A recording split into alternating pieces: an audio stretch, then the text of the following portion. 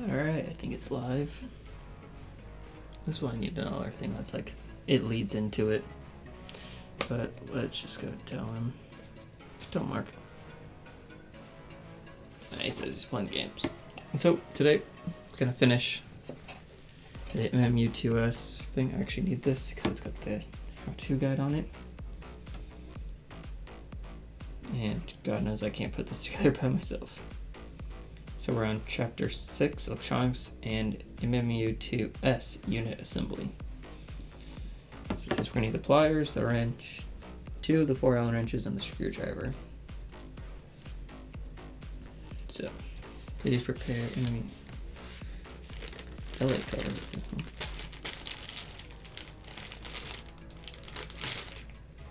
It's on those. Okay. Here's the control board. Fasteners, no.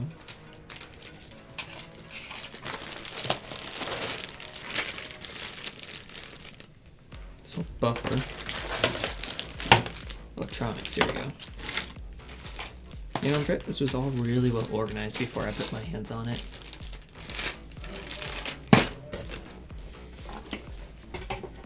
And a bunch of nuts and screws.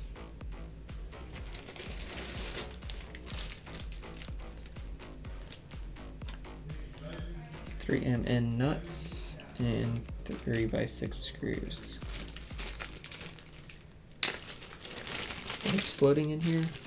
I actually have a bag.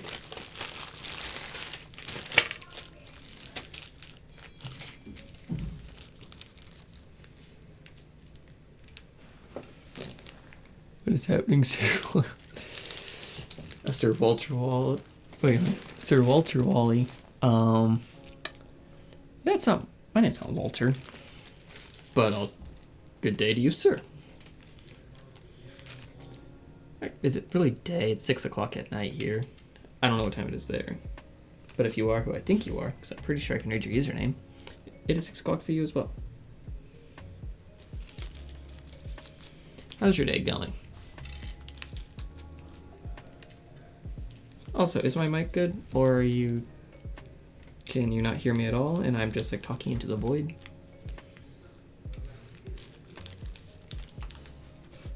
I shall take your silence on both this and, if you are who I think you are, Discord, as I'm messing up somewhere.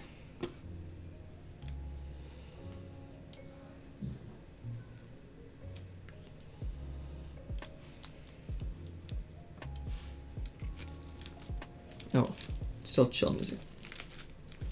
And that's what really matters, isn't it? Just the chill music. And where the hell's Either Sugar?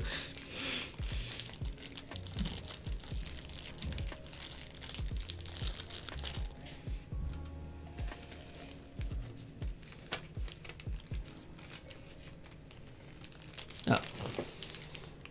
604 actually, China. Not too bad. You're chilling.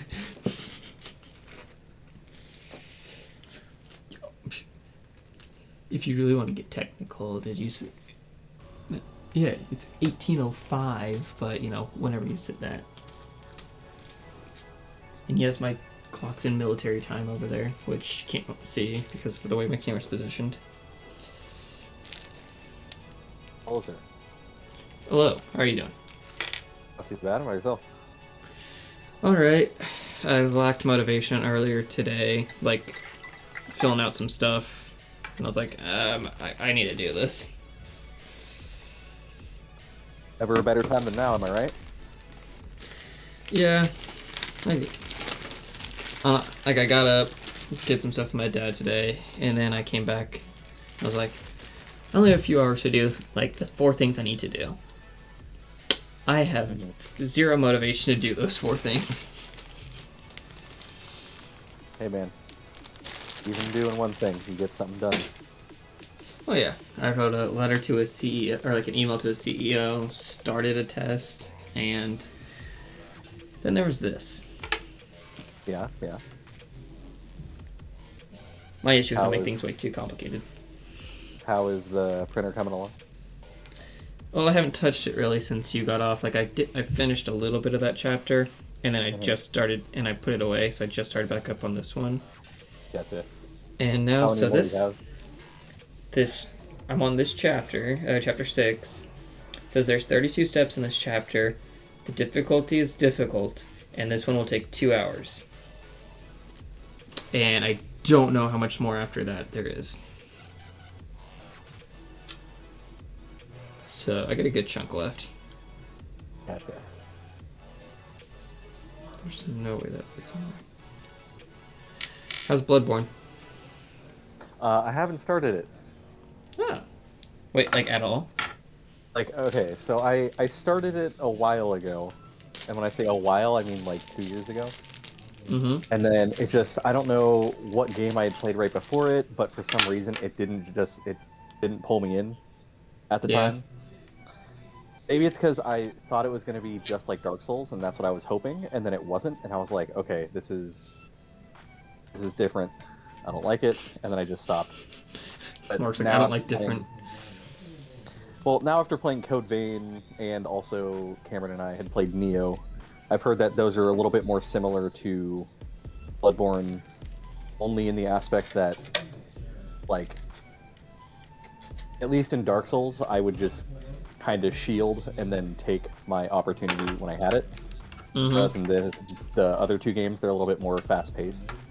So, shielding is not really an option, depending on your build, which none of my builds were I'm gonna shield.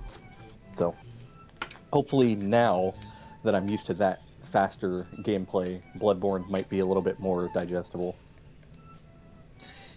You want to hear something ironic? Sure. So I platinumed God of War last night. I finished it. Right? Congratulations, sir. Thank you. I was on Reddit today, and I see this post. The PlayStation 5 upgrade for God of War is releasing in like a couple weeks. Didn't get announced until today. Like, everybody knew it was coming, but like the day after I platinum it, it's like, well, now all the performance enhancements are coming in. That's alright. Great game. I looked up when its sequel's coming out. It was supposed to come out later this year, but, you know, pandemic. Yeah, So now it's coming out next year. I and feel I'm like, you know, I'm still okay with that. As long as they're making it. Yeah, I'm sure they're going to make it. You know, if they say it's going to come out either this year or next year, you know, depending on how the studio is doing, then it could potentially even get pushed further back. Because I know, like, if they announce games more recently, then with the pandemic happening, like, it's going to push that development period further and further back, or it's just I read a little bit harder. The article is like from December saying they pushed it back to 2022.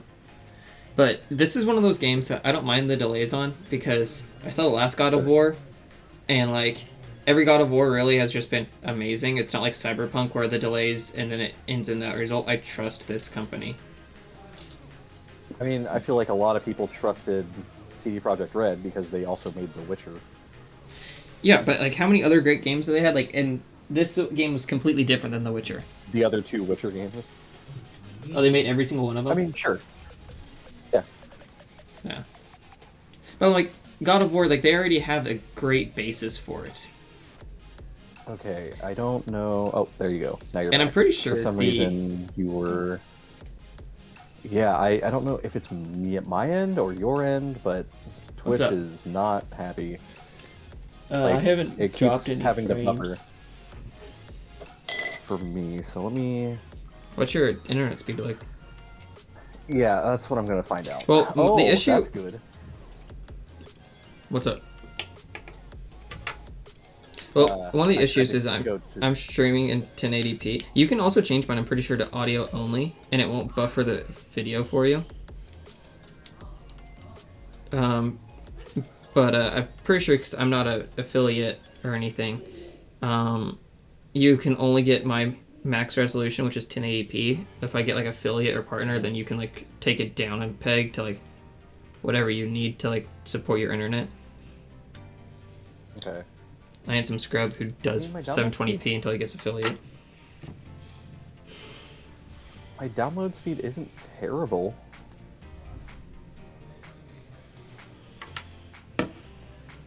So yeah, I don't know. Here, I'll just refresh, I guess, see what happens.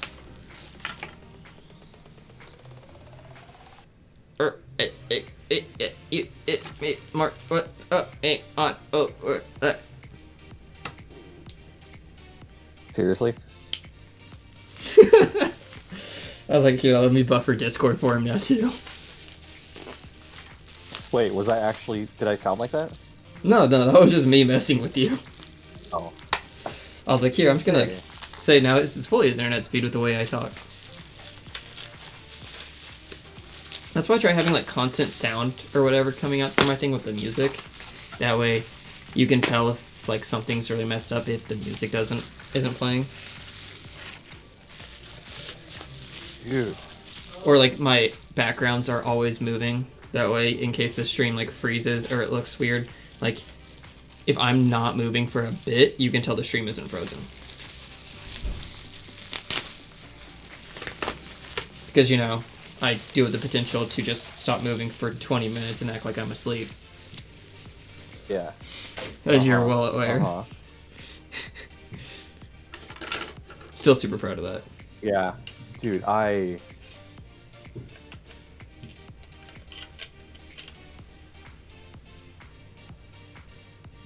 My brother is on a Zoom call, but here, let me pull it up on my phone, see what this stream looks like since...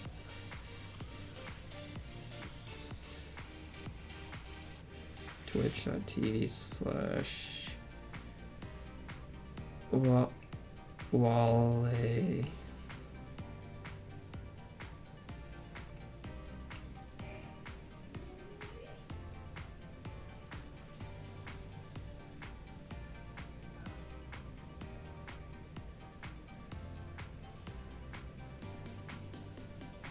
Stream looks fine on my end. Yeah, dude, Okay. Well... Maybe it's just your phone. I'm watching it on my laptop. Oh. Is your laptop Ethernet? No, sadly, but I just looked at my speeds and they're actually not bad. So I honestly don't know. That's weird. Wish I could help you out, man. Like... It's all good. I'm just not going to be seeing a whole lot, I guess. But obviously I'm still here in the background. If you're playing games... I'm not. Wait, what's the audio sound like? Does the audio buffer too? I mean, everything's just paused. Like, everything's buffering. buffering. It's full-on buffering. Yeah. Like, obviously I can still hear you through Discord, but I can't hear or see anything on Twitch. So, it's whatever. I mean, if it gets figured out, it gets figured out. If not, whatever. It'll be a major issue tomorrow, but if during Sherlock, but...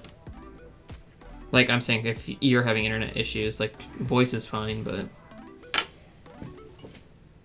I guess technically not, since most of Sherlock's in that, theater of the mind. Well, I mean, I guess. Am I wrong? Like, you have maps, sure, but, like, it's mostly listening to what you say. Yeah, I guess with Theater of the Mind, like, the way I think about it is, like, I mean, I guess it all technically is in our head, but it's just reasoning. Because it's not like I have to be like, okay, someone's over here, someone's over here, someone's over here, and you guys are fighting this thing over here, and I have to try and figure out in my head your locations relative to their location and elevation changes and stuff like that. Whereas with Sherlock, it's just like you guys talking out a problem. True, but I think it's more theater of the mind, like how you're saying it's for you, you'd figure out where we are. I think for us, it's more like we have to create the scene in our minds, given your description. Like, how you said, like, oh, this single sword is missing on the wall, but this guy is also turned backwards, stuff like that. Like, I have to, like, figure out where they are in relation somewhat. That's true. I mean, those details certainly. I was thinking about finding an AI that I could turn on and off just to take everything you say and transpose it, so that way I could just easily write down your descriptions of the rooms without having to like. It's like I could listen, but it would just write it for me too. Mhm. But I'm like, that doesn't seem right. I could just ask him to reread it.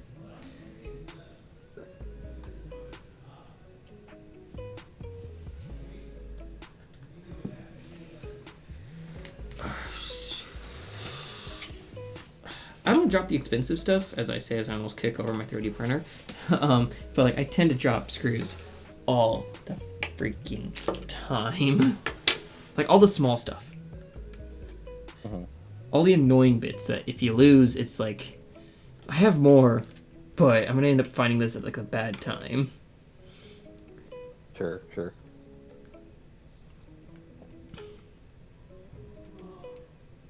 So yeah, it's just... Yeah, it's like every time I refresh, it'll be fine for like 2 seconds, and then it'll just be like, nope. Huh, that's weird. Well, you said it was only 2 seconds here. Let me see if... Cause I only just checked it. I didn't know how long it would be for me.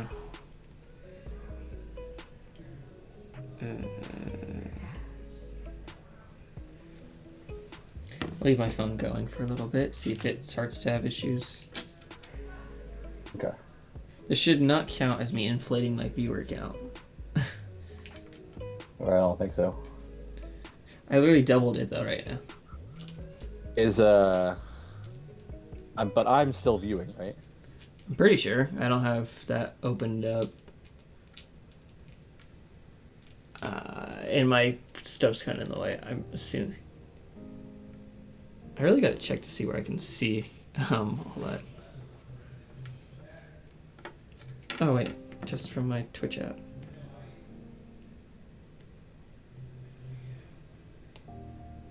Come on, where's my...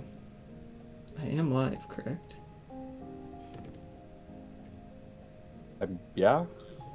Yeah, I know, I'm trying to edit this thing straight from my...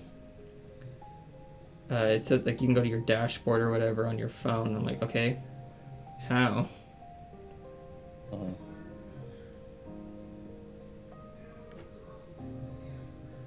Yeah, Stream well, manager. as long as I'm a It says viewer, I have then 2 viewers, yeah. cool. And I'm pretty sure, wait. Oh, 2 viewers. Don't know who the other one is, but might be me. Yeah, so if you want to talk D&D, I found out some interesting information. I put it in the title because I knew you were joining this chat. That's fair. Okay, what's your interesting information? Is it about Malar? When you were... it is. So when you were asking me if Malar had any relation to Urgak, I was looking at Grumsh, so the orc god. I was looking at his page, and in the relationships, I know that Grumsh and Lolth, or at least Arashni, who turned into Lolth. Arashni was, Lolth's former self. Grumsh and Arashni were on the same terms. They were trying to bring down the gods of the elves. And then that was where a lot of the Illustre stuff came into play. So, Illustre and I believe it was her brother were sent on a mission to help her dad. And one of the weapons that she had was supposed to kill her dad, but it didn't act like her brother had it, and it didn't take effect. So then, again, like a battle later, she ended up having to use it, and then the arrow, instead of going to her intended target, shot her dad, and that's why she refuses to use bows anymore. All of Illustre's followers, well, I don't want to even say prefer, because it's more than a preference, it's almost a requirement, to use like swords, maces, just any melee weapon, I guess, unless it is like the only weapon of choice, and they have no other alternative. I mean, I guess they can always use their fists, but if push came to shove, then they won't shy away from using a ranged weapon. Regardless, It's like a last resort type of deal.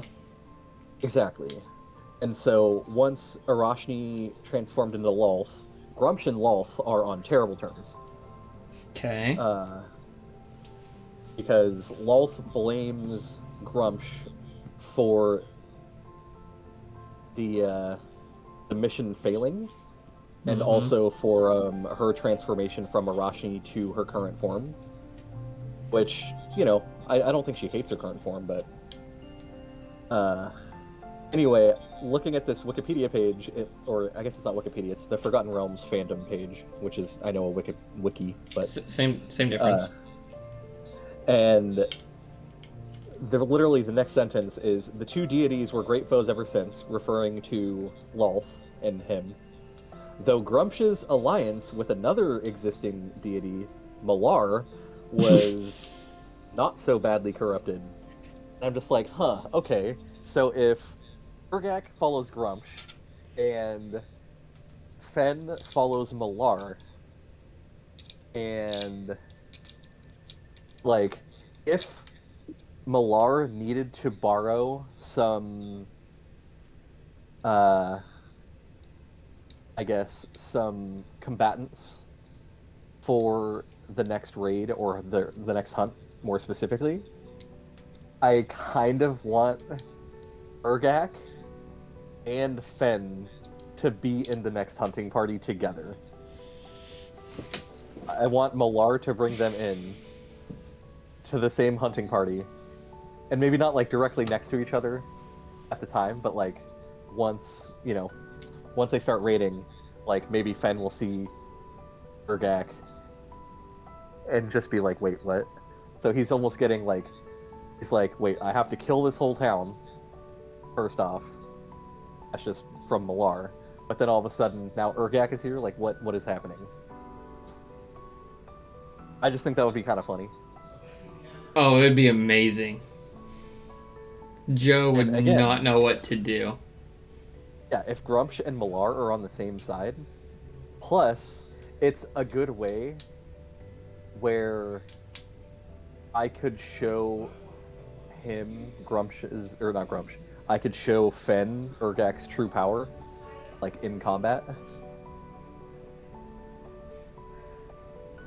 before they even fight together, or like, you know, one-on-one or whatever they decide to do. Okay, so actually you got me before I was going to bring up my thing. Do you think, honestly, Joe would realize everything that's going on and not just want to fight him right then and there, Urgak? He could. And considering a lot of the followers would be orcs, they would just be like, alright, cool. We gotta fight. But or you could have Malar like intervene, I guess, after like a round or two. You'd be like, stop fighting, we're here to do this. Yeah. If that way, like, if Finn's just getting his Malar... if Finn's just getting his butt handed to him, you just have Malar to step in and be like, enough. Like, honestly, what would happen at that point is I'd have Malar intervene, and then he, like, Malar, overseeing everything, would know that Urgak is probably doing his part, because he's Urgak. Because, again, Malar is helping wipe out these villages, not only for his own gain, because he wants to turn everyone into lycanthropes, but he's also trying to help kill anyone who might oppose the Queen's resurgence. Mm-hmm. So there technically is like a hook where you guys could help fight Urgak, because you know that Urgak is on the side of reviving the Queen. So there is that. There is technically a pull there. Are you trying to have this all done before we fight Tiamat? What's that? Tiamat is literally like the last thing. Like, hold on, are we gonna reach level 20 before we get to Tiamat? Yes. Oh, okay. That's what I was thinking, like, because I know Horde of the Dragon Queen only goes up to like 15, because everything No, only goes up to... Horde only goes up to 9. Or 7, or like 8 or 9. Rise of Tiamat only goes up to like 15, because all modules only go up to like 15. Yeah, but remember, with Lost Mines, you guys got those 5 extra levels. So now I have to upscale everything by 5 levels. So Rise of Tiamat will end at 20. So I guess technically...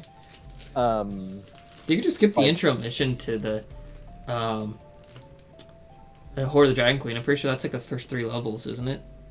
I mean, that was already the main hook.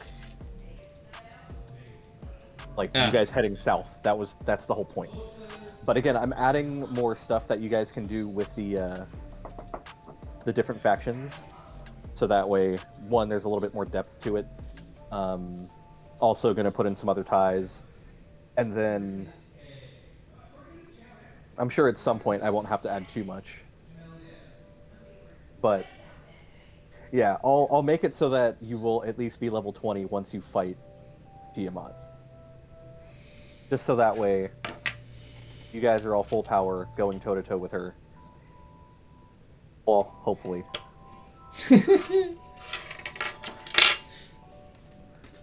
What's a Bard's level 20 ability? Like, they just get, like, a ton of Bardic Inspirations, right? Or something like that? I believe it's something like that, yeah. I think it's, if you don't have one at the beginning of combat, you just get them all back. Or I think you just get 1 back. Like, I don't think you can go into combat without at least 1. Oh, yeah, okay. Let's see. Which, Beyond. honestly, is kind of underwhelming, but considering how strong we already will be at level 20, that's like, okay. You know what I mean. No, I got you. A lot of, like, the level 20, it's like, this is your character that you've had for so many years, blah, blah, this, like, all this great stuff, and it's like, you didn't change your class once. What's your ultimate ability? Yeah, so Sorcerers, when or Warlocks. When you roll initiative, if you have no uses of Bardic Inspiration left, you regain 1. Which, again, a little underwhelming. Because that's like... I mean, it's cool that you get an Inspiration back, which at that point, you will have a lot of stuff you can use Inspiration for. So, I guess it's not terrible. But, like, compared to... yeah, let's go to Rogues. Like, some of them have really cool ones, like...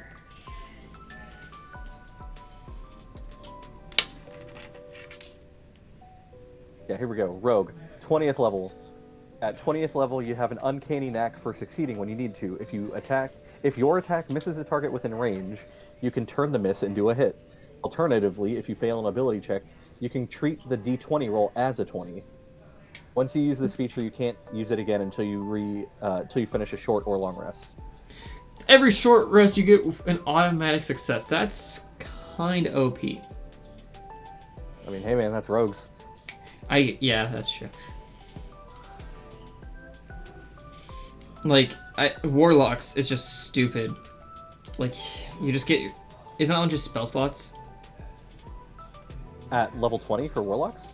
Yeah. Eldritch Master. Or maybe it was Sorcerer. I just remember, like, one of those 2, like, magic caster ones, like, level 20 is just totally stupid. Yeah, so at level 20, so for Warlock, you draw your inner reserve of mystical power while entreating your patron to regain expended spell slots. You can spend 1 minute entreating your patron for aid to regain all expended spell slots from your packed magic feature.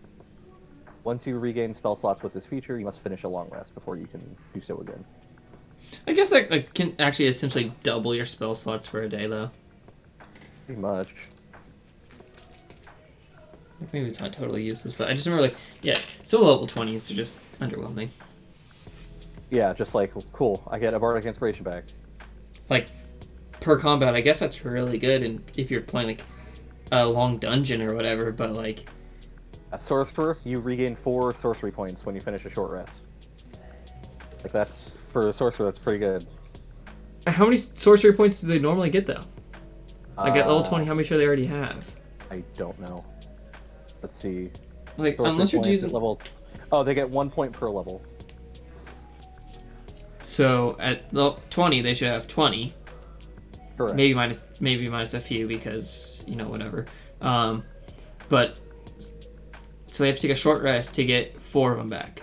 I guess that's not bad. Yeah. Yeah, but this is the at 20th for a druid. At 20th level, you can use your wild shape an unlimited number of times. Additionally, you can ignore the verbal and somatic components of your druid spells, as well as any material components that lack a cost and aren't consumed by the spell. I don't agree with like the polymorph thing about how it like, oh yeah, you have full health when you polymorph into that animal, and it's just like, what? What do you mean? Like, isn't it when you polymorph into an animal, you get full hit points of that animal?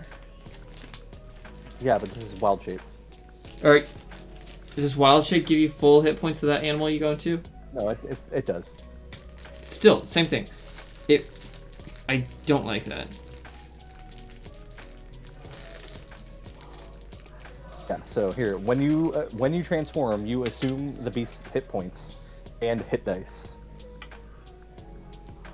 I think it should still be based off your, like, if you're at half health in your wild shape, you get half health of the other one. But that's just me. But see, that's the thing is,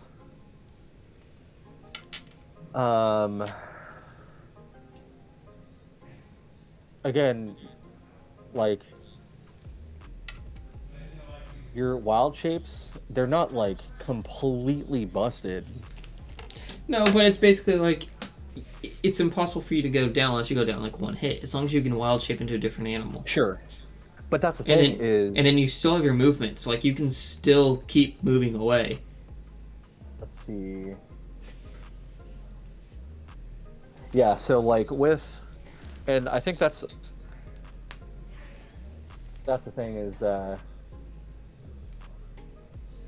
like, if you take Circle the Moon, which is like definitely one of the best, if not the best circle to take as a druid, because you can wild shape as a bonus action rather than an action once you hit 2nd level. So yeah, all you have to do is just, okay, bonus action, wild shape, bonus action, disengage, run away. Or like dodge or whatever, like you can't, you're a survivalist in a combat scenario. Like if you need to like just stall for time, how many, like, bring up the monster manual. How many things can I turn into?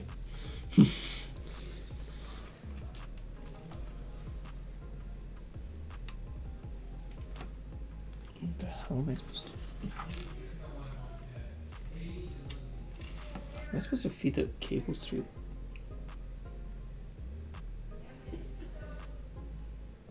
But, like, and, I think Circle of the Moon druids, I think typically they're better, wild shapes are like, I think they're all the elementals. Or they're some of the better ones. So it's just like, if you're an elemental, like, sure, you might be resistant or immune to, like, you're going to be immune to the element you are. You're going to be resistant to probably one of the other elements, but you're also going to be weak to a different element. And, like, Tiamat would know this. Yeah. So, good luck.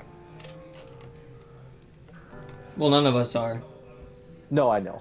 But at least, Tiamat can do cold, fire, poison, acid.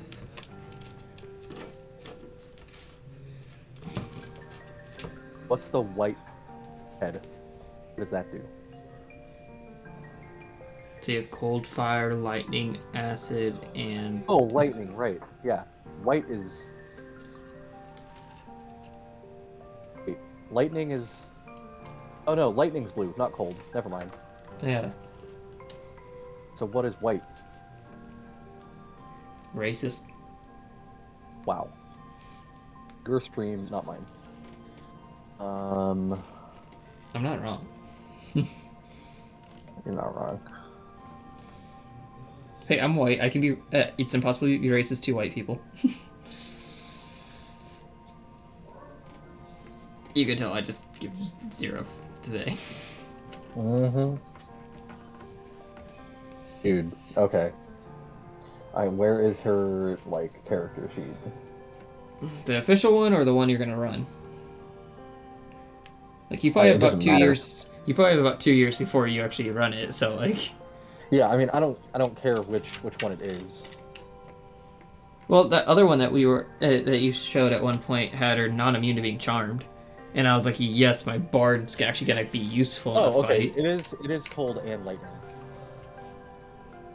So the white must be lightning, I guess, and the blue is cold. I don't know. No, I put the white as cold just because like snow.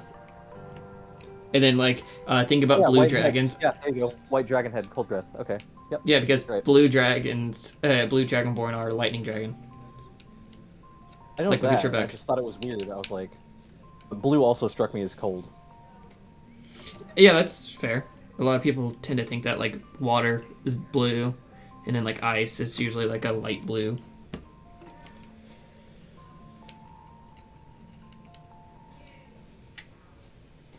Oh, did you hear Christian got engaged? How and why would I hear this? I don't know. It just happened yesterday. But where am I going to hear this from? I don't know, man. Okay, you could just said, no, I did not hear it. I could. I don't know if they put... I don't go on Facebook, so I don't know if it's been posted there. I don't know if somebody messaged you. I have no... I don't know. But, yeah, Christian got engaged. To the girl he started dating right after moving out from me. Like, so a couple years. I am friends with him still on Facebook.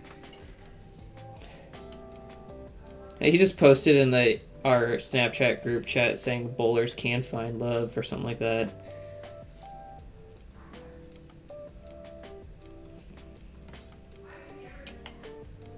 And she had a ring on. And she didn't say no when we all sang congratulations and everything. For the engagement?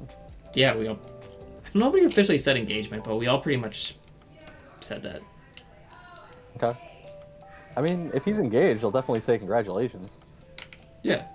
But, like, if he hasn't made it public, he only told the bowling team. As far as I know, he might have told other people. I don't know how far he told anybody. Well, it's not on Facebook, so...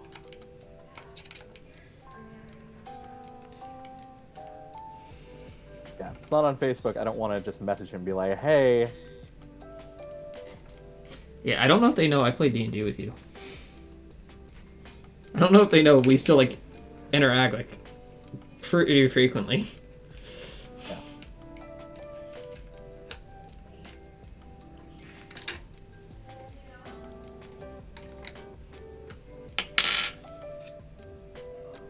Is this into the screw hole? But yeah, so, anyway, getting back to D&D, I thought that was really funny when I was reading about Grumps and... Like, It didn't surprise me that Grumsh and Malar are still allies. So... Critical Role needs to change that. Just message Matt Mercer, hey, for our campaign, can you fix this part? So, like, can you do something to fix this? Yeah.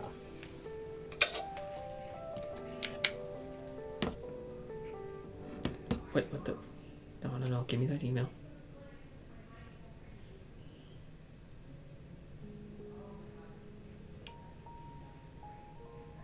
Okay, he's already replied back to me. So, did I ever read you that email that the CEO sent me after I sent him my cover letter? Yes. So, I just messaged him again today. I just emailed him saying, it's been a little over a week, just want to know what's going on. You know, I don't want to miss this opportunity. I said it in a very formal fashion. Yeah, it's like... I am reaching out in response to your previous email. It has been over a week since you reported Motivo Recruiting being contacted me. Inexperienced as I am, if a wait like this is custom, I shall be patient. However, I would be remiss if I let an opportunity to work at a company such as yours fall to the wayside. I do not wish to waste your time, mutual desire I hope, but I would ask for your help and or guidance on how to proceed. Your time is appreciated and your response is awaited. So like I said, humbly yours, Matthew Wallace. It's like the complete opposite end of the spectrum from my cover letter. Okay. And so he emailed me back like an hour and a half later, so just now. He says, Matt, give us a week. It's been a little busy on our side last week with annual planning. And I'm like, okay, I'll give you another week. Like, hire me. I will be persistent. And you just gave me a timetable. Yeah, fair. I don't even know how much they pay, but it pays better than my current job.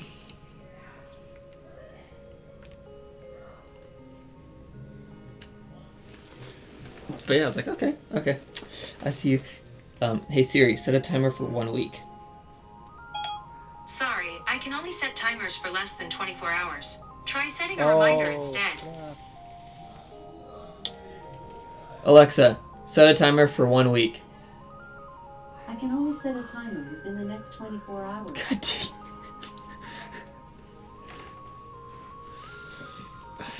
Where's my Google? Okay, I Google. did not find any Set a matching timer items for 1 people week. From the last 30 days. Alexa, be quiet. No, I haven't. So, I have a Google Assistant in here somewhere. I got it from when Spotify, when I was a student, they were doing this thing where it was like a $5 for a Google Assistant. Or something like that. And I've never opened it because I already have 2 AI and I don't need another assistant like that. But I was thinking about busting it out one day and be like, if I ever got somewhat big, like, all right, small giveaway. When I hit like 1,000 subscribers, or not, like on YouTube or like something like that, just like giveaway time. I've had this for years. I'm not using it. Who wants it? Mm-hmm. Unless one of my other friends needs an assistant like that. Like I use my Amazon one for an alarm clock.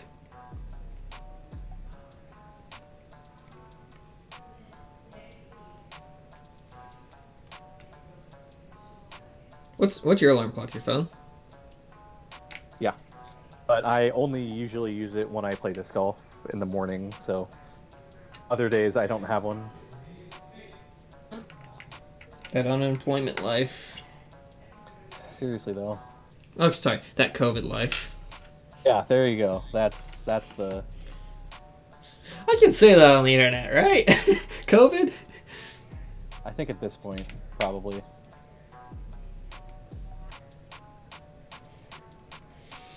Oh, I'm just waiting for AMC to hit. I'm kind of hoping AMC kind of hits soon because I already said something I'm talking about stocks. If you can't tell. But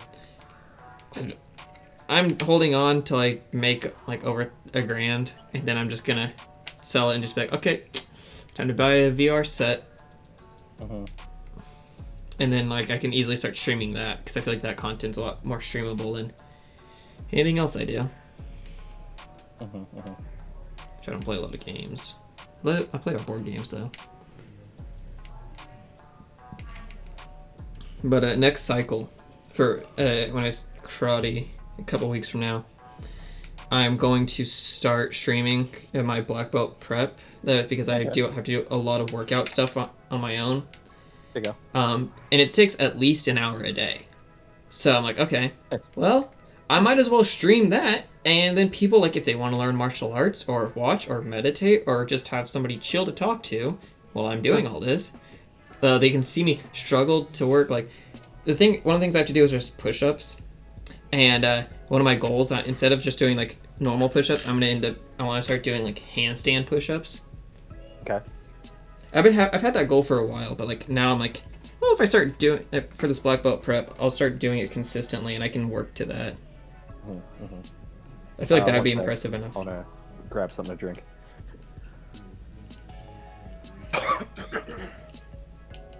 One sec. You're on your phone, and your fridge is in your bedroom. Just don't clip that if anybody else is watching. Hey Luke, how's that class coming? No, I have returned. I was like, wait, what do you mean? You're on your phone, I thought, and you're in your thing's like 20 feet away, not even that, but whatever. I'm on my laptop, but I have. Oh, I thought you said you were gonna be on your phone while you're playing Bloodborne. But I'm not playing Bloodborne yet. When are you gonna start playing Bloodborne? I don't know. Okay. Right now, I'm looking at D&D stuff.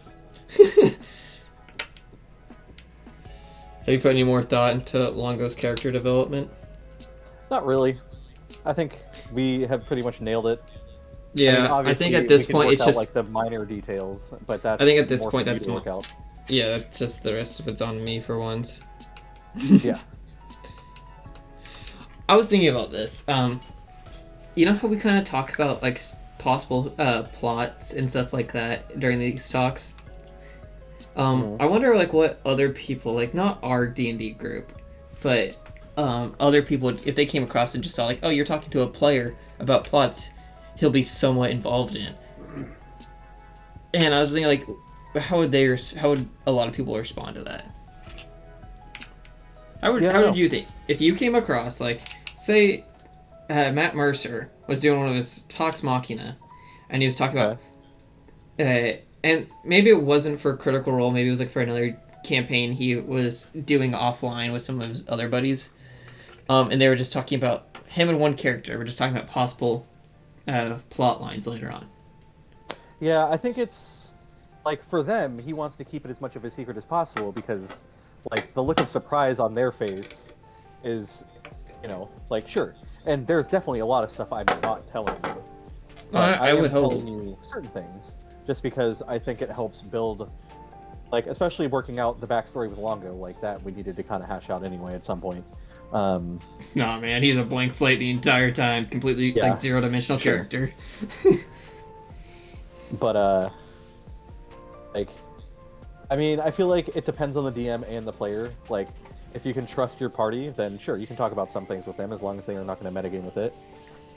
It's like, yeah, I'm talking about like kind of major stuff like Malar, Grumsh, Tiamat. But it's just like, hey, you're playing Rise of Tiamat. Guess what? Wait, what? Mark, we're playing what? You're gonna fight Tiamat. I know, dude.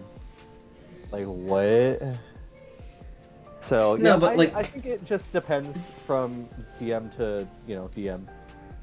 I think I'll that's talk every now and again with Tim, and Tim kind of does the same thing, like, that me and you do, where, like, he'll talk with me about stuff, because he knows I'm not going to be, like, in-game. And, again, he had a huge surprise yesterday, that, like, when he revealed it, I, like, was just like, nope, I ain't buying it, nope, not happening, not happening. Like, we did not talk about this. This is not sanctioned. This is not in the script that you gave me. This is not happening. No. Yeah. It was a pretty big bombshell. And, like, I'm not gonna lie, I kind of want to use it, but at the same time, I don't want to just, like, steal it. Okay, I would say, to counter that, if you love it that much, use it. Because the only thing is, I don't know who I would use it for. Okay, because one of the things that they go over in they're teaching me how to teach martial arts, right? And one of the things they tell me is, there is no plagiarism in teaching. And I kind of see that as like the role of the DM too, because like we're not playing his campaign, like we're never gonna play Tim's campaign, and so like if it works, if it's great, if it gets people engaged, all that stuff, do it. It's kind of like the round recap. The round recap, is that anywhere in the DMG? No, that was just something I was like, I think this might save time and it helps keep us more engaged. Exactly, but people talk about round recaps everywhere. Like it's something that just somebody did and everybody started copying it. And nobody who knows who the first person to start doing that was. And it's like, that's something that's like, yeah, you took it from somebody else, but it works great. Yeah, and I mean, for me, it wasn't even I necessarily took it from anyone else, because I looked up the idea, because someone else asked the question, but then he got shot down, and I was like, well, I'm going to implement it just to see how it works, just to prove how wrong you guys are, but I'm not going to say it on the internet, because I don't Reddit, so... You don't Reddit? I'll go on it, just, like, if I have to look something up, but I'm not, like, I don't just sit there and scroll Reddit. No, that's fair. I go on there for two reasons. One is like sometimes it's entertaining. You come across certain things, like that's how I found all the stocks. So I can be pretty what the hell? I don't know. It can be pretty like informative. That's the word I was thinking of. Reddit's definitely but then, a good place. yeah, so it can be entertaining and informative. But then other times, it's just like if you go to the political side of it, it's just way too toxic. Yeah, and that's, I mean, regardless, And one of the things I hate living about near SAC is it says popular post near you. No, popular post near you. And because you live like next to like a big city, it's all political stuff. I'm like, really? There can't be stuff about like PlayStation going on that's popular near me. It's because I live next to the capital or just a big city. Yeah, right. Yeah, I don't know. As much as I want to turn that stuff off, because it's like, oh, if you turn this feature off, you'll still be seeing ads. They just might not be as relevant to you as blah blah blah. Oh, that's not even an ad. That's just Reddit trying to like branch out and like get me to join different communities, like r/politics. And I'm like, I don't want to join r/politics. Yeah, exactly.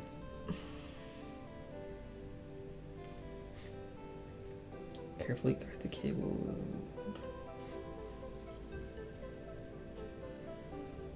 Continue with the cable bundle and add the pulley motor cable.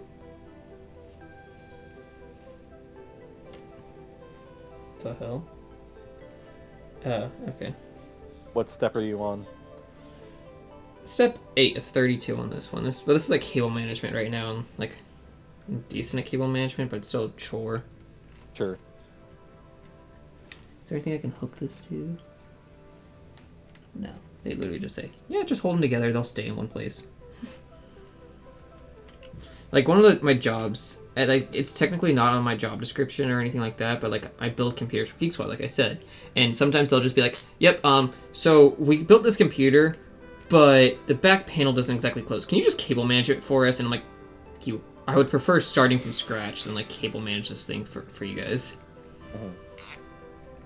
because honestly, that's the worst part of the build. I can't tell them no, since I don't technically do the work. Yeah, and I do sometimes. Like, I don't have time. Sorry. Running around. It's like, I could totally do it. I just tell them no. And they don't know I stream, so they'll never see this. Eyes of P1. Okay. What are you looking at? Her official... Oh, her official stat block? Do you already own Rise of Tiamat, the module? Yeah. What module or whatever do you own? What modules do I own? Yeah, on D&D Beyond. Rise of Tiamat, Horde of the Dragon Queen, Curse of Strahd, Lost Mine of Phandelver. Just those 4. Those are good for. Yeah, and then I know you have Tales of the Yawning Portal, so I have access to that. Yeah, I don't have Waterdeep Dragon Heist on this one. I like that on Roll20. But like... Yeah, if you had Waterdeep Dragon Heist and, what's the second part of that? Dungeon of the Mad Mage. Yeah. Yeah, that'd be cool if you had both of those on here. It'd be fun to run. Maybe one day. The issue is with my martial arts right now, it's like I'm honest, that takes up 3 nights of my week. Like I would be doing that in 20 minutes if my room wasn't such a wreck and I could actually do martial arts in here. But can't really do that right now. And then it takes up my Monday night, my Wednesday night, since I have like an hour workout for black belt training, and then a Thursday night, since I have not only normal training, but I also have like learning how to teach martial arts. Like tonight would only be half an hour, but like it's at 7:15, which don't want to get into anything before that. You know, it's just like one of those things. It's like it's not long; it's just inconvenient sometimes. Sure. Plus our D&D on Tuesday nights, and then I have Friday night left open. So I don't know if I want to start another campaign and just be like, nope, I have no days of the week open for plans. Yeah. So yeah, it is at least. Yeah, I'm looking at like it's telling me, hey, this is a ritual. Spoilers, there's a ritual. No, I know. You've already told me there's like a MacGuffin, so we can use to, like, weaken her. Yeah, but I haven't actually looked at the official like ritual and stuff, so I might have to give that a better look, just to figure out how I can incorporate a MacGuffin myself. If you make Or me if I even freaking need to. sacrifice my whip, I'll be so upset with you. Like, we have to sacrifice one of our favorite weapons or whatever in order to, like, weaken her. I'd be like, no. No. I don't Like, think that'll be the case. like, okay, you know how you're saying you take Matilda away from Gronk somehow?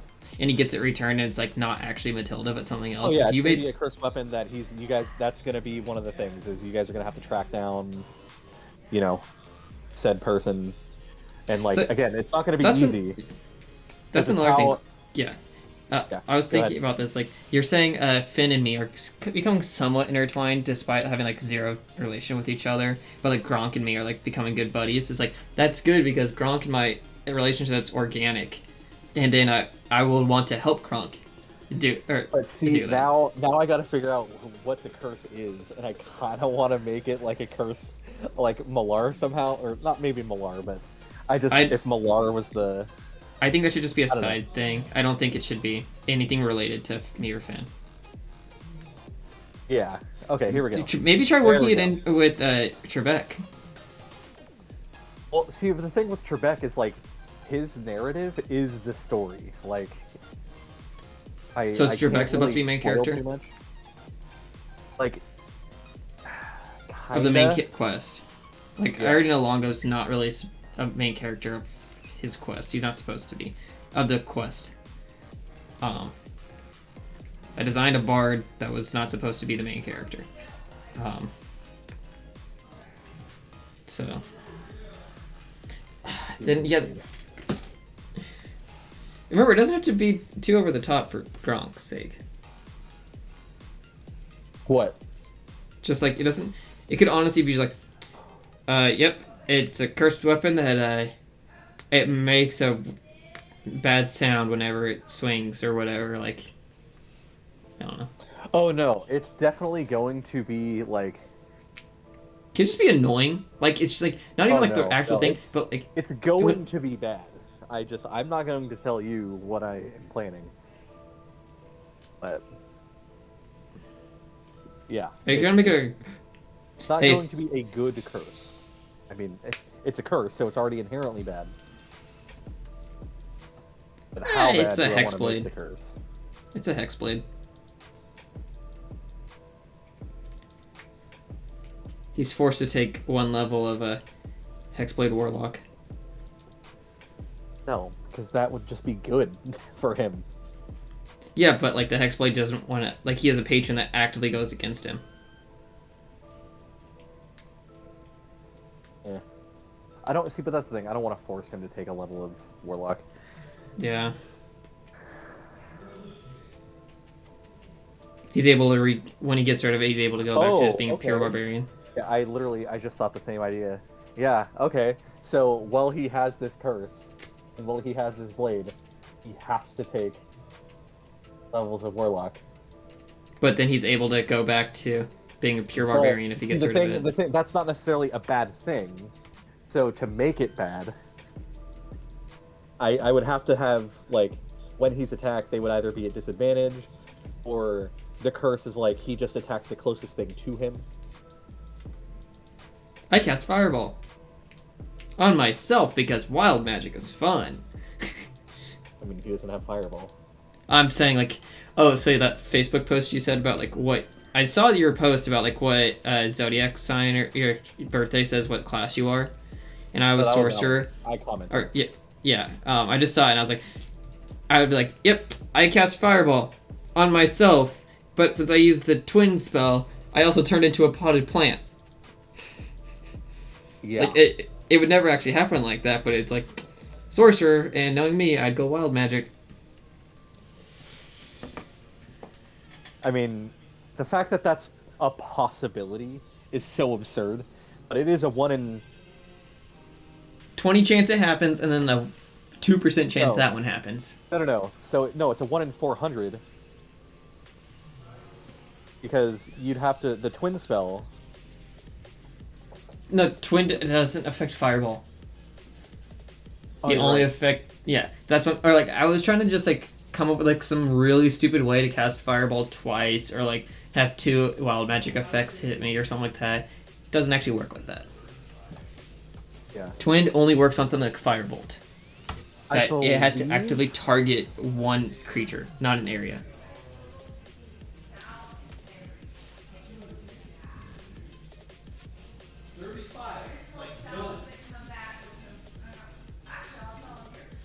Let's see.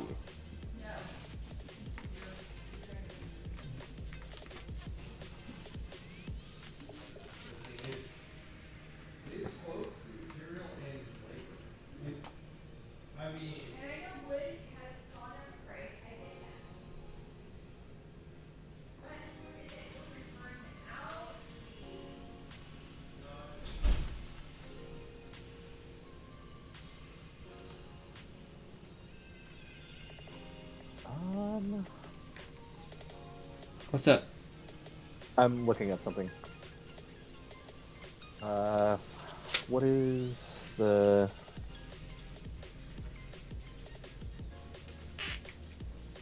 Sage advice. There we go.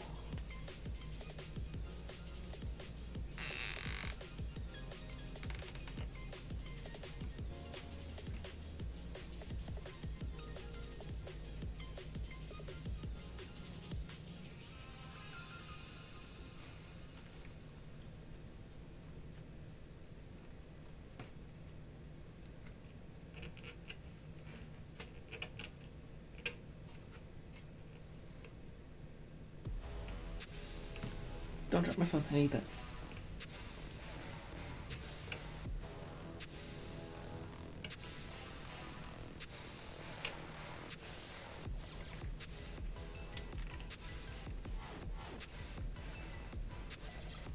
Okay, so you could cast 2 fireballs in the same turn if you happen to take 2 levels of fighter and use your action surge. Action surge is the only way that you can cast more than 1 spell in a turn, or I guess even with quicken spell. Maybe a sorcerer could do some weird shit, but yeah, with action surge you can cast 2 spells at the same time. A fighter magic caster just sounds kind of weird. Exactly. Wait, hold on. So you can't do spell as a bonus action, cantrip as an action, action surge, spell action? Why not? I don't know, man. You're the one looking it up.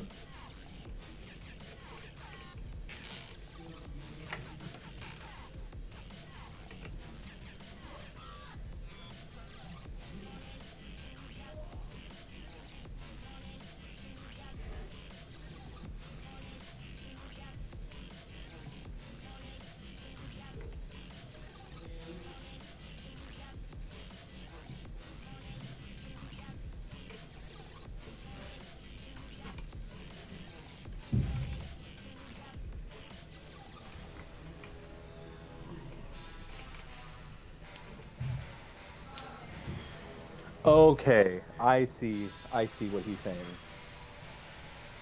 That's good, 'cause I don't.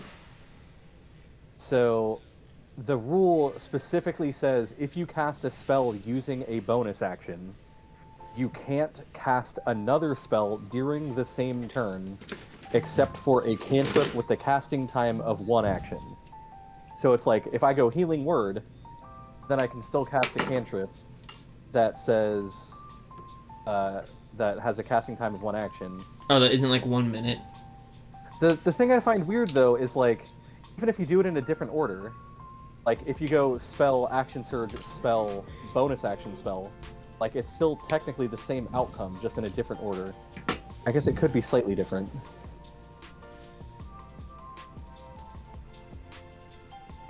Tim just sent me something from RPG Stack Exchange, and I'm looking at Sage Advice. I haven't looked at it yet. Let's see. Oh, is he jumping in on the conversation? No, he's in his room, so he can hear me. On a typical, so here, this is where, so on a typical turn in D&D combat, you won't cast more than one spell simply because of casting times. The majority of spells in the game have a casting time of one action, and you get only one regular action on a turn, unless you're benefiting from something like Action Surge. So with Action Surge plus bonus action, it is a cantrip bonus action any level, and then. Okay, now I'm really confused.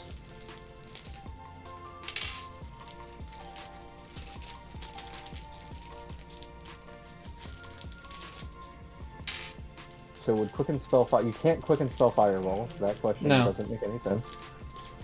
Because it has to be something that's a spell attack, correct? It can't be anything that is a saving throw? I'm pretty sure, yeah. Quicken just allows him to use it as a bonus action instead of a regular action. Yeah, but I believe it has to be a spell that requires a spell attack for Quicken Spell. So Eldritch Blast could be made as a bonus action. Correct.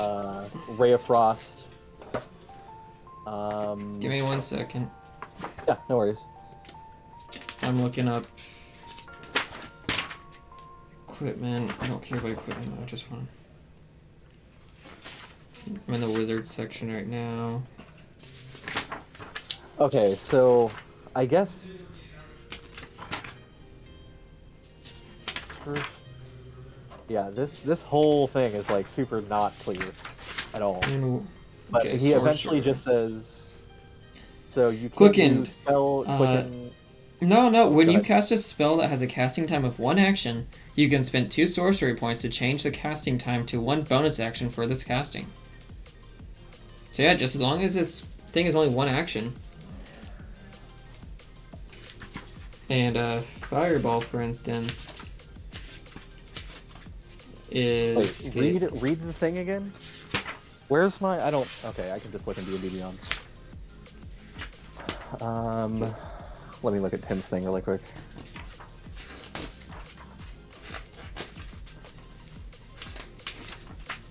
Open... Can a spellcasting fighter use Action Surge and ability to cast 2 spells in 1 turn, not cantrip? Fireball is a 1 action. You could quicken a fireball. Okay. I feel like there's one thing that... Okay, so it would appear that Crawford's weighs in on the cantrip rule is only in relation to spells that are cast with a bonus action. Can I Misty Step, Firebolt, and Fireball in the same turn? In that instance, the Action Surge spell would also need to be a cantrip.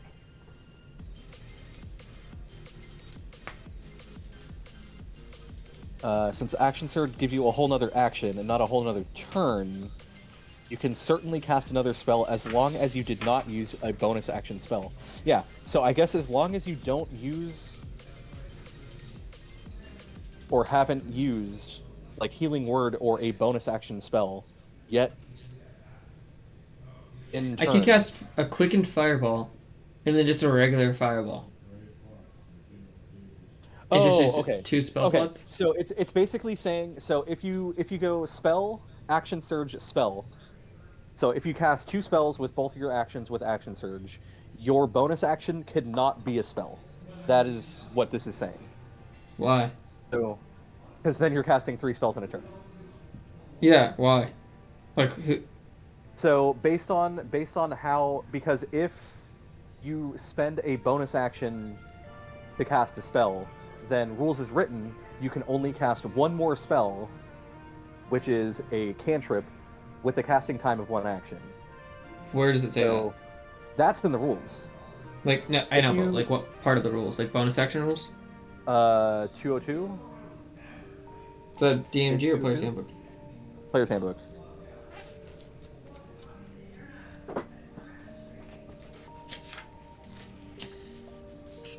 So I believe it's making it so you can't cast 3 spells in a turn, but you can still cast 2.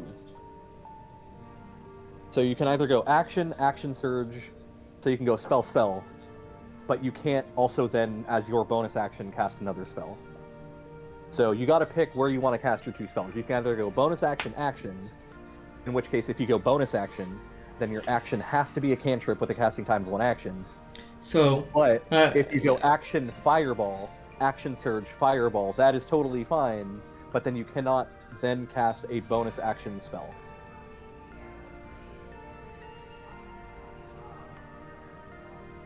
That's what Jeremy Crawford is saying. And so I guess the way you kind of want to look at it is, even though you are some crazy magical being, you can also cast a cantrip action, bonus action, full action spell with Surge. But yeah, you can't do two full actions, and yeah, Tim is agreeing with me.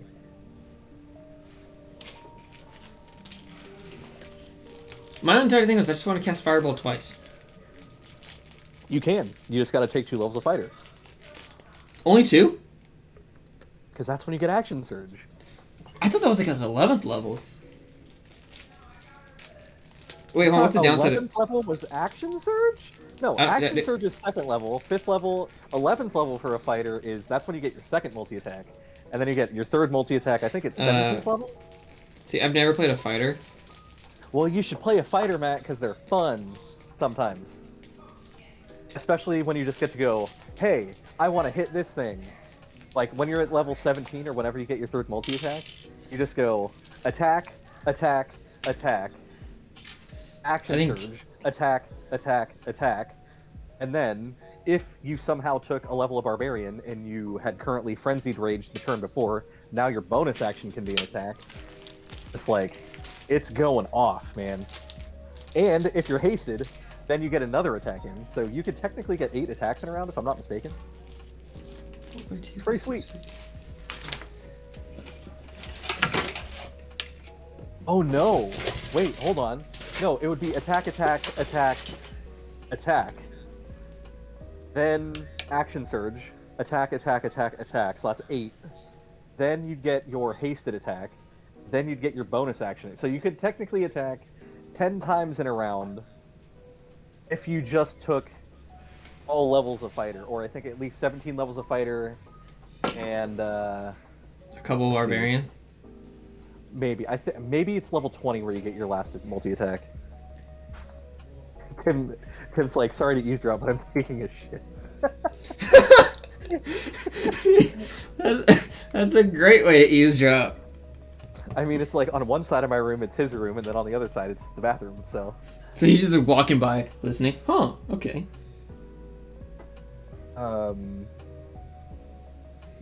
Oh, dang, yeah, it's at 20th level, that's when you get your 4 attacks. So you can't bonus action attack as a fighter unless you have something in your offhand. So in theory, you could still attack 10 times, you would just have to be dual wielding. Because then you can bonus action offhand attack.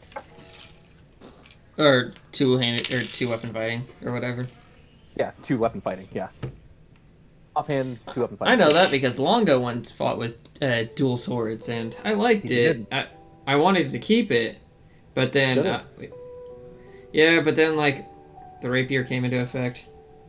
Or not the rapier, the +1 rapier, and then it was the whip. Yeah, and, like, that's the thing with a fighter, like...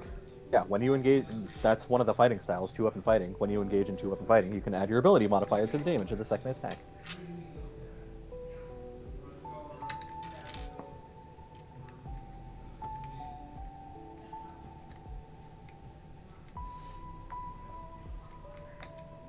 Because, like, if you were to make, just, like, if you wanted to just go all-out assault mode with a fighter and just get as many attacks in, not necessarily the most amount of damage... Because if you want to do that, I would recommend going Greatsword, or until you get some legendary nonsense. But if it was just like normal weapons, you would honestly, I think, with Mark, can I get a Vorpal Greatsword? Can you get a Vorpal? I don't think Longo's big enough to hold. No, not Longo. Just like if I made a fighter, Mark, can I get a Vorpal Greatsword? No. Why? Well, I just want to attack 10 times because I'm going to have pretty much a 50-50 shot of cutting off this dude's head each time. 50-50? Because each time I attack, I can pretty much attack 10 times, you said. No. That's on the first round in combat, or whenever you decide to blow your action surge. Okay, well, whatever. Because you Because you don't use roll. your action surge. Oh wait, as a fighter, if you just go straight fighter, I think you get 2 action surges at level 18. Well, okay, Mark. That's besides the point right now. My argument is, 17. statistically speaking, if I got to attack 10 times in a single turn, and I had a Vorpal Greatsword, I have a 50% chance at hitting a nat 20. No. Your reasoning is flawed. Like, it's not a perfect 50, but...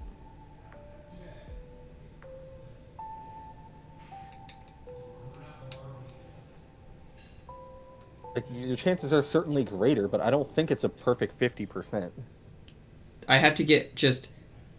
I have to get just one number out of 20, and I'm flipping it 10 times. 10 times.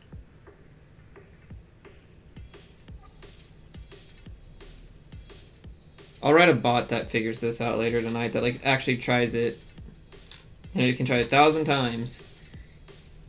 And within 10 flips, it should hit 20. At least half the time.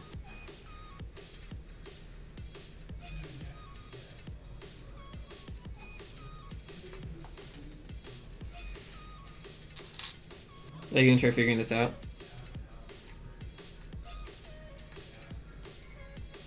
Maybe.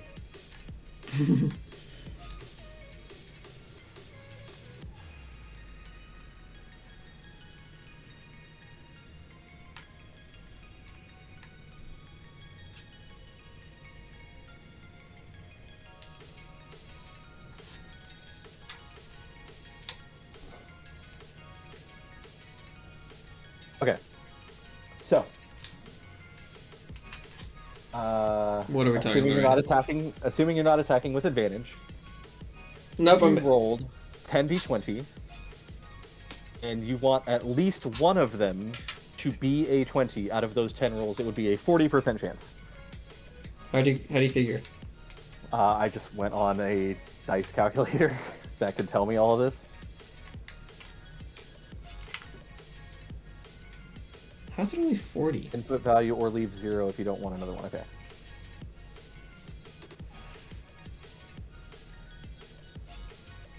I feel like it's... Dude, yeah, that's the thing with percentages and probabilities and stuff, is like, you think it's one thing logically, but when you actually calculate it out, it's not the same.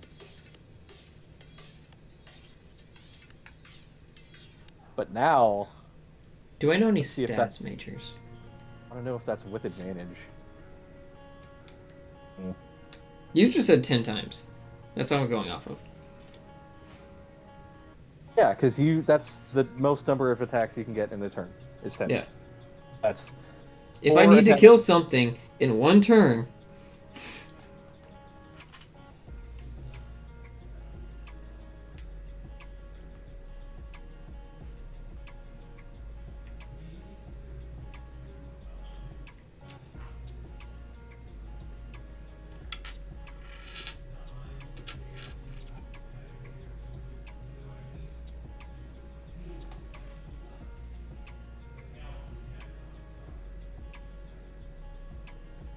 Are you rolling dice or something? My? Yeah. No. Oh. Are you looking something up? No, I'm just looking at this page. Oh. I'm trying to think out. You have a 5% chance on any given roll.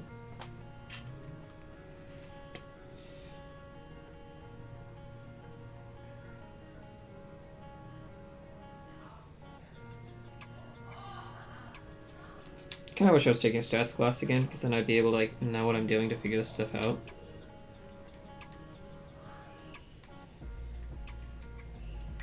I mean, I wish... I remember the...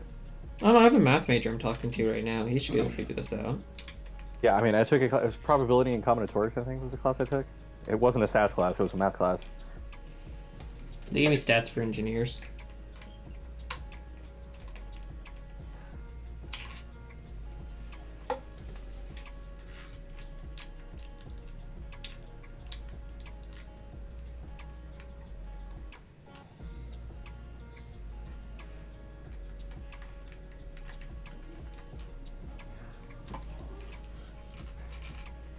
Okay, so here questions posed. Yeah, if you roll a 20-sided die 10 times, what is the probability that you would roll at least one pick any number? So this person asked if you would roll at least one 5.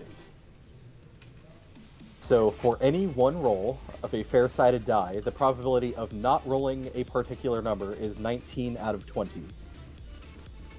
That's So not rolling it. correct. So that means the probability of that means that for any particular number that you want to avoid in 10 rolls, the probability of not getting that number at all is 19 over 20 to the power of 10, which is 0.599 stuff. Therefore, if you want to Do the inverse. have one chance of that, you would just take 1, subtract what your current result was, and that gives you your answer. So, yeah, that's where the 40% comes from. Okay. Because it's like, yeah, those were all of the scenarios you didn't roll a 5. So then, this is the scenario where you roll at least one 5. You could roll all 5s, you could roll 2 5s. It's just at least one, and that's all that matters. Well, it's still 40%, which is still quite It's a still bit. pretty high, but it's not half. Yeah, but you're also doing it with the Vorpal Greatsword. You're doing so much damage that, like, yeah, 40% of the time I'm just killing him outright, but then the other 60%, Yeah. I'm still probably killing him outright. Yeah, that's the, and again with the Vorpal Greatsword, that's the thing is like, you know, with any other sword, you can crit like if you, so let's say you took, you went Champion Fighter, all the way up to 20. With Champion,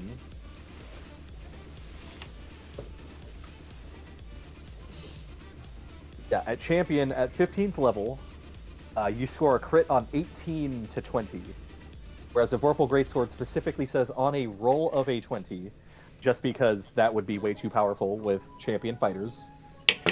So at what point is it more beneficial as a Champion Fighter to use a Vorpal Greatsword versus like a Flame Tongue Greatsword? Just critting all the time. Because if you can crit on an 18 through 20 with a Flame Tongue Greatsword, again, a Flame Tongue Greatsword is doing 2d6 regular damage and 2d6 fire damage doubled per crit. And so if you have, let's see, 18 to 20, I don't know, what's 3 over 20? That's, multiply that by 5. So if you have a 15% chance to crit, and then you get 10 attacks, like that's, dude. Okay, throw that one in there. So it was 17 Okay. out of 20 times 10. Wait, hold on. What was the thing? It was 17 factorial or something? Hold on. You, I'm just gonna go to the page because the page seemed pretty accurate. well, I was saying if it was like 19 factorial or something like that. So at least Or maybe it was 10 factorial. X dice. So I just want at least one. Again, 10d20, and you're trying to roll an 18, 19, or 20. 18 or higher. At least X dice to roll a 20. Why am I... Oh, total number of dice, 10. Or 19.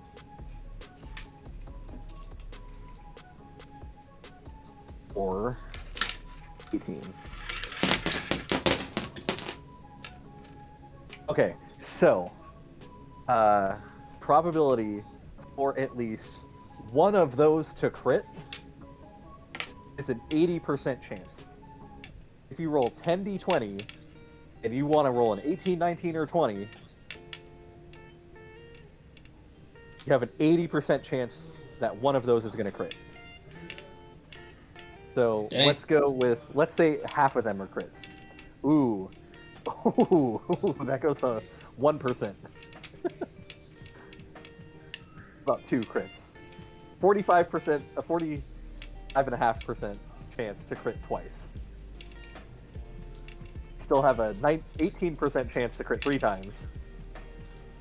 Then you have a 5% chance to crit 4 times. So, I mean...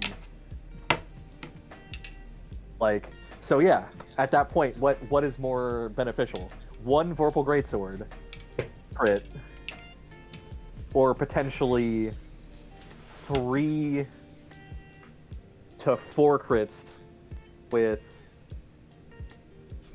a Well, the other thing about the Vorpal Greatsword, too, you have to think about is it's not a guaranteed kill if it's deemed too big. You just do massive damage. That's true. So then that's where damage is, you know, because a Vorpal Greatsword is it D8? Or no, it's a Greatsword, D6. It's whatever the weapon damage is. No, the D20 does massive amount of damage because, like, if it's too big to kill, it does, like, extra damage. I'm saying, well, yeah, but I'm saying just the Vorpal Sword in general. It just does whatever the normal damage die is for the weapon. Normally, like, if it's a yes. Vorpal Greatsword, then it does a D6. If it's a Vorpal Longsword, it does a D8. If I'm not mistaken. I don't remember off the top of my head, dude.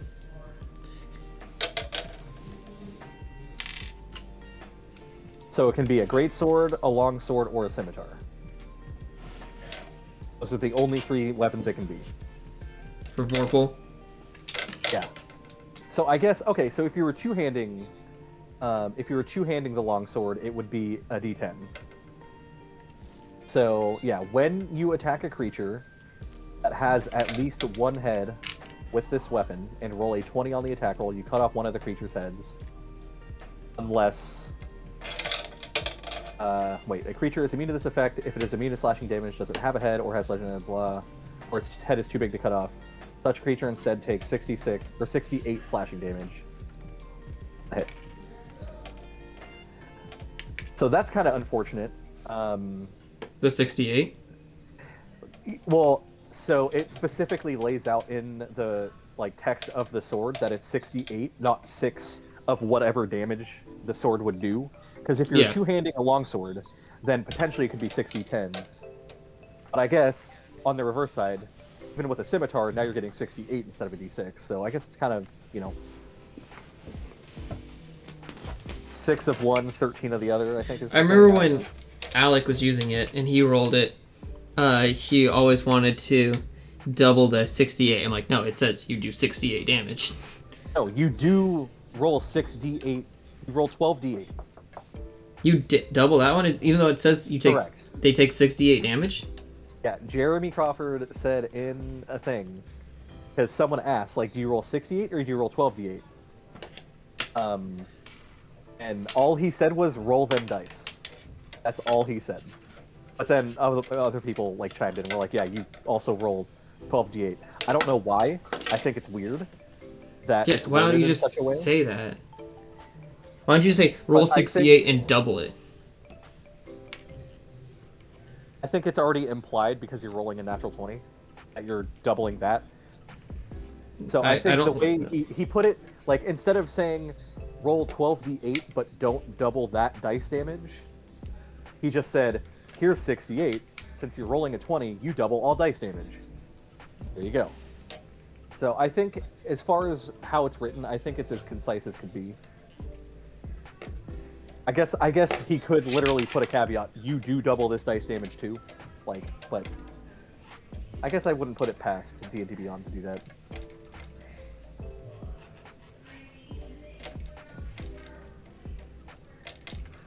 Do you double?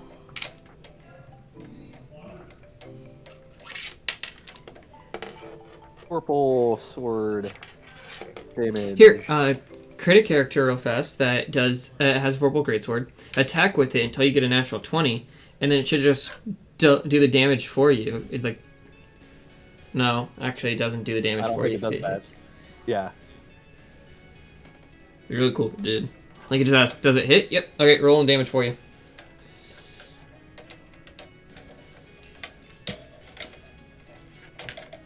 I think it's something Roll20 could do, because they have their tabletop aspect and they can keep track of Oh, okay. So advantage, disadvantage. He did amend his statement. Instead of saying roll them dice, he did say roll those dice twice. So he does make it more clear in his tweet. He's like, okay, hold on. Let me actually fix this for you because I didn't actually answer anything. I was being lazy that day. Yeah. Yes. So you do roll 12d8 if you crit, plus the weapon damage, which also doubles. So if you're with a longsword, it's 12d8 plus, I guess it's 14d8 if you're one-handing it, or 12d8 plus 2d10 if you're two-handing it. And then if you're a half-orc, then if you crit, you also get an additional damage die equal to the weapon's damage. So then that would be 40d10 plus 12d8. And then I think there is another half-orc feat that is in Xanathar's. That's Xanathar's added like the racial feats, where if let me double check. Sources, nope, game rules, feats. Orcish something, Orcish Fury.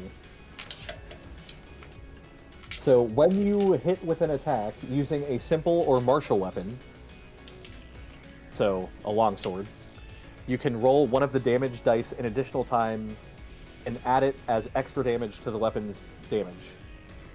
And this is just, you have to be a half-orc to use this. So you can stack this with the regular class or racial feat that says when you crit, roll an additional damage die. So, okay. Alright. So, half-orc fighter, level 20. Crits. Crits on 20 with a Vorpal sword.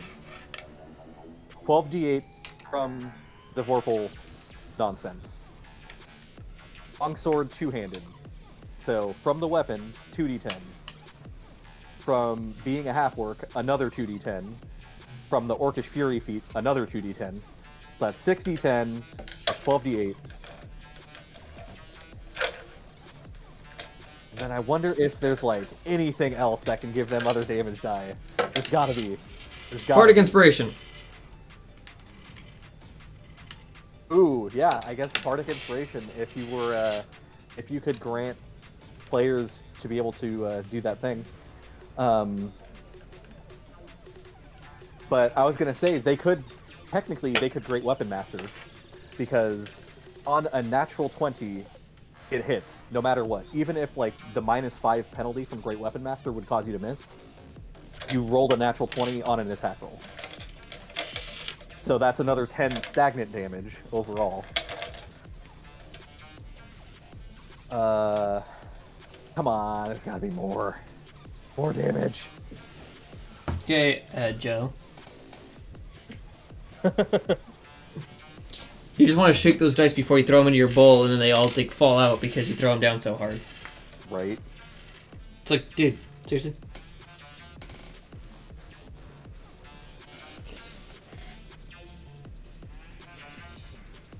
Although I guess to be completely honest, if we're just talking about one crit, like, yeah, if we're talking about one crit, it doesn't matter if you're fighter all the way up to level 20. Because then, if you took a couple levels of Ranger and got Hunter's Mark... Okay, Joe, it's time to get in. Because then you get another 2d6 from Hunter's Mark. Then, if you took...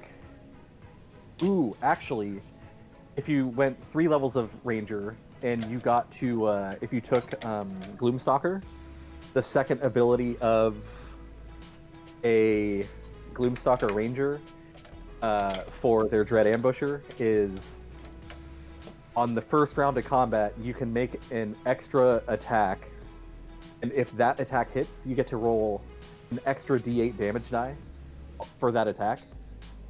So... Dude, I kind of want to know what is the most amount of dice you can roll. Because then, also, you would probably want to throw in a little bit of Smite for funsies.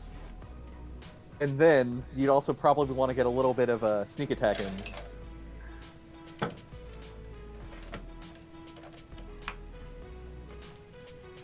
Huh. Interesting.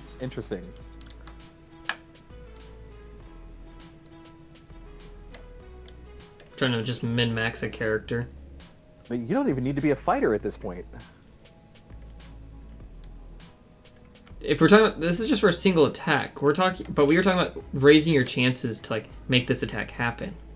No, because remember, on a Vorpal sword, you have to roll a 20, so it doesn't matter if you're a champion fighter if you roll an 18, 19, or 20. True, but we were talking. 20. But don't forget, we were talking about if you have to kill an enemy on one turn, and you're trying to. We're talking about that. Now we're talking about what is the maximum number of dice that you Mark's can like, roll I got sidetracked. on one attack. Mark's like, I'm want dealing to with know this now. Matt. These are the important questions. Because like that's why I'm going Rogue Ranger Fighter with Snake in my other campaign, because then I'll get sneak attack, or I'll get 46 sneak attack, which isn't a ton.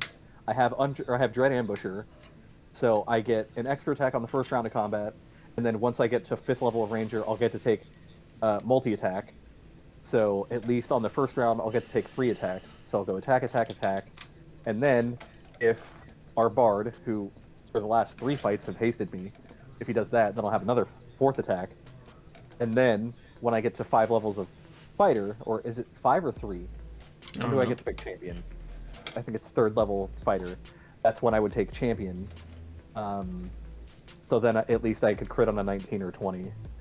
Again, that's for Snake. So I'm wondering, at that point, what would you want to do? Like, would you want Paladin to get Smite? Would you want a Rogue, more levels of Rogue, so you can get more D6? I think Snake would choose for... I don't remember. I think... Shit. I think Snake would be Rogue. Like Solid Snake? Yeah. Like your character that you were choosing, I think he would choose Rogue. Yeah, I mean, I'm attack. playing him as a Rogue Ranger and hopefully fighter at some point if I stay alive, which Snake is pretty good about that. Let's see, Smite. Okay, Smite is a D8.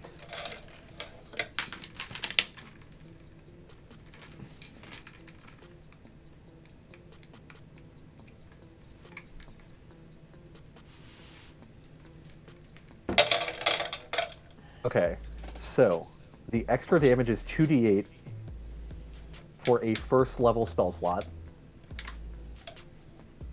plus 1d8 for each spell level higher than 1st, to a maximum of 5d8. Okay, so, and it also increases by a d8 if the target is undead or a fiend. Great. So let's assume they're a fiend.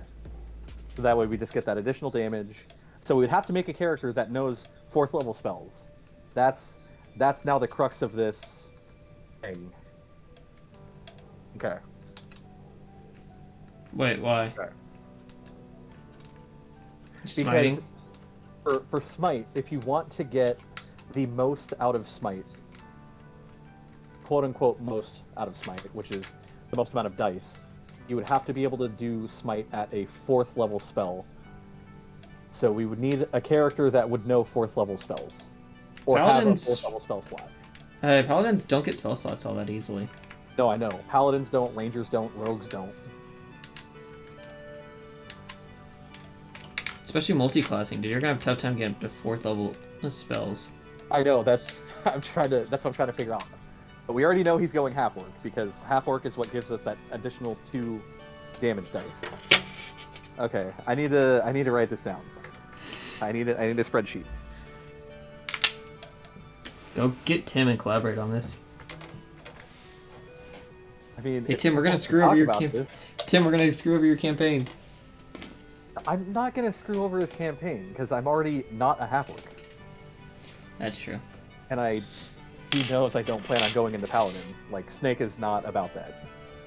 Yeah, that's why I said he's more of a rogue for sneak attack when you were asking about that.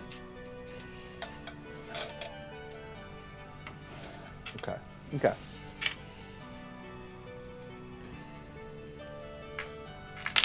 So when do Paladins get spell slots? Ow. When do they get a 4th level spell slot? Super late. It's like... Oh boy. 13th level is when they get their fourth level. Because they are half casters. Are you taking 13 levels of Paladin, dude? Huh. Ooh, and then you get improved Divine Smite at level 11. Okay, hold on.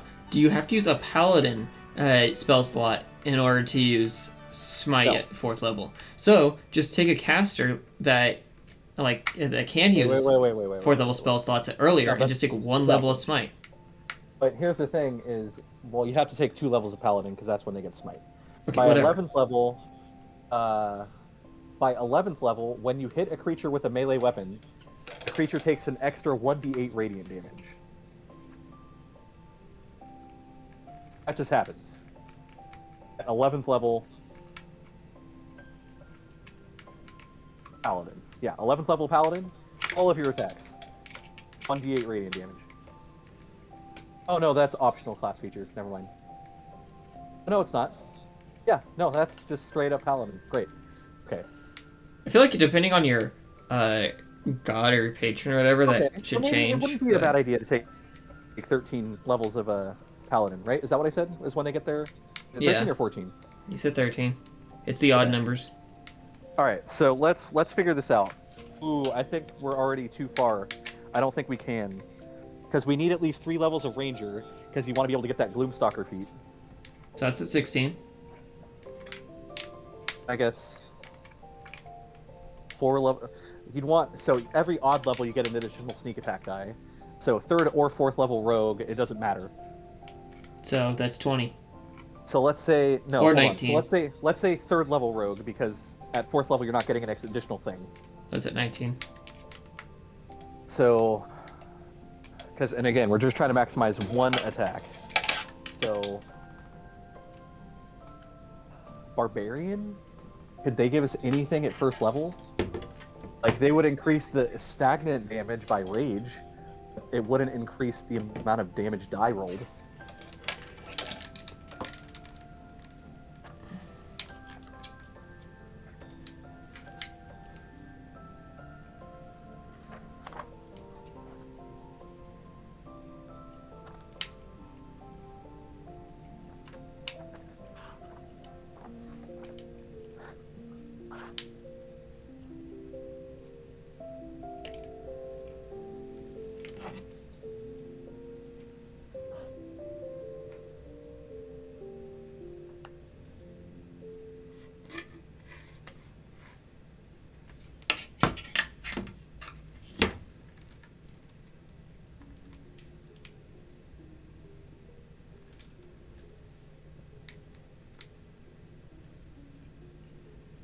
Okay.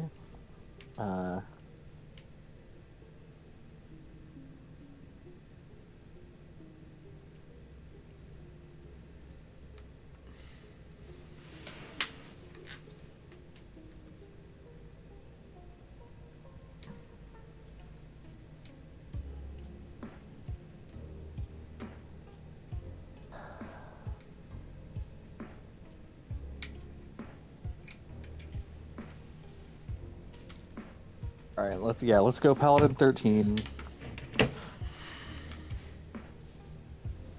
Because that's, what did I say that was? That was 5d8, and then we're going to assume it's a fiend, so that's 68. And then at 11th level, all of your damage attacks do another d8, so that's from Smite, plus being a Paladin, that's 7d8 total, doubled. So 14d8. This is ridiculous. I think that's kind of the point of what you're doing. I know.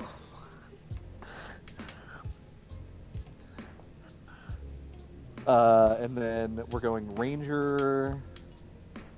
At least 3. Let me double check.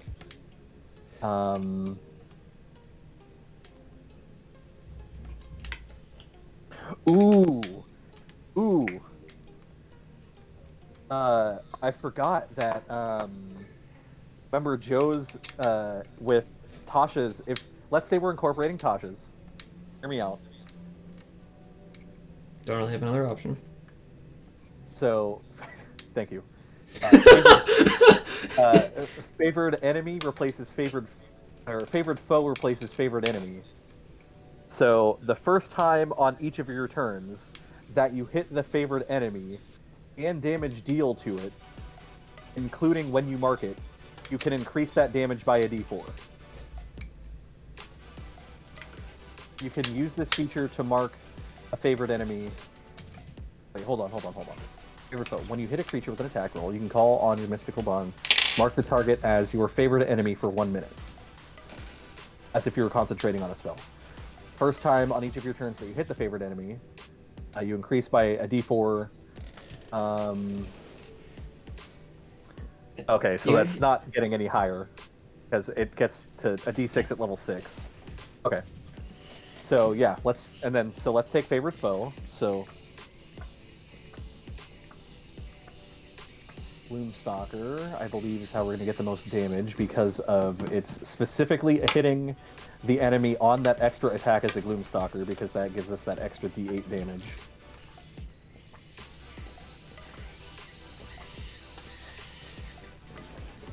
Is anything else as a ranger giving us anything? Hey, I just got a fun text. Yeah? So, you know I work at Best Buy, right? Sure. Dear Best Buy customer, your purchase last month, receipt ID 221-19D, account Matthew, True, won a $499 Cyber Monday gift. First off, that's not how we track receipts. Second, there's a space in Best. There's a space in Best Buy. I would report it if you can. It's probably just a spammer. Oh yeah, but it came to my personal phone. But I was just like, "This is hilarious." Yeah, the guy who worked at Wi-Fi, right? It's like I know how our systems work, and I'd be fully aware if we had a deal going on with Cyber Monday. Right. Like it'd been funny if they said like Cyber Power or something like that, like an actual like brand instead of Cyber Monday, like 2 months after Cyber Monday.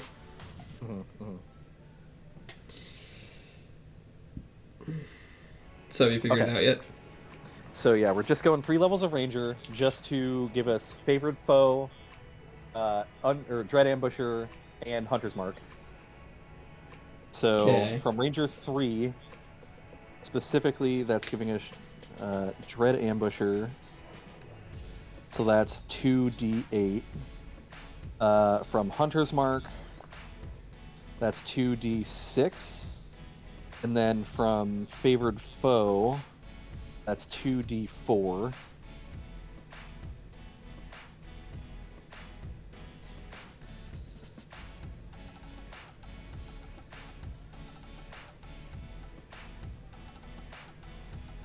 Because again, if your favorite enemy is an undead, I wonder if a cleric now actually has something that can add some additional damage as well. Channel Divinity. Dealing extra damage? Or not Channel Divinity. What's the one you only get once a week? Some of them might, yeah, it's Channel Divinity. So I'm wondering if one of their Channel Divinities can deal extra damage to undead.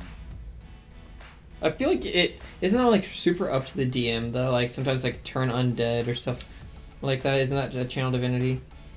Yeah, that's Channel Divinity. Yeah, so like that's not dealing damage. I know, but I'm saying like I know there are some ones that are said like it can do this, but I feel like it's up to the DM too by like how much or like what they want to do. Like some people like destroy my enemies for me, and it's like through you I shall destroy my enemies, and it's like no. But then like, some people ask to be healed, and their gods will heal them and their party. Yeah, yeah. So like it's super up to the DM. It's kind of like the wish spell in a way, but like more like Wait, hold on. Go. What's like the wish spell again? The Channel Divinity? Not as powerful, but like it's more of like you can ask something. Powerful. I'm saying you can ask your patron for something, and depending on the mood. Oh, you're talking about like Divine Favor. Divine Intervention.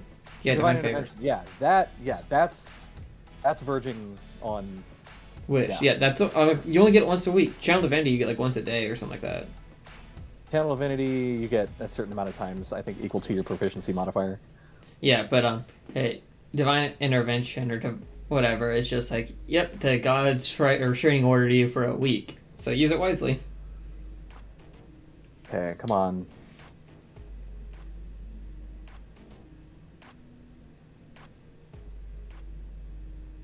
Yeah, I'm seeing a lot of like, at 8th level, you get all this extra damage to undead, but nothing at like 2nd level.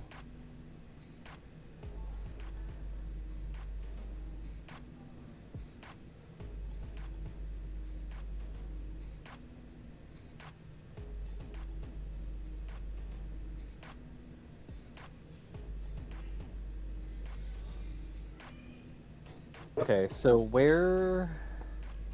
Only some spellcasters I feel like are told. Oh, restore a number of hit points equal to... Never mind. Damn it. So I think only some spellcasters are really worth it at first level, like Warlock, because you get Eldritch Blast. When a creature within 5 feet of you that you can see hits you with an attack, you can use reaction that's not attacking it.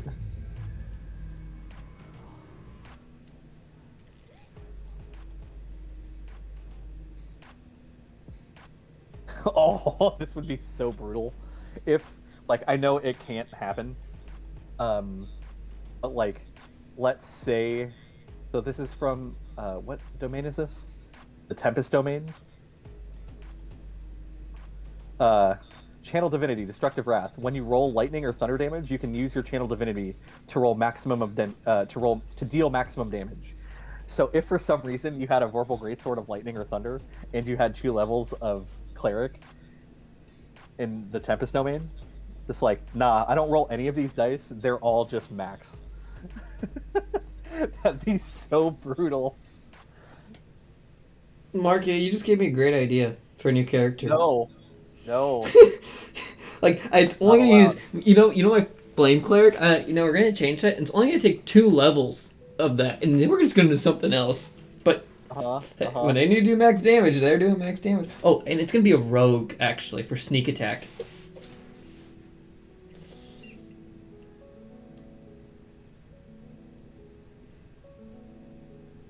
Okay, so yeah, nothing from a cleric is giving me extra damage within the first couple of levels. Or at least dice. I know Bard... Okay, so Bard, where's the thing that you can inspire them to add damage to their roll?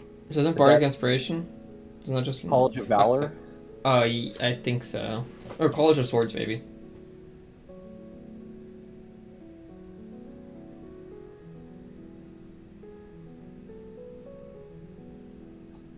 College of Swords just seems like a fighter bard combo. College of Valor. Okay, at 3rd level, you can learn to inspire others in battle. A creature that has a bardic inspiration die from you can roll that die and add the number rolled to a weapon damage roll it just made. Okay, so let's assume that we had a level 20 College of Valor bard. Okay. So that way you have maximum bardic inspiration die. That's a D12, correct? I believe so. Can still only give 1 at a time. That's fine. You only need 1. Yep, it only takes 1 swing when I get that natural 20. Okay.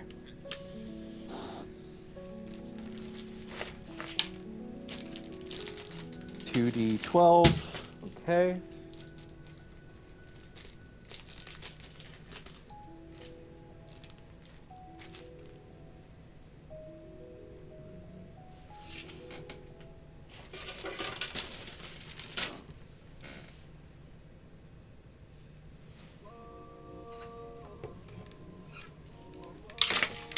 Because, yeah, you don't get college of, like...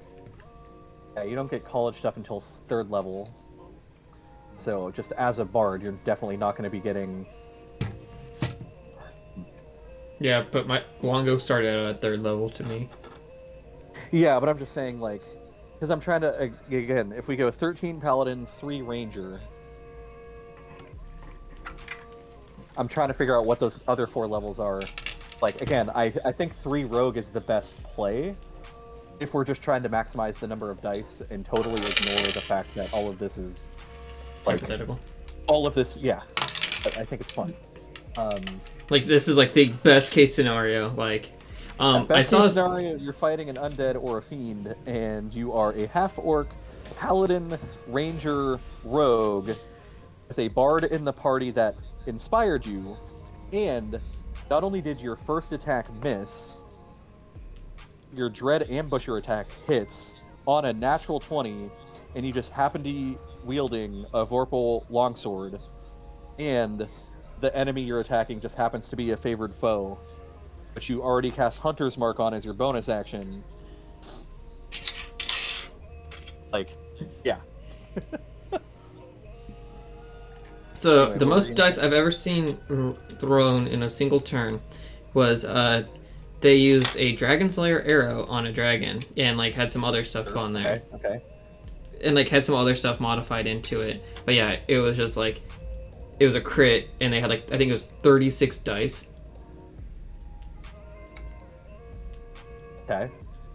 Like no, that was just it. Like, I remember saw it from like a TikTok.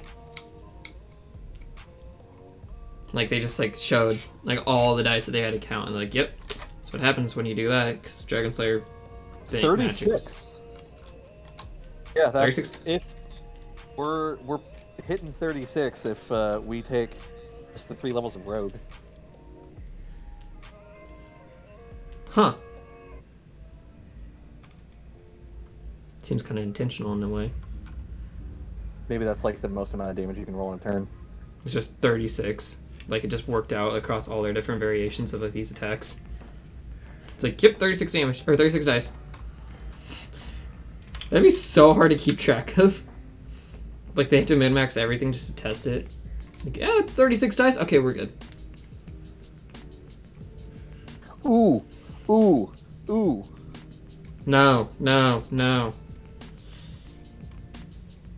I don't like your ooze.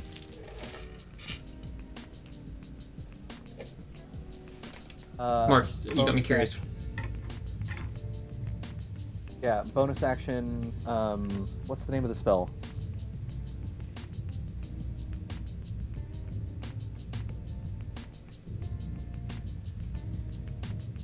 Okay, bonus action. So instead of Hunter's Mark, because that only gives 1d6, Flame Blade.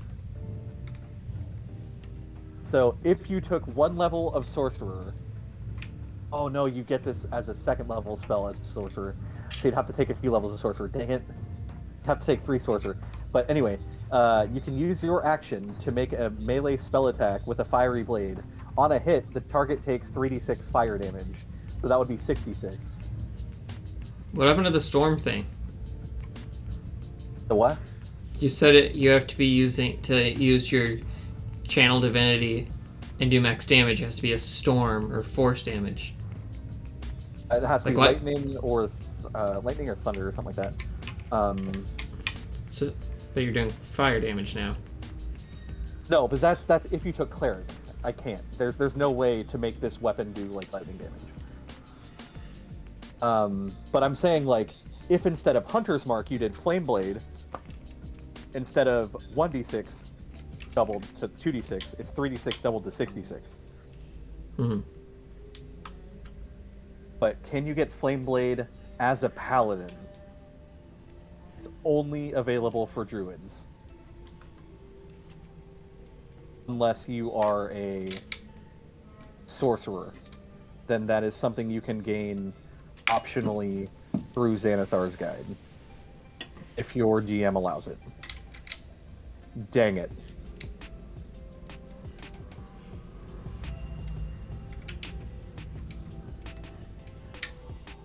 Because again, this has to be in the first turn of combat, because it has to have Dread Ambusher. There's a couple of bonus actions that you said it has to already happen too. A couple bonus actions? Is it just Dread Ambusher? The only bonus action I've said is Hunter's Mark. Oh. Yeah, Dread Ambusher happens. Favored Foe happens. Getting inspiration from a bard happens. Smite is not a bonus action. If I'm not It's just mistaken. I'm going to smite and it does extra damage. Smite's not a bonus action. Not that I know of. Because if Smite's a bonus action, then all of this just goes out the window. Or at least we lose a d6. At least 1d6. Yeah.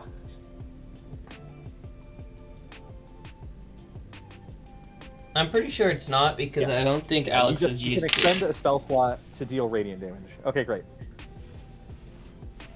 And then, so yeah, the 14d8 from a paladin hit, none of that requires a bonus action. Your feat isn't a bonus action. Being a half-orc doesn't require you to use a bonus action. It does just because you suck. Yeah, literally everything that's on this page is kosher. We're still, it's kicking. I dropped a nut. And it's a small nut. This is why when I move... That's what he said? Oh, there you go. I picked up my nut. But that's why when I move and I get a workshop or whatever, I'm gonna have it's gonna be black floor, then it's gonna be just like smooth. I already know the floor I'm gonna get.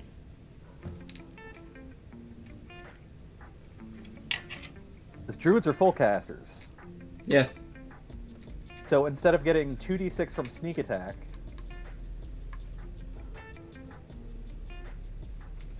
then if we took 3 levels of druid and took flame blade, that would give us 3d6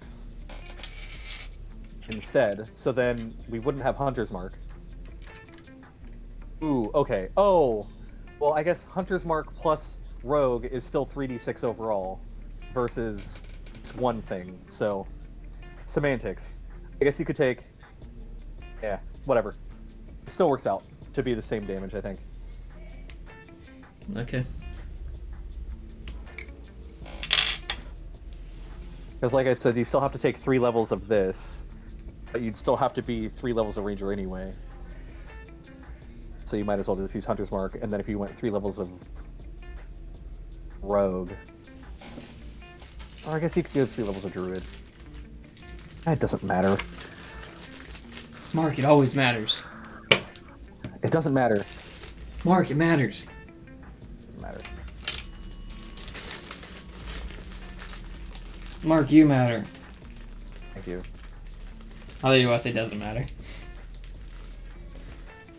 Mm-hmm. Then I was gonna get on you about what have I told you about talking about yourself that way. Take 1, fitting inside the tube inside. I hate whenever this thing says slide, it's never easy. Mm-hmm.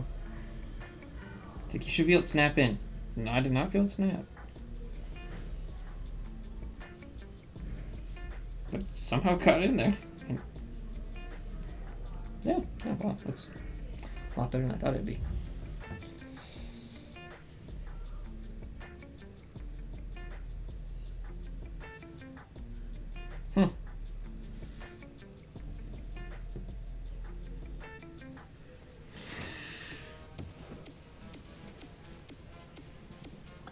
I guess honestly, at that point, yeah, it would be 3 levels of rogue, and then first level fighter, and take the great weapon fighting style.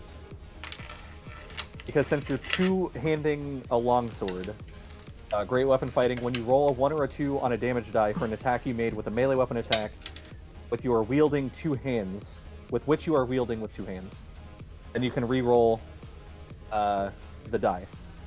So that would just be a way for us to help maximize some damage. But it's not adding us any dice. I don't think there's a way we can add more dice once we take those 3 levels of rogue.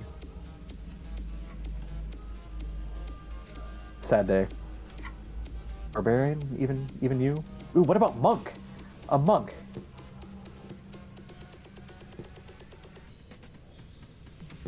They're probably not gonna add anything, are they? First downwards. Okay, sorry, I'm at like a crucial point. I'm not... Oh, keep going. You're good.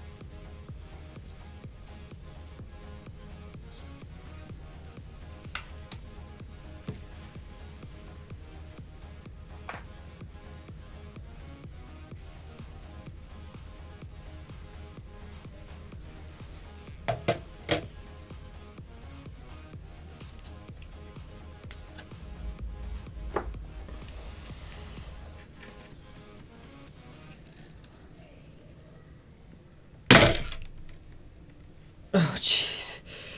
What'd you do? Okay. No, it's good. So the way this thing locks in, I guess you can probably watch the stream because it's 20-second delay. But when it goes in, you take a push pressure and it just snaps into place and it just gave way. And I was like, okay, we're good. Oh, I hate those types.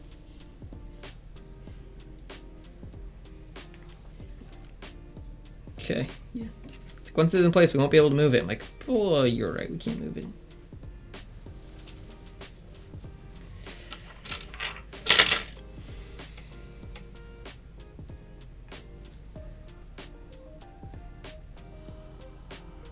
Okay, I'm watching the stream. Still hasn't happened yet. You said 20-second delay? That's what. Oh, there it goes. It just like snaps, huh? Oh yeah, I got real worried when it happened. I was like, did I break anything? Actually, I think we're gonna be short a couple damage dice. How so? Let's see. I'm at 34 currently. That's with the rogues d6. I thought I was adding an extra one, but I forgot. It's we're only taking 2d6 from sneak attack.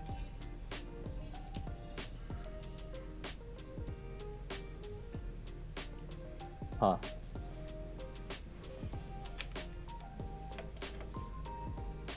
Ooh. Okay. I think I got something.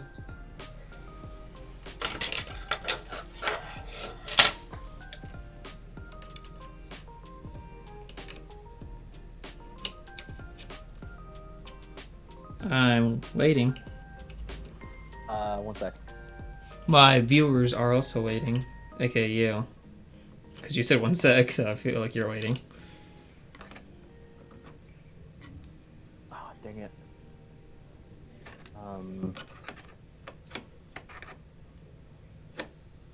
Potion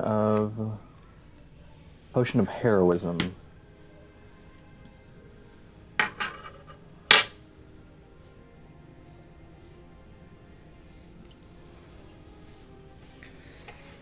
Okay, because I was like the bless spell, as if someone blesses you as well, then that would be an extra d4 times 2 damage.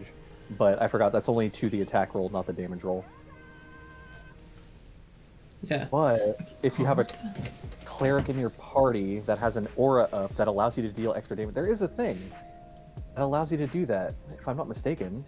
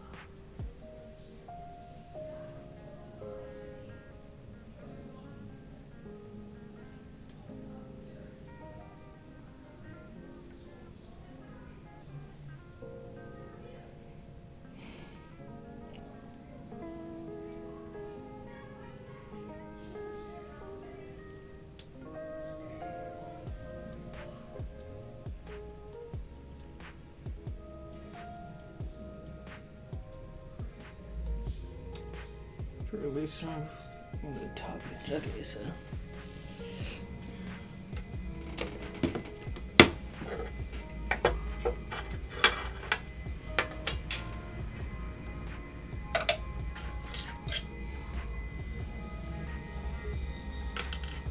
How are they watching down there? Pretty sure my stream picked it up.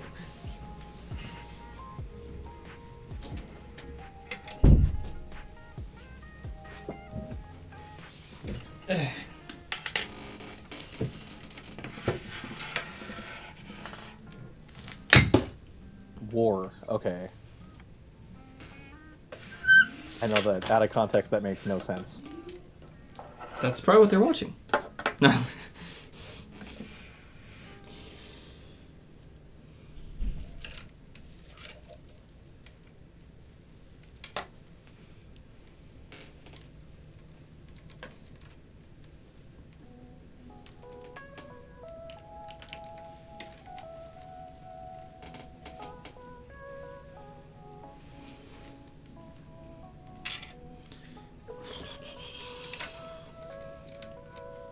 remove the top one of this.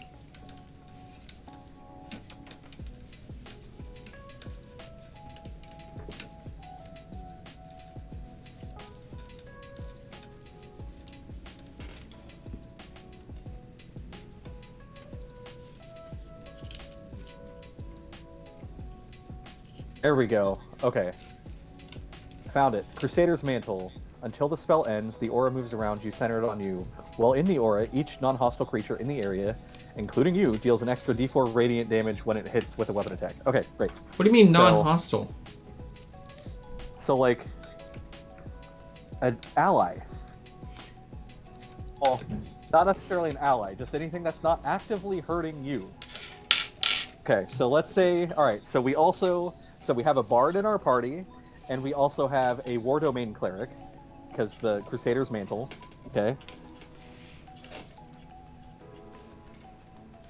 It's 2d4, alright, okay, we're at 36 dice rolled.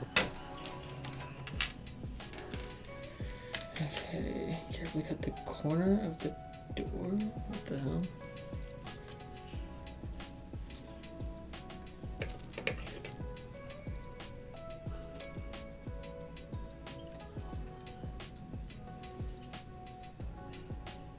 Okay.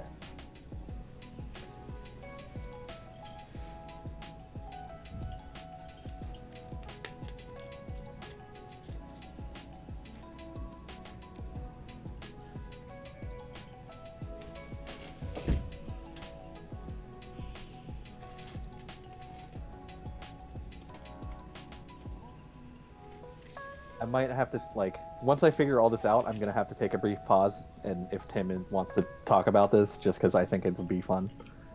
If he's available. Yep. Oh my god, I wish my grip strength was higher. Come on, Longo, you and your 19? Yeah, I'm not wearing those gauntlets of ogre power. Sad day. Honestly, I think my performance, there should be some repercussion to me having that such a high strength or whatever, like we're wearing something like that. Like like I can't play certain instruments or whatever as easily. You brandish the weapon.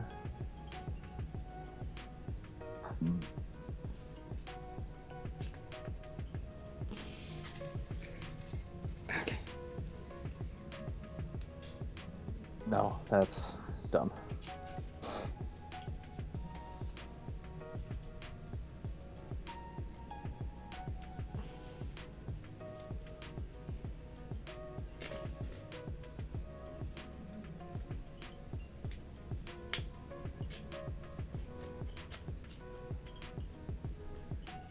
Ooh, this...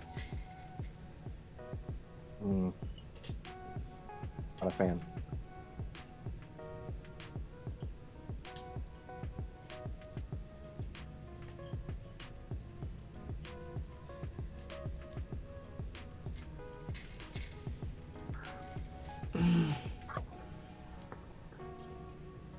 Like they're just like, oh, just use the pliers to cut this thing off. It's not like it's the hardest freaking thing to do in the world.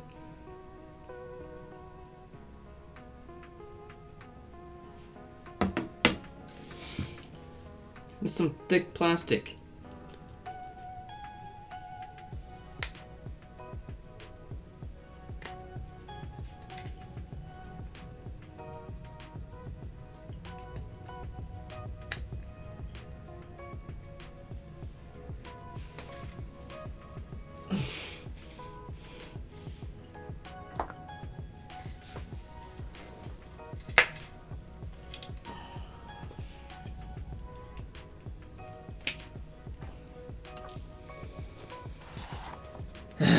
Finally.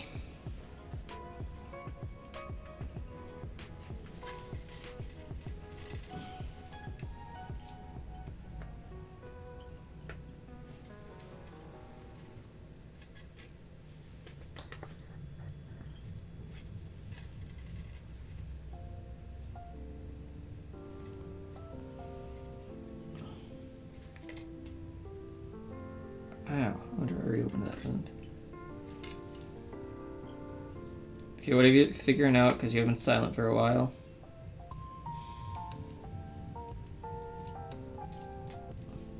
So I'm trying to figure out if there's a spell similar to like you giving me inspiration or Hunter's Mark, like that if a wizard had it would also grant me additional dice damage. So we already got Crusader's Mantle, which is an aura from a cleric that'll give me additional D4 damage. Now I'm into the spell list of, hey, is there like some sort of wizard spell that's like, on your next attack, you deal this amount of damage, you know? True Strike. True Strike? Gives you advantage. Yeah, but that's not damage.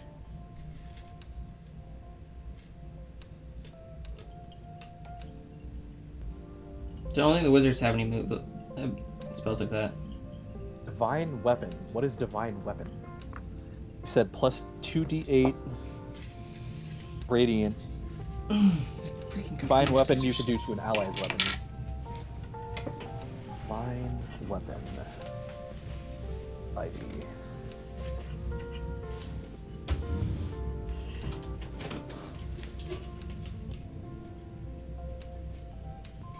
Holy Weapon. That was so much simpler, but I just got these sooner.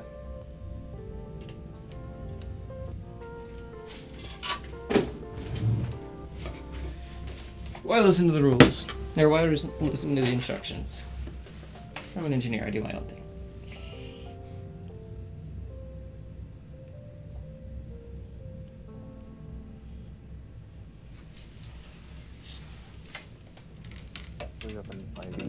Is that in D&D Beyond?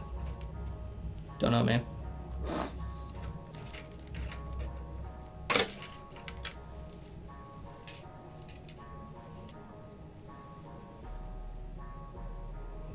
Oh, I don't want that search tab. Holy Weapon. That's a spell. Okay, you imbue a weapon you touch with holy power. It doesn't have to be yours, it can be any other thing. Okay, great. It deals an extra 2d8 radiant damage on a hit.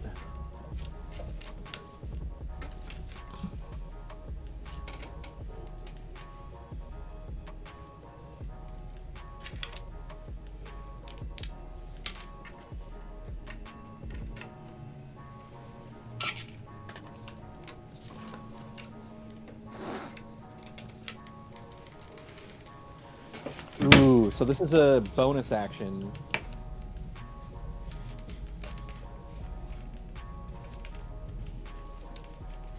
But then they also could not do Crusader's Mantle in the same turn. So you'd have to have two clerics. Doesn't matter. We're going all out. Yeah, we're gonna create a team called the Amen.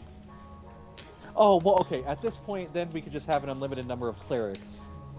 Yep. Team called the Amen. Okay. So what's a reasonable It's the size Crusades. for a party? 5? What's the 5 what? Reasonable size for a party? It's a little high, but yeah. I'd say 4. Okay. Alright, so we got a bard, a cleric, this character who's a rogue, ranger, paladin.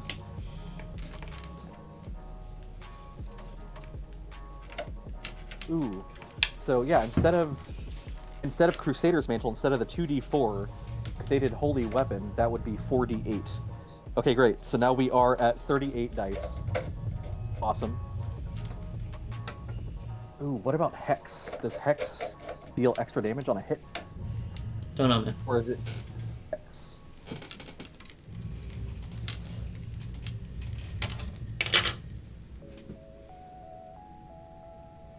Until the spell ends, you deal an extra 1d6 necrotic damage to the target whenever you hit it with an attack.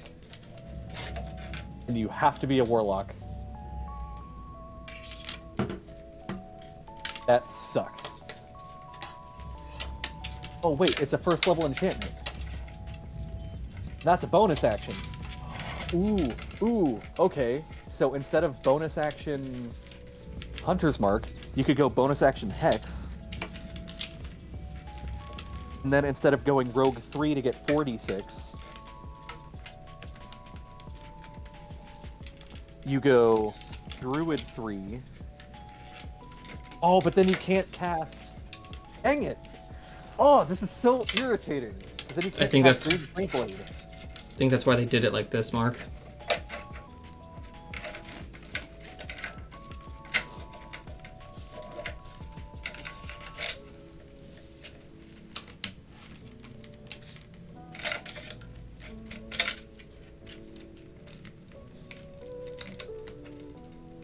Oh, even with Hunter's Mark, you still wouldn't be able to cast Green Flame Blade anyway.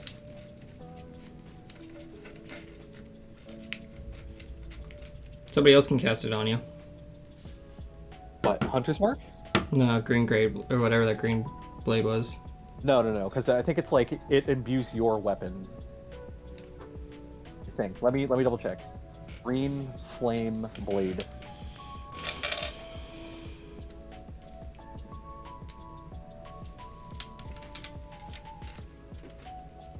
You brandish the weapon used in the spell's casting.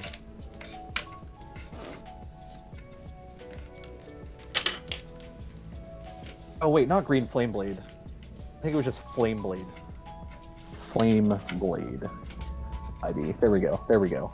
Haha.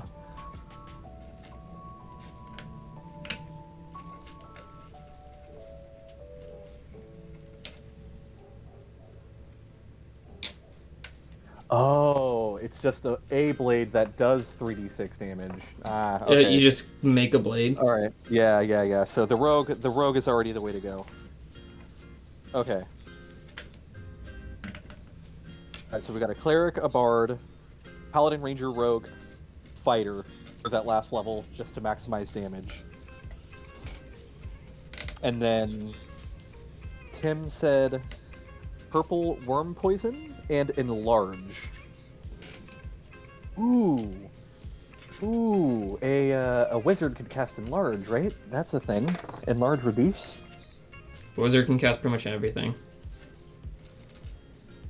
If a wizard can cast that, then I think that's we got it. Perfect. Wizard, great. Yeah, this one.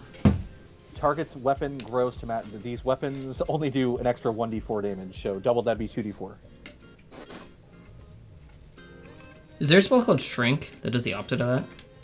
Yeah, reduce. It's the same spell. It's called enlarge, reduce. Oh, okay. Yeah. And then it is 1d4 less damage. So wizard, enlarge, so that'd be 2d4.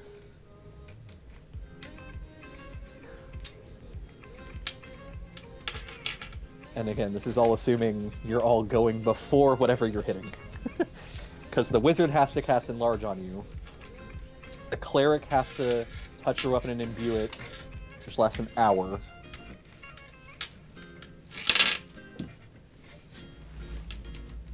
Okay. I think this is it for a reasonable thing, unless there's Mark, you passed reason a long time ago. No, but see, like, this is reasonable in the fact that it could happen given the circumstances. Like, these circumstances could potentially happen if the stars aligned. Like, none of this is, like me wanting to fudge things. This is all just like, yep, this is all reasonable. You mean rules as written? Because honestly, like, if you had a party that was bard, cleric, wizard, ranger, paladin, fighter, rogue, that's not, terribly unreasonable. You're a pretty magic-heavy party. I think that'd be an interesting party. I'm certainly down to party. Alright. So.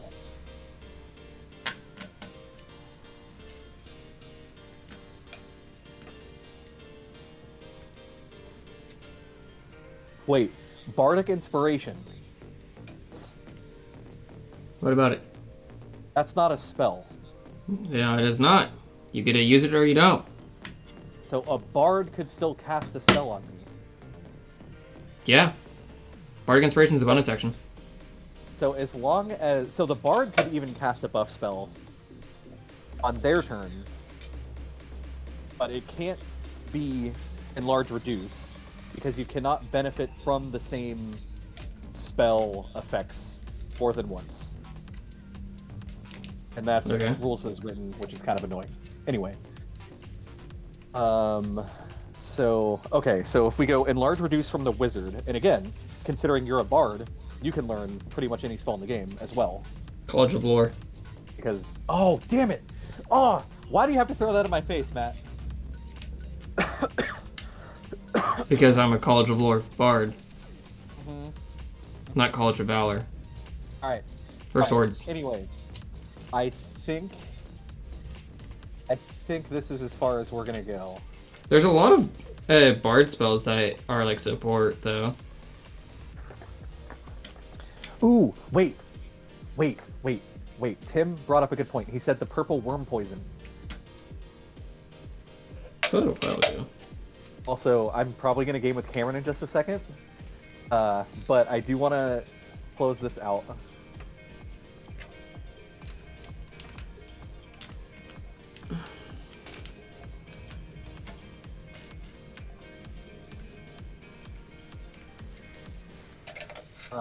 Purple worm poison, what does that do? Purple worm poison.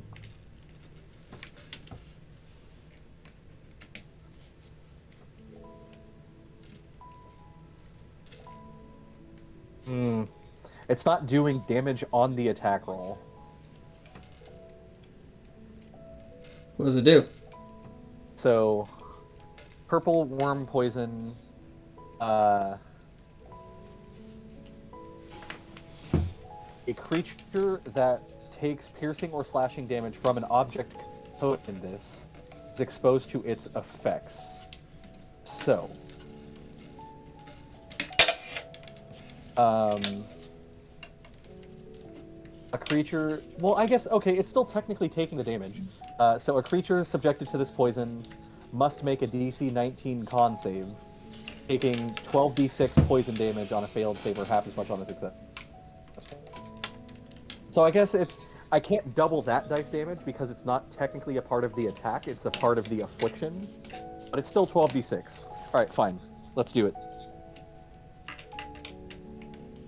So, and I'm assuming you can apply poison as an action, correct? Yeah, I'm pretty sure. Okay, now the real question is, because Unless you just do it ahead of time. Just say like, yep, I coded it before the fight. Sure, but even if you coded it as an action, since you have that Dread Ambusher feat, I want to know if that requires you to make an attack before you get that other attack. Gloomstalker Dread Ambusher.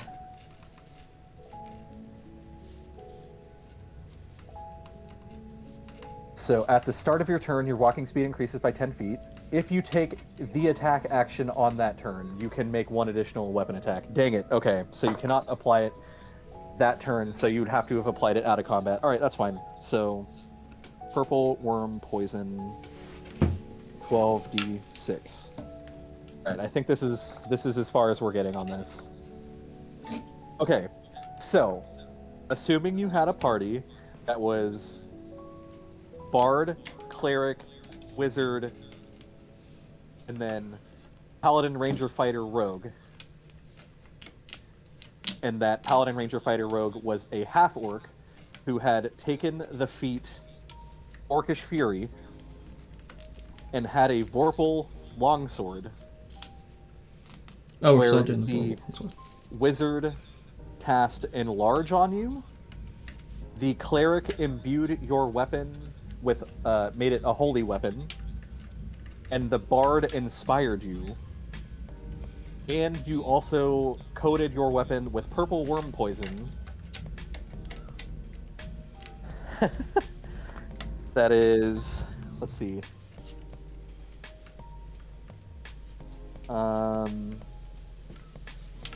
Sorry, I didn't actually total the number of dice, like an idiot.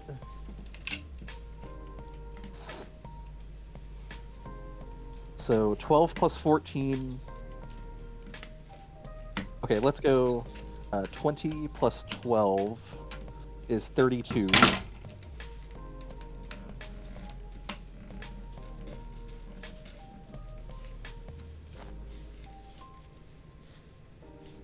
Oh, and you cast Hunter's Mark as a bonus action. I forgot about that part.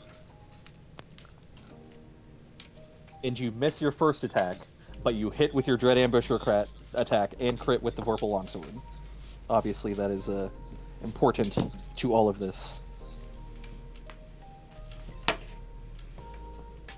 It's kind of like the crux of the entire thing.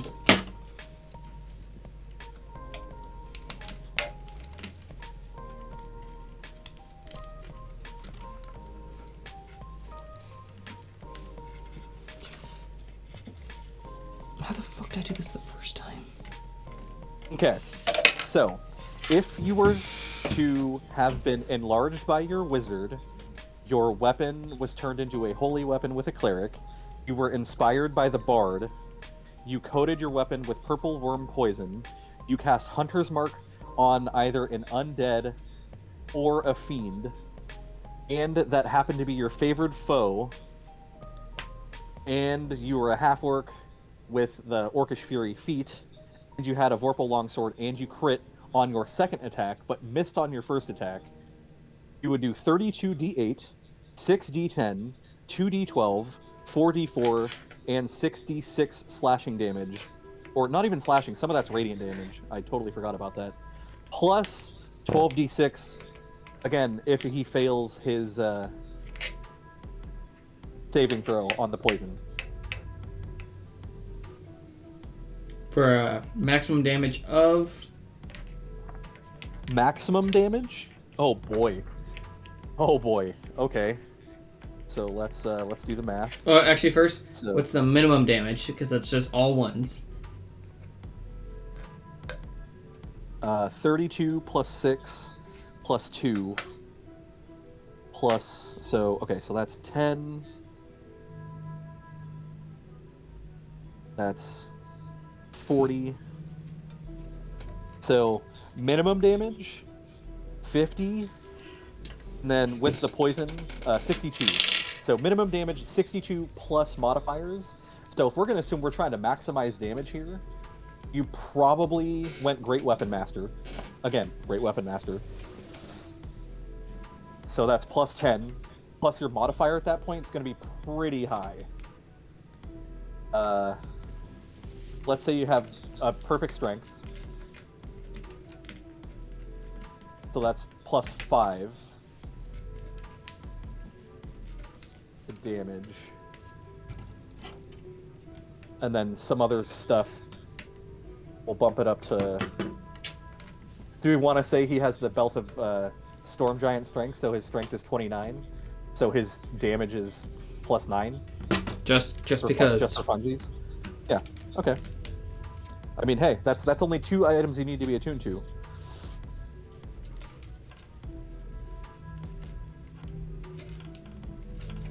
I'm just happy the Handy Haversack did not require attunement. Yeah. Alright, so here we go. Max damage. 32... And again, modifiers... I don't know, per se. Oh boy, this is already insane. 12 that was times the point of 6 this- is 72, right? Sorry, what? Right. I said 12 times 6 is 72, Yep, right? Mr. And then Math I Major. said yes. I don't word good, okay? Are you doing this all in Word? You should be doing it in Excel. No. I'm doing it on a piece of paper. Oh, okay. So that's 120. And then 16 plus 72 is 84. 88. I'm an idiot. I know math. So 88. 188 plus 256. Jesus. Plus modifiers. 444. 444 plus modifiers. 444 plus... Great. How much health do some gods have? Like some minor gods? Gods? Minor gods? Pick a god. I don't know the pantheons very well, man. Minor god. IV. Alright, lesser deities. Let's pick one.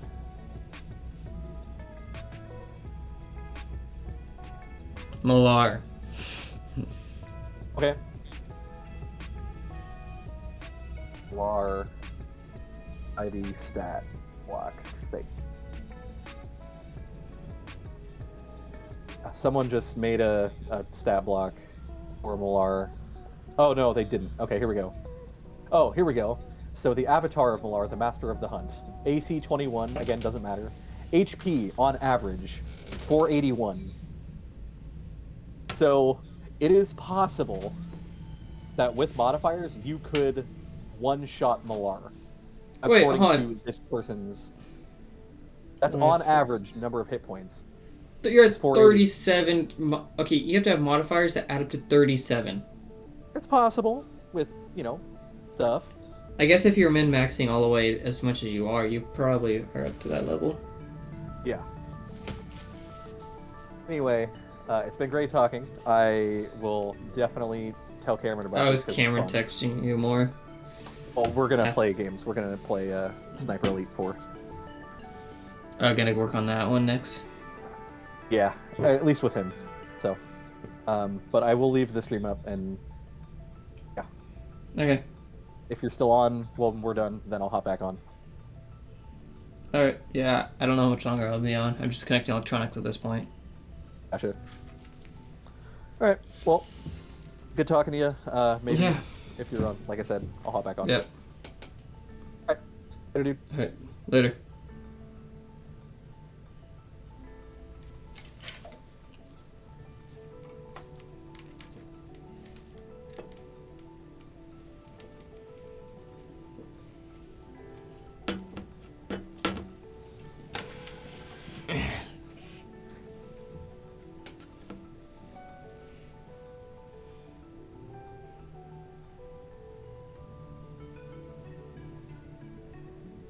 Am I supposed to just unhook everything?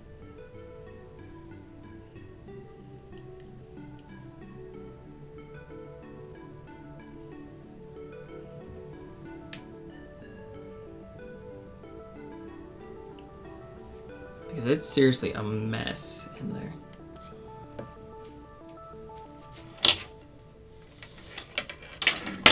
Oh my god, all these freaking cables.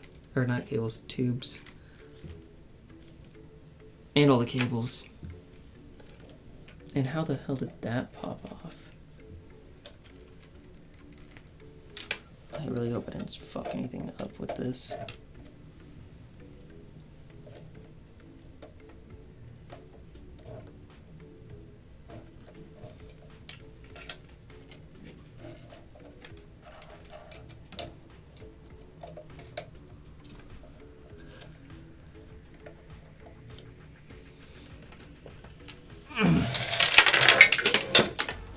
Did not think that went through all the way. Okay, so that screw went missing. Gonna replace it with another one.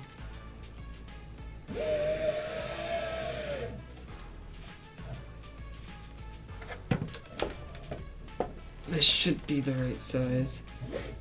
Get used.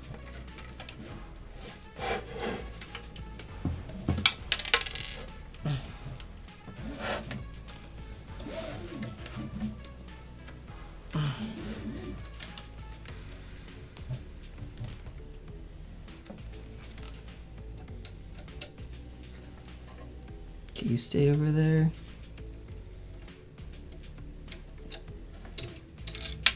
Shit, and it fell.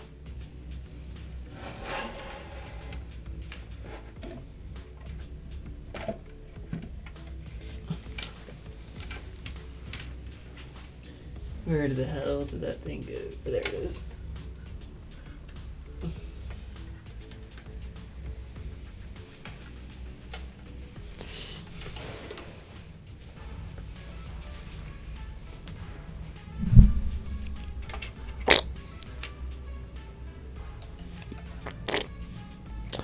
I'm really close to that microphone. I should probably turn it down.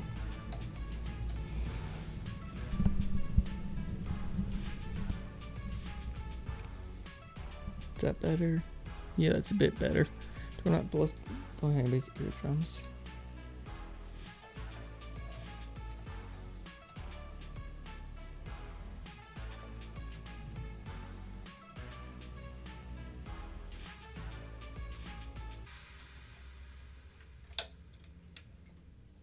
And this is why you just keep spare nuts and bolts hanging around, because you never know when they're gonna come in use.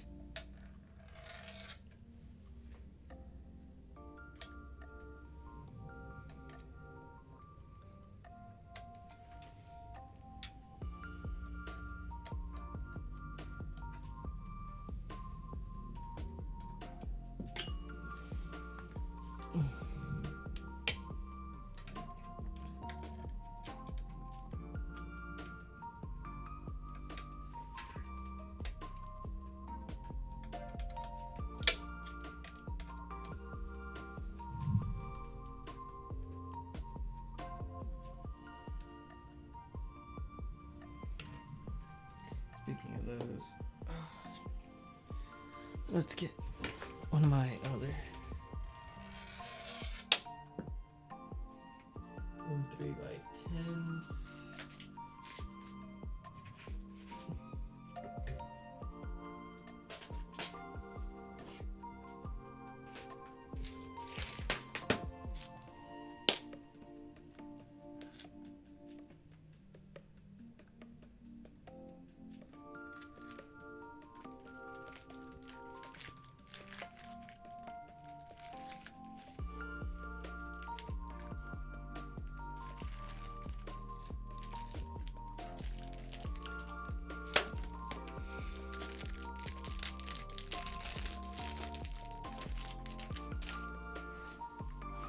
I'm just gonna make a slight change to one of these, because it bothers me.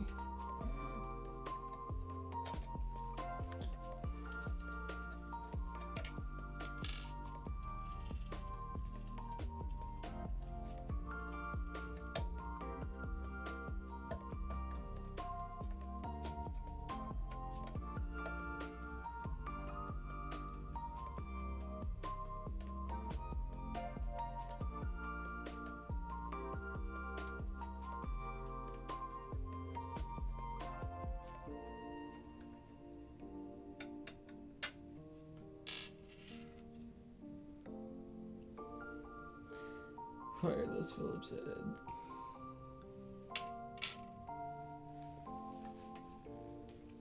That's why I dropped my screwdriver over here earlier. That's why I dropped it, and I can totally find it because it's right there. Yep.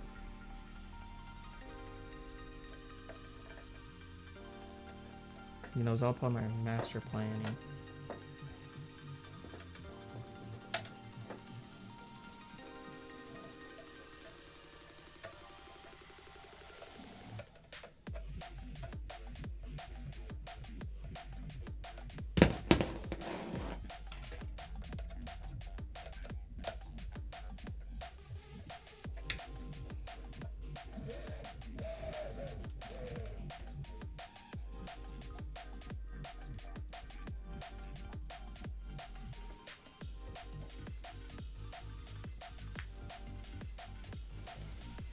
Okay.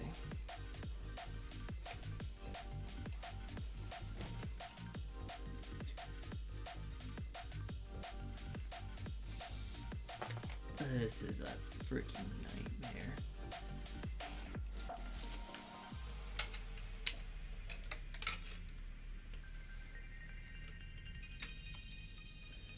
Let's read through and see if I'm just removing or inserting all of these.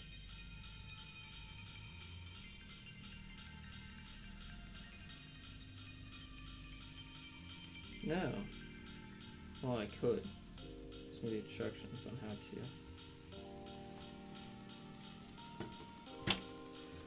I'd rather not, though.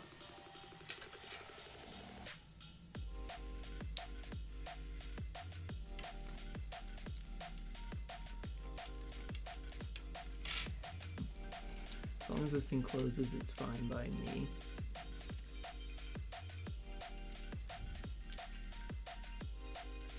Brown wire in the connector on the right hand side goes into the top row of these pins.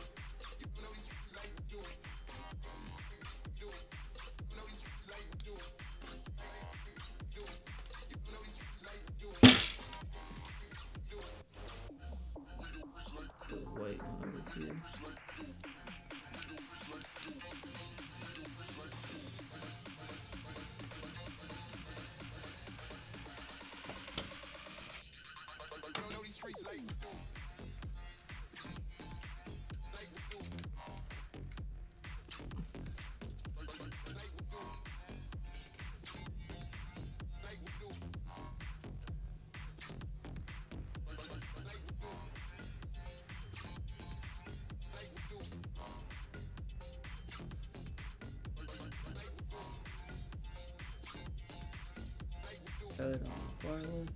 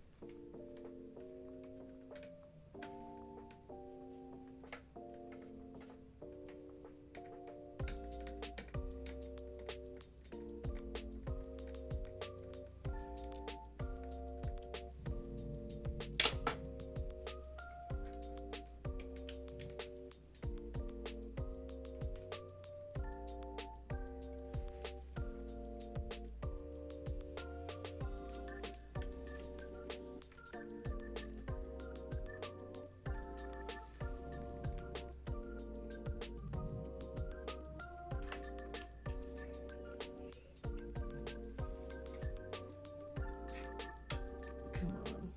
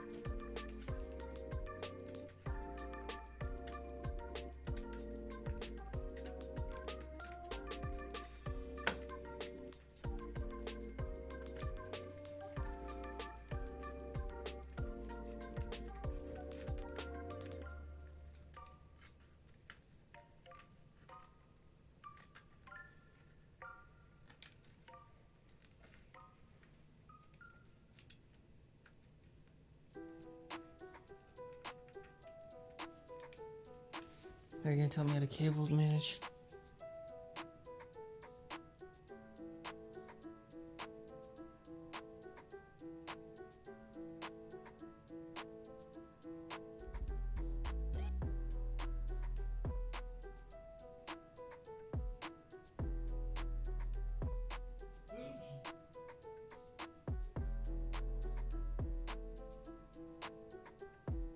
Does not.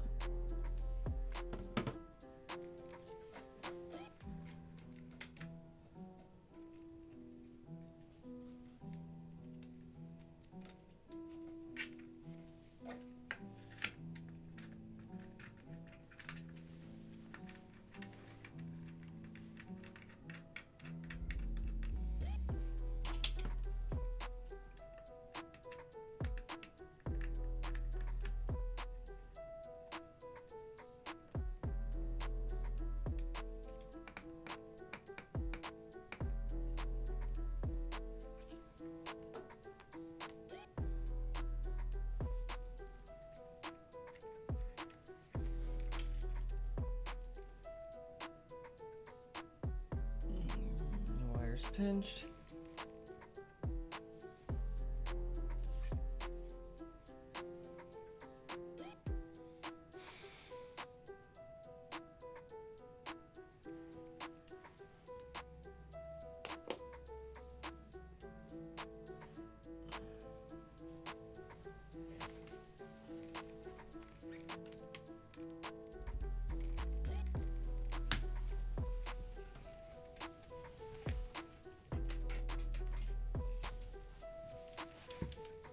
Alright, I think it's just about time.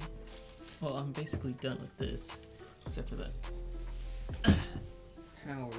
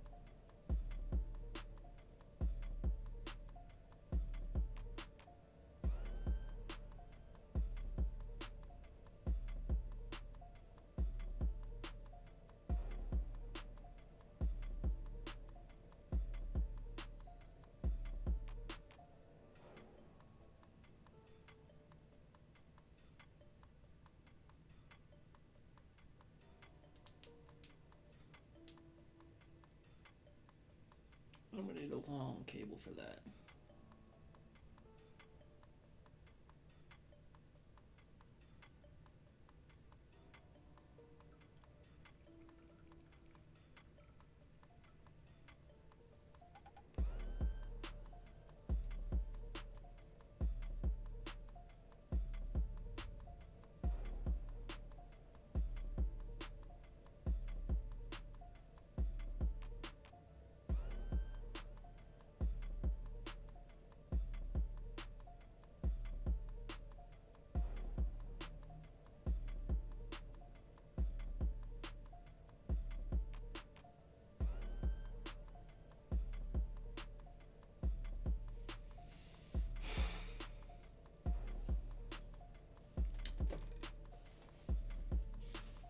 I'm gonna set this to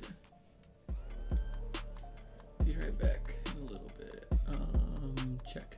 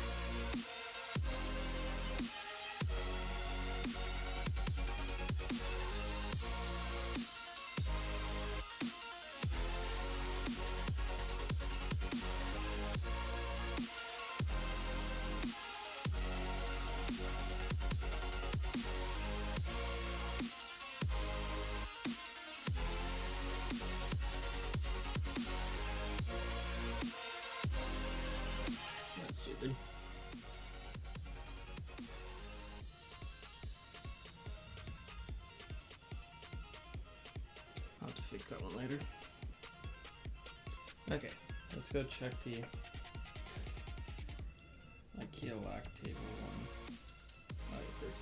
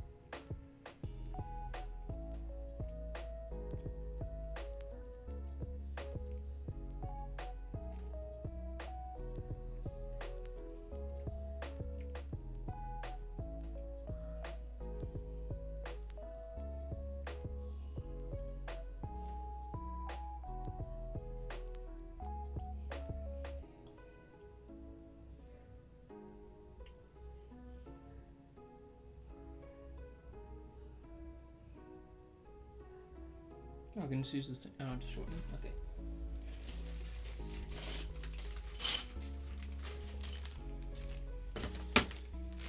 I know for the other one, I kind of need to shorten them.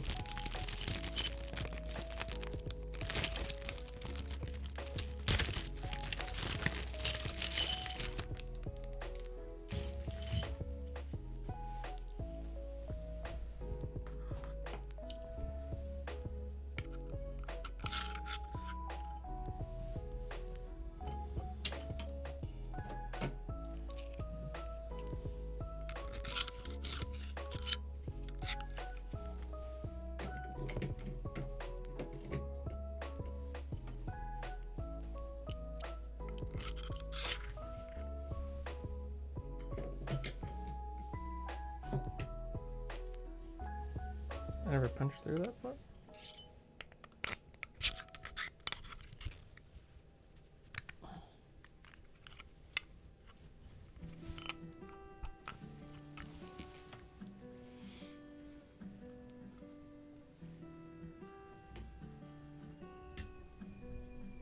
That's gonna hurt.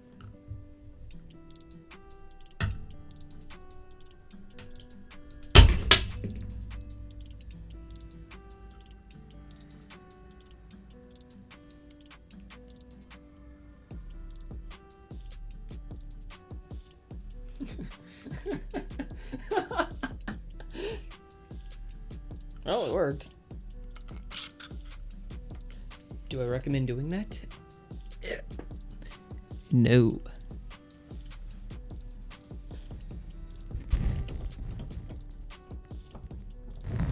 I have quality content right here. Is this like more? They're different sizes? I just happen to pick a bunch of the short ones first.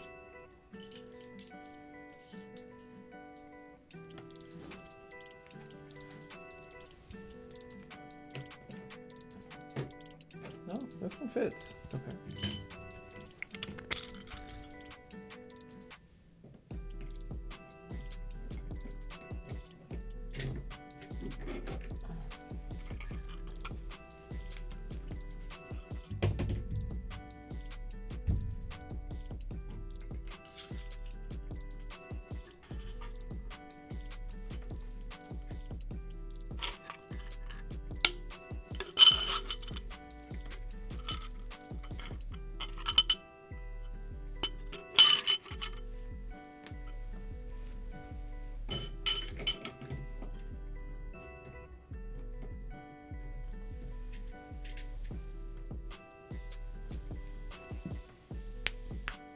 so much better than what it was.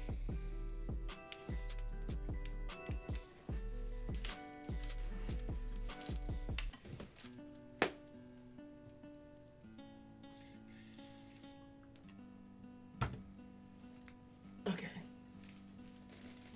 Should I build the house buffer?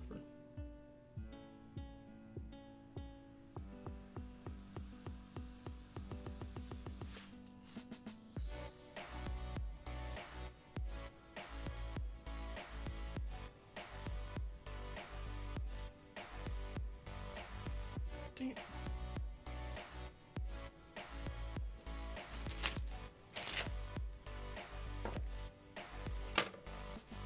Oh, I'm probably have to drill into that.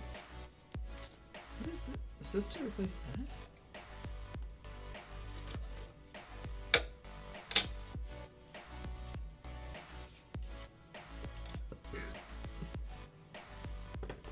Stay hydrated, folks.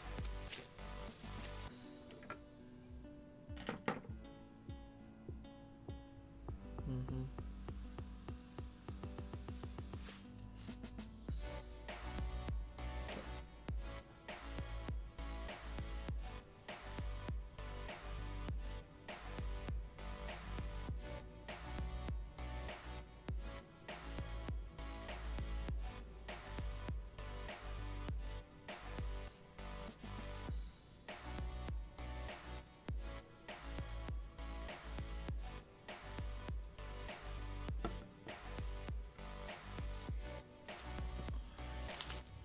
Please prepare M3 by 40 screws. 10 of those.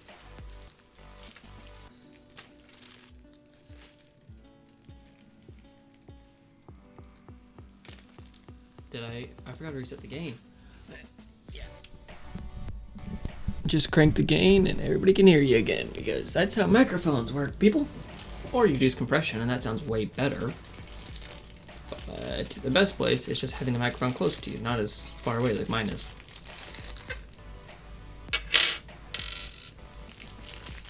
One, two, three, 4, 5, 6, 7, 8, 9, 10. By 12s. M3 by 12s. 1, 2, 3, 4, 5, 6, 7, 8, 9. One more in the bag makes 10. Nuts. And 3 and nuts. 1, 2, 3, 4, 5, 6, 7, 8, 9. God damn it. I'll grab one out of there.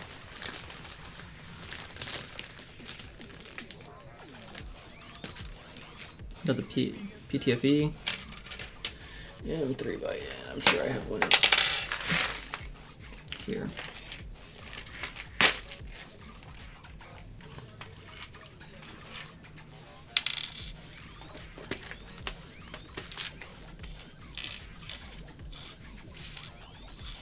Nope, I was already good. I just can't count. Engineer. Just don't look at the shirt.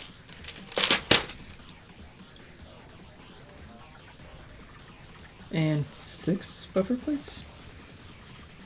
Yeah, because you need 5 gaps, so.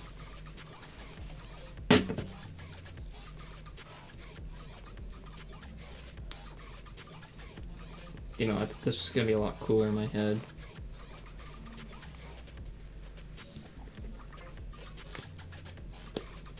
Look how it messes with the focus and the color. The exposure. Because the Brio is trying to auto-compensate, even though I keep turning it off.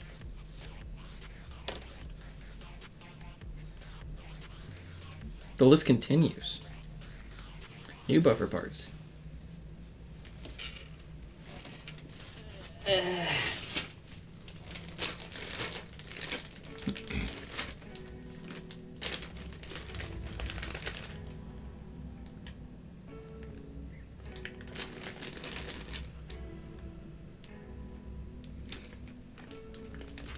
Old version with shorter hook, compatible only with the MK3. New version with longer hook. Okay, I have the longer version, so I go to set 10.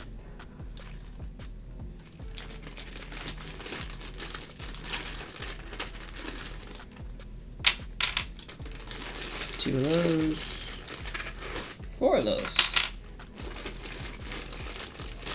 1 of those, 2 of those, 1 of those, and 1 of these.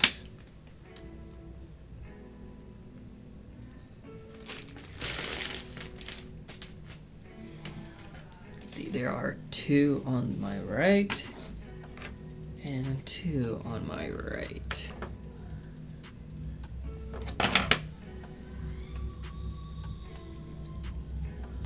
Take the printed part. Take the larger printed part as buffer printer. Place in the picture with the holes facing with the 2 holes facing the right. So take this, 2 holes facing the right. Prepare something slightly heavy and use tall empty glass. Grab one plate and slide it in. It will fit in the slot. Do I take off the plastic covering?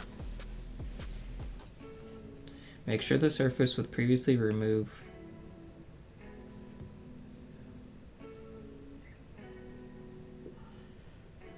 No.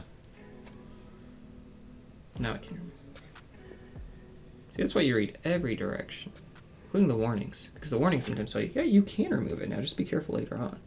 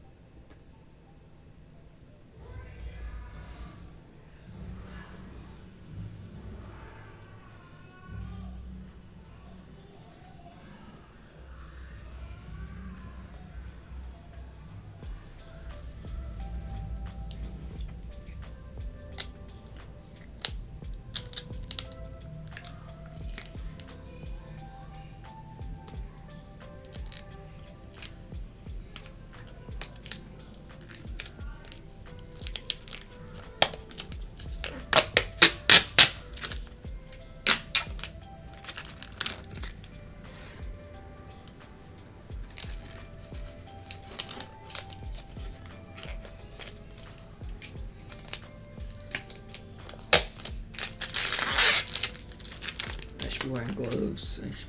I have sweaty hands. I should be wearing gloves.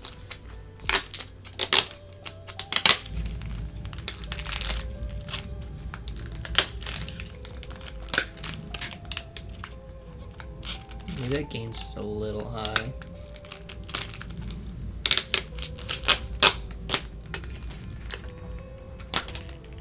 Oh, if I'm talking like this and it's picking it up, just barely hitting the yellow. But if I talk like this, it's barely. Come on. Where else am I supposed to be? Like, this is not much louder than me. Yeah, that was pretty loud.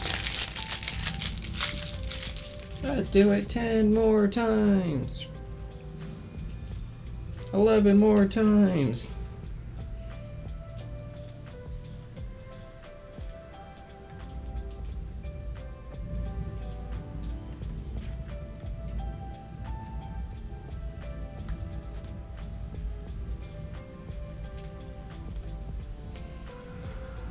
There is a cover on this side, I just can't.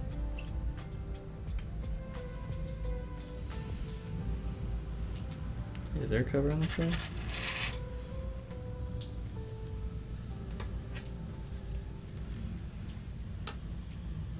Aha, see, your weakness is the fact that you weren't cut all the way.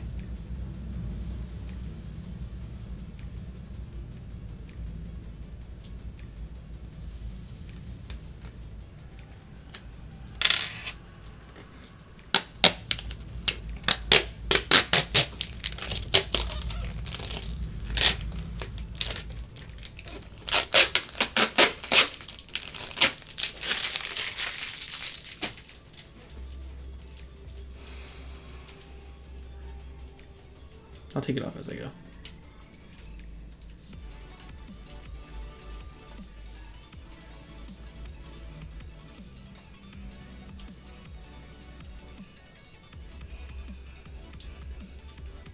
Make sure the surface with previously removed protective film is facing towards you.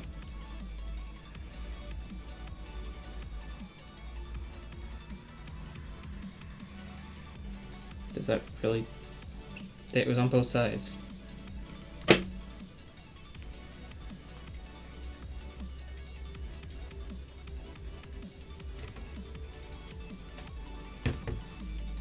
Now you can't fall backwards, haha.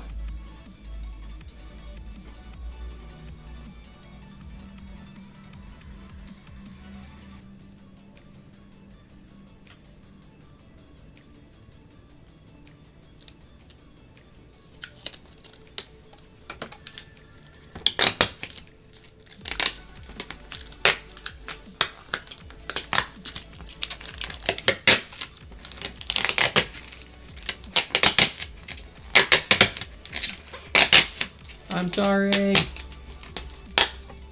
I'm sorry, all my 0 viewers except for Mark, who's got me muted right now because he's playing games with camera and I'm playing Sniper Elite. I didn't know you had that game in multiplayer. If they're just playing through the levels together and they're just like talking, so why not just stream it to me? I could stream it through Discord. Oh, they're not. They're playing on PlayStation. See, this is why when I move, I'm taking the PlayStation, I'm getting a capture card. I have so many capture cards.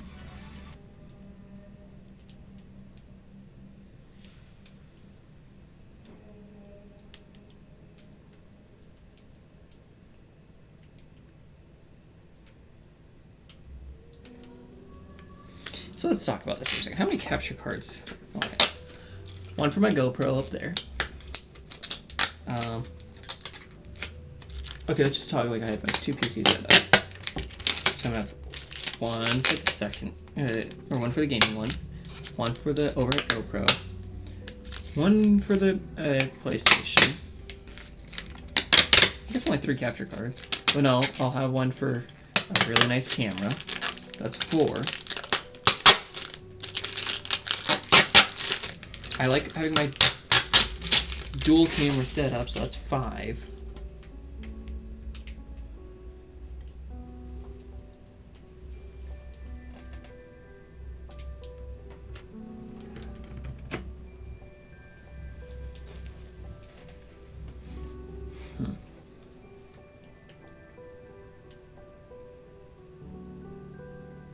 And I'll be using PCIe for a couple of those, but let's see, the cameras probably won't be using PCIe because I won't have them running at their 4K max resolution on all of them. Actually, I should probably...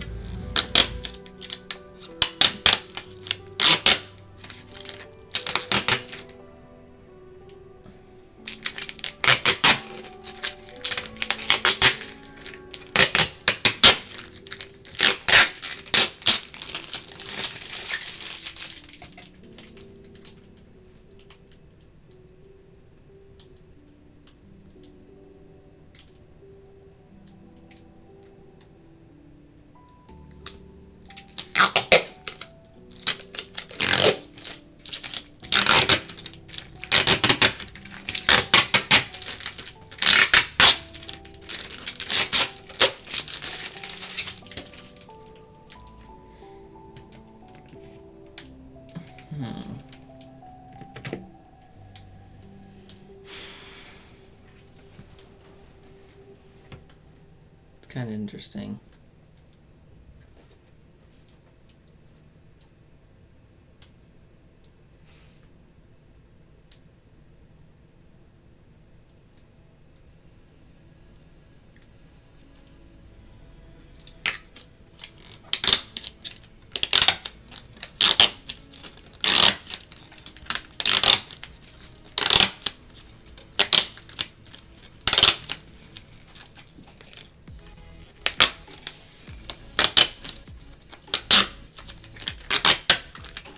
Smitty's live, huh? Well, maybe I'll watch him play some Minecraft later.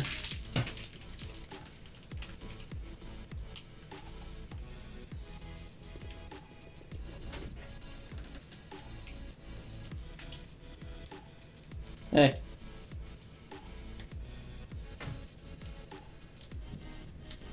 What are you up to? I gotta get food. Wait, downstairs, or are you actually leaving? Downstairs. Oh. Why? Just wondering.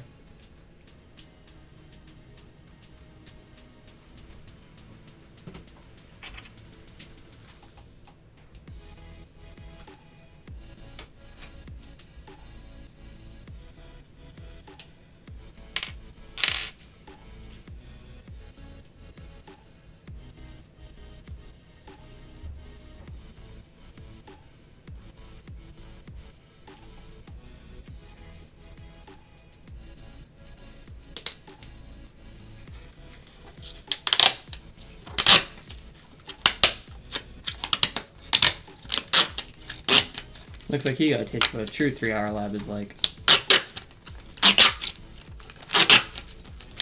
His lab was apparently at 6.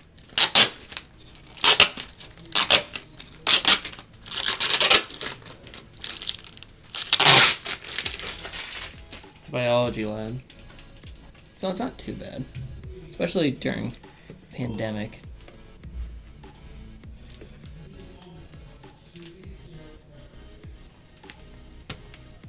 You know, it's all Zoom based.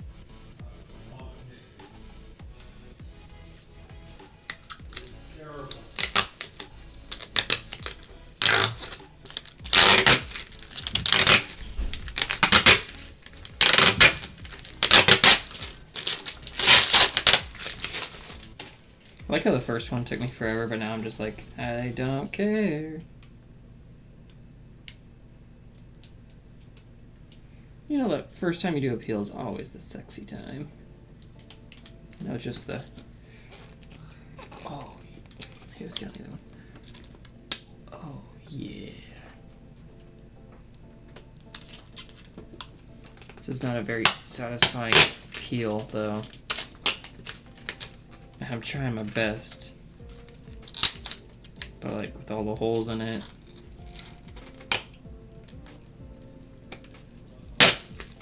The amount of force required, and the fact that it's bendable and I'm using my other hand to hold it. It's not lead to a good peel. At least not satisfying.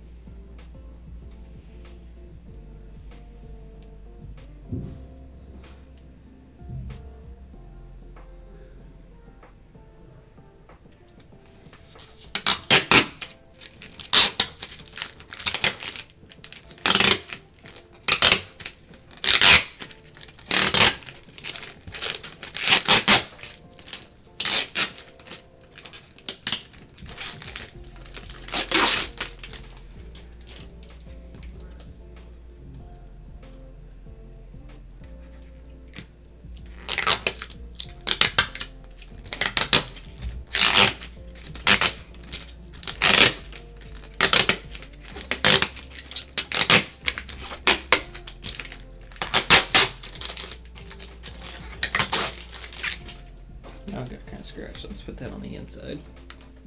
I guarantee I don't see that. Okay. Didn't fall over once. I don't know what. It has the tendency to fall over.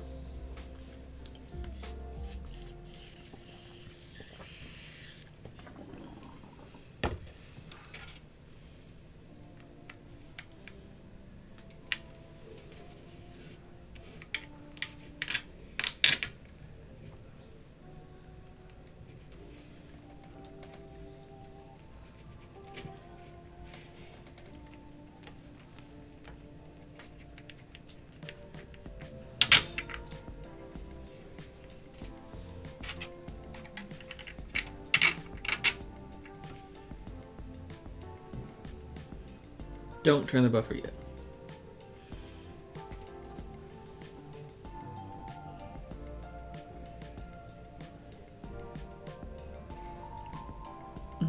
Arrange the plates on top of the buffer, slide in the second printed part.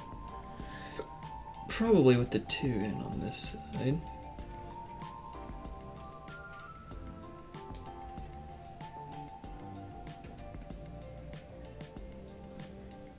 Is it seriously 9:30? It is.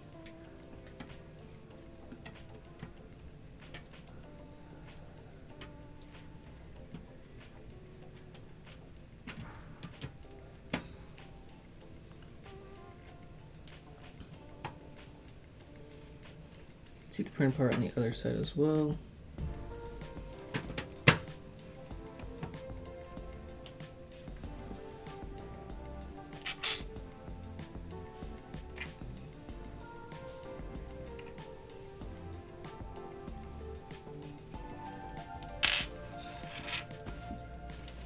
Seriously, another drop screw.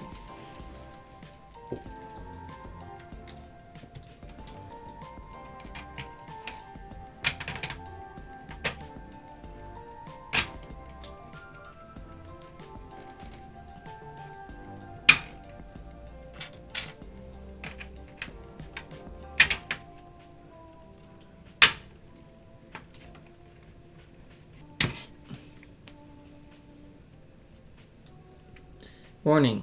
Tightening the parting version.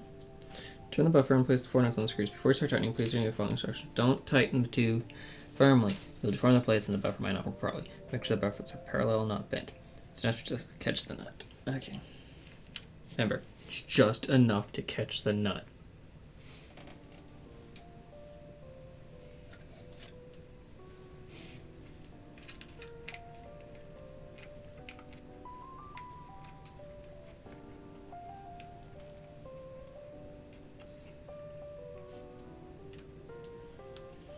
There's one.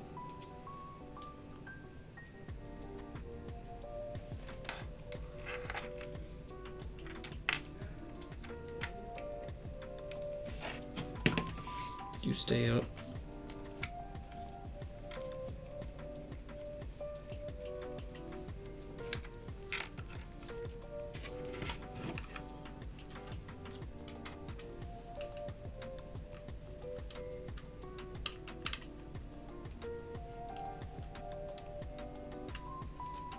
There we go.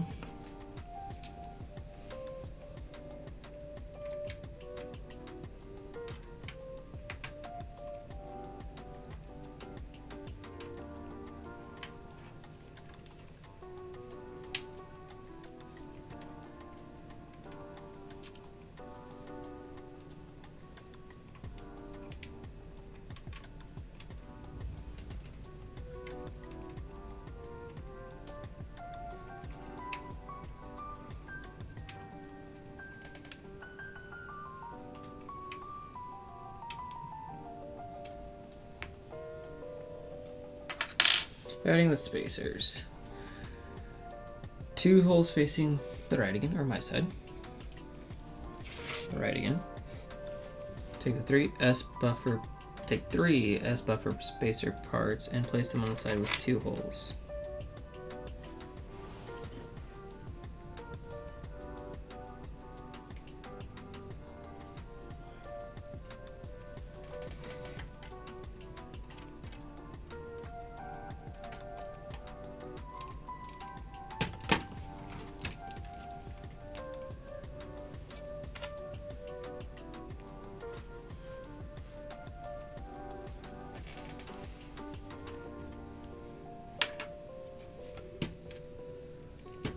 I'm gonna need you to line up with that hole. Thank you very much.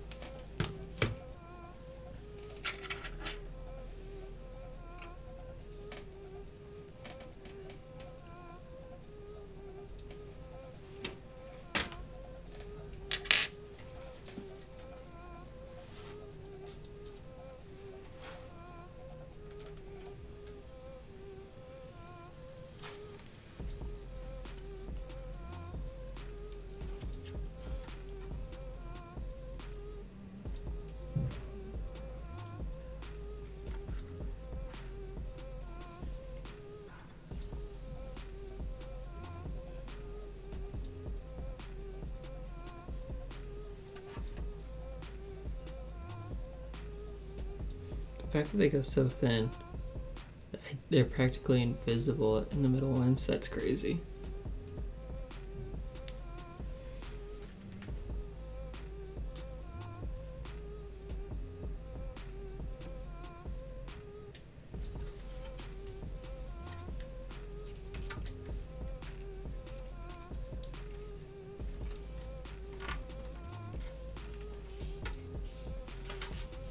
Come on, get off.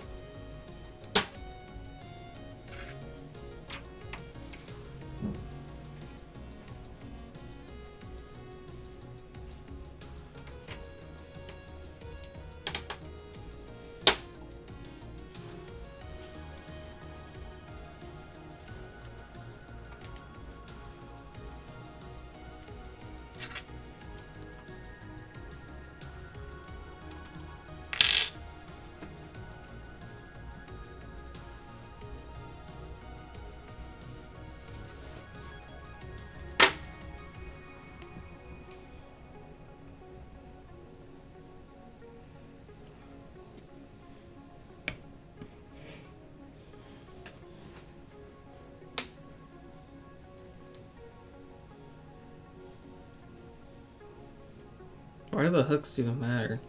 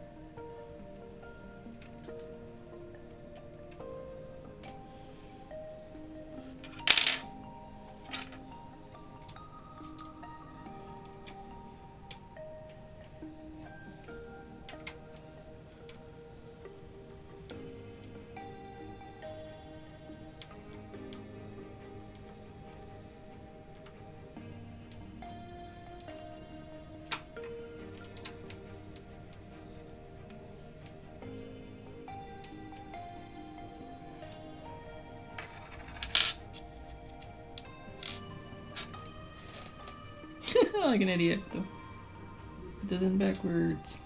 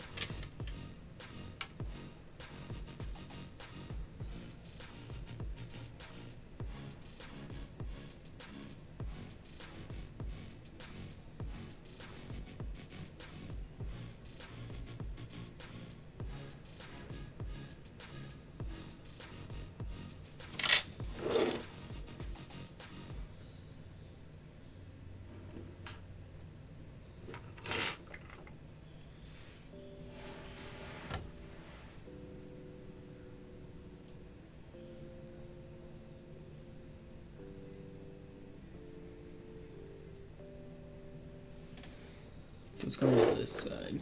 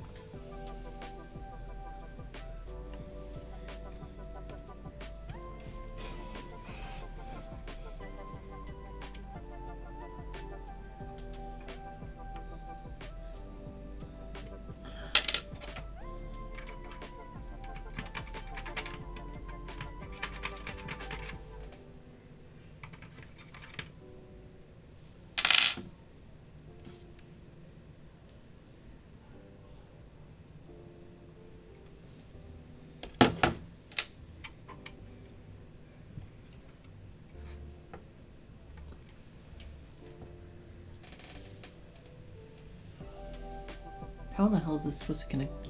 Like, am I supposed to feed those through into there?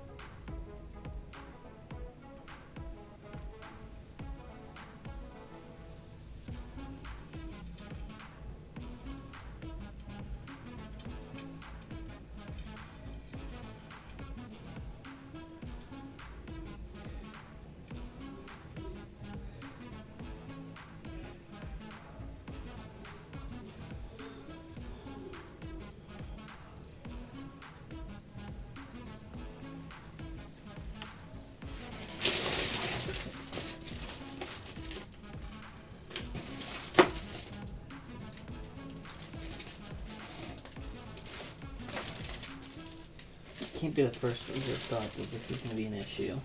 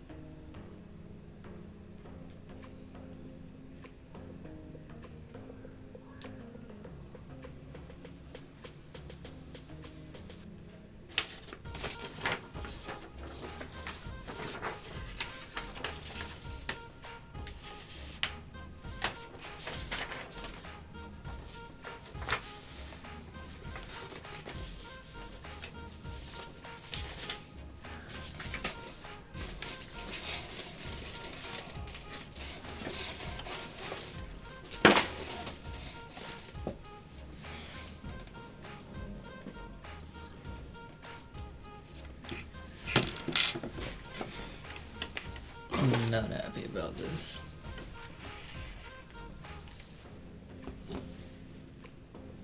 Where's the other 3D printing handbook they sent?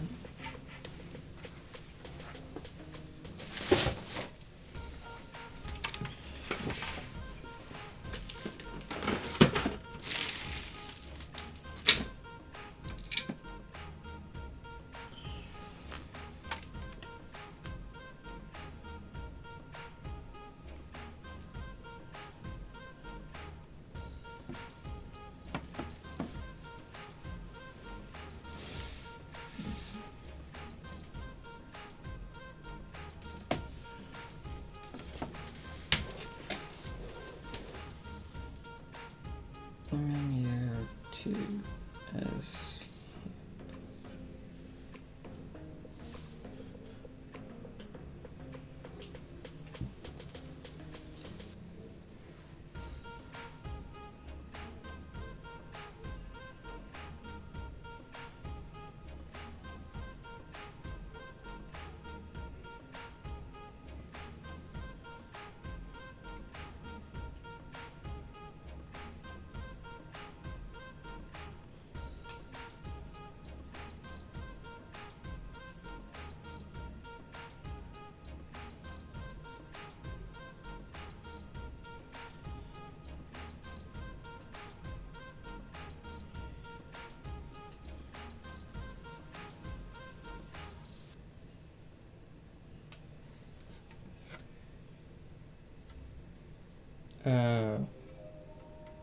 Okay, I guess that's not so bad.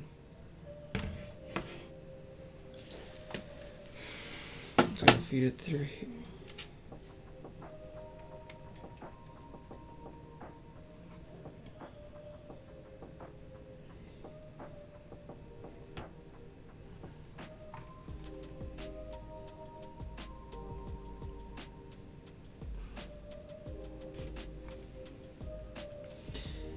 I'm lazy, but I want to do certain things. I really want to watch One Piece right now. There we go.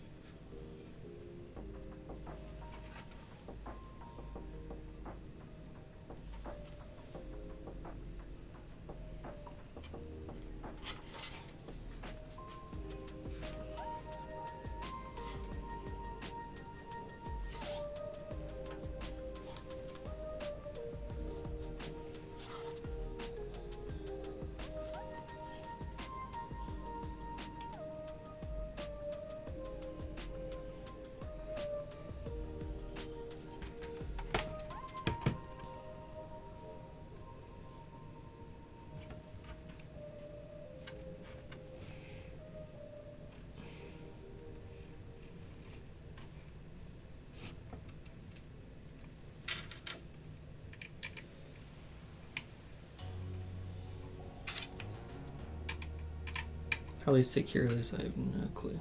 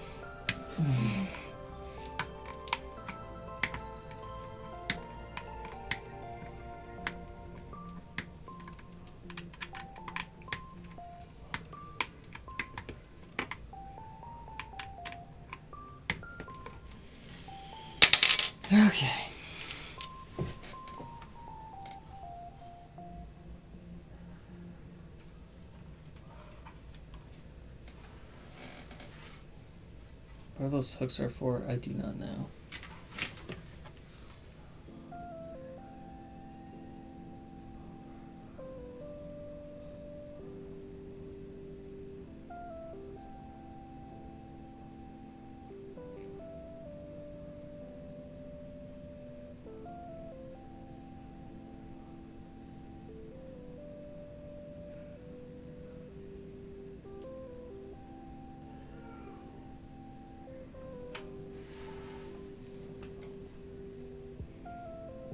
Removing two, it's like middle ones.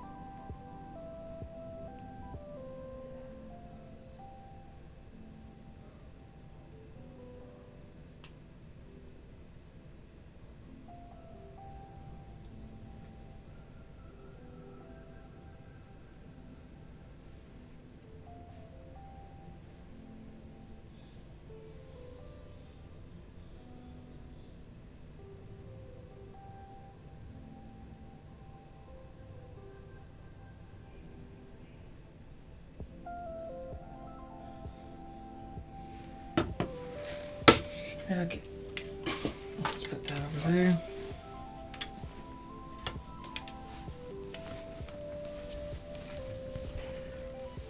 Bright light. Oh, my light's gonna dip.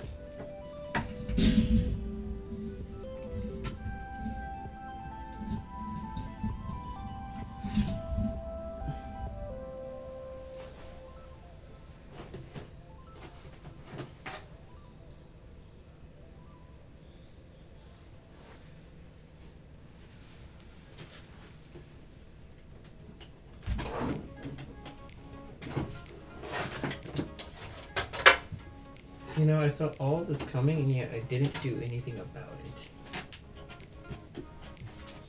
Saw the duct tape having to come up.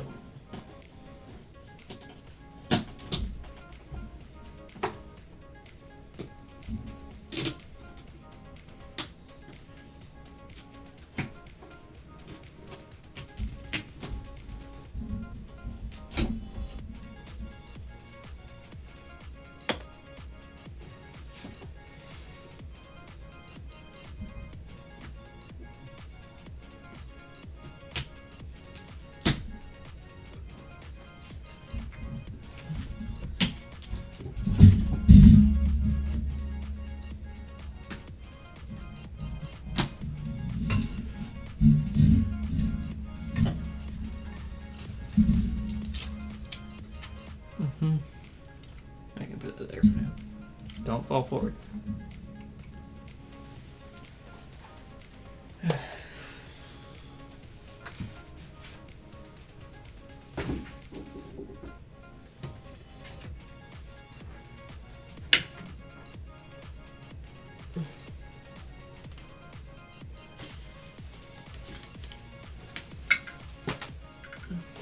Spare monitor.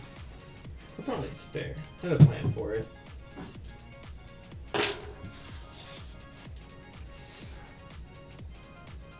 Okay, now let's go find these. And let's go replace those things. Okay.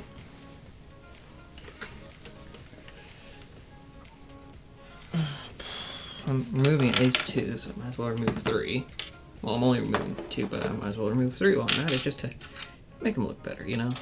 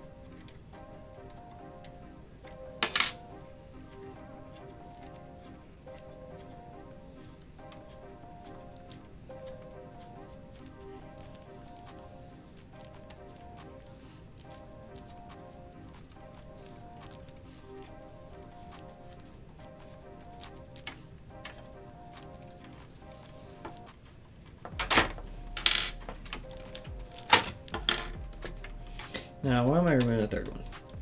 Well, I don't know what these hooks are for. I don't need them. So I'm getting rid of the hooks. I was gonna replace one of them anyways, but I might as well replace the other one just to get rid of it since I'm gonna have the spare.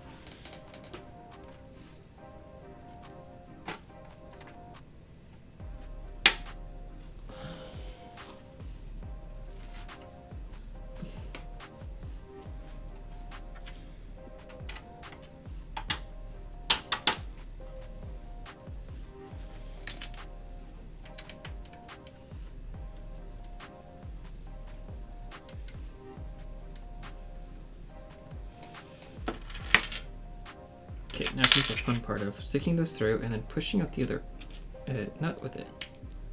Ah, that was a lot easier than I thought it was going to be.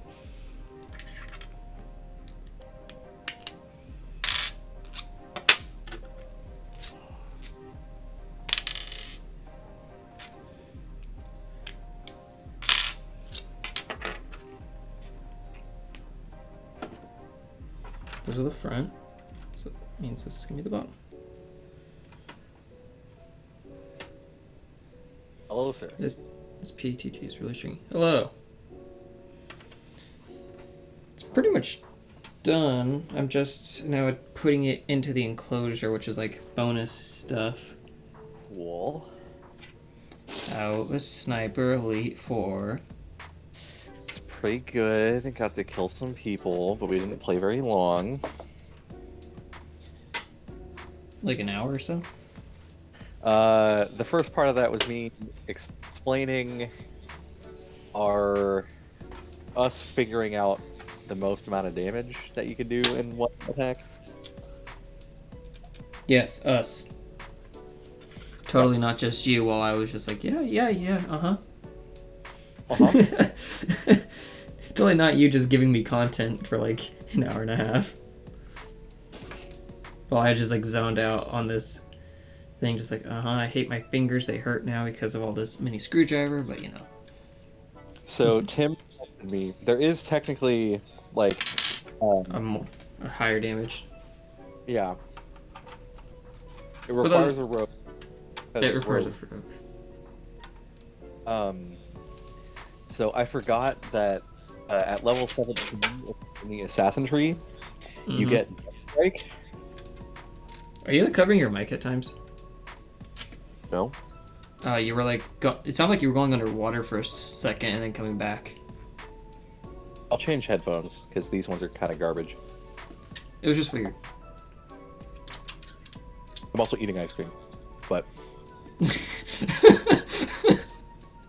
hey man, I totally didn't realize I didn't eat dinner, which is weird for me.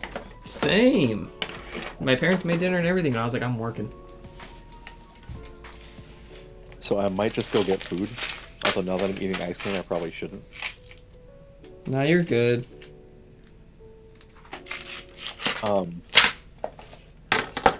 Where's my other Anyway, so if you take a rogue all the way up to 17, they get Death Strike if they are an assassin rogue. And Death Strike just says if a creature is surprised and you attack them and hit, then they have to make, I think it's a wisdom save or a con save or something. And then if they fail that save, you just double the damage. And this is after everything has been calculated. You just double the damage. So what we said, 444 plus modifiers. Well, again, but doubled. No, because again, you have to be a level 17 rogue in order for that to happen. Oh, level 17 rogue. Yeah. So they went 17 rogue, and then they went 2 paladin and 1 barbarian. Yeah, they went for smite and then barbarian for the rage damage. Which is probably minimal, but still there. Yeah. Well, honestly, I'm trying to think. You do that a bit. No. So I'm wondering if there's a way, instead of going barbarian, if you can get some more. Oh, right, we already determined there's really no way to get extra damage for 1 level of a thing. What's level 3 paladin do? Nothing. See? So yeah. Or level 18 rogue. Thing, because your sneak attack damage goes up every odd level. Mm-hmm.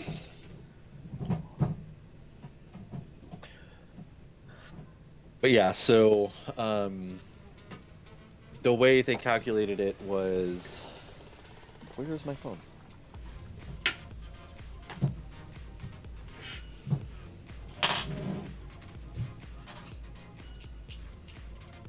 So sneak attack, you get 96. Okay. Plus 2d8 from smite. Uh-huh. There's a feat that gives you a maneuver that can add a d6 to your damage.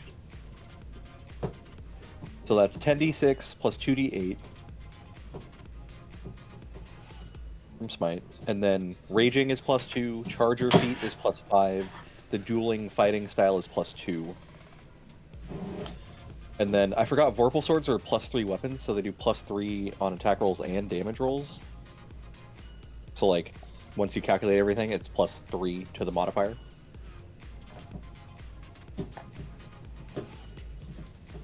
And that's another 12d8.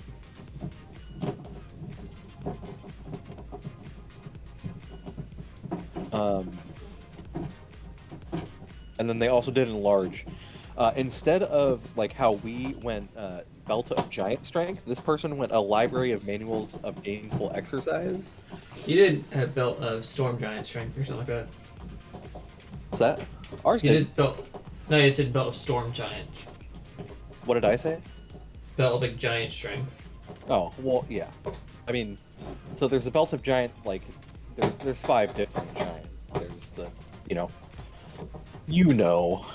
Yeah, I ran that one module out of Tales. Library of Manuals of Gainful Exercise. Manual of Gainful Exercise. Okay.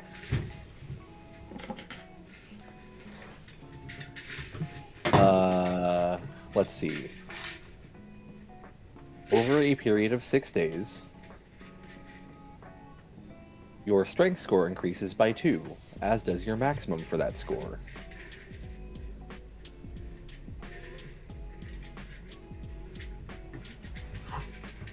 Huh.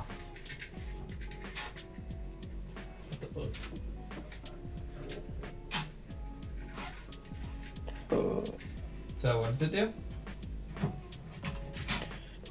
So it increases your strength score by 2 and increases the maximum of your strength score by 2. So if you're at 20, you can go to 22. Well, I think the maximum is technically 24. Well, that's with like boons and everything, right?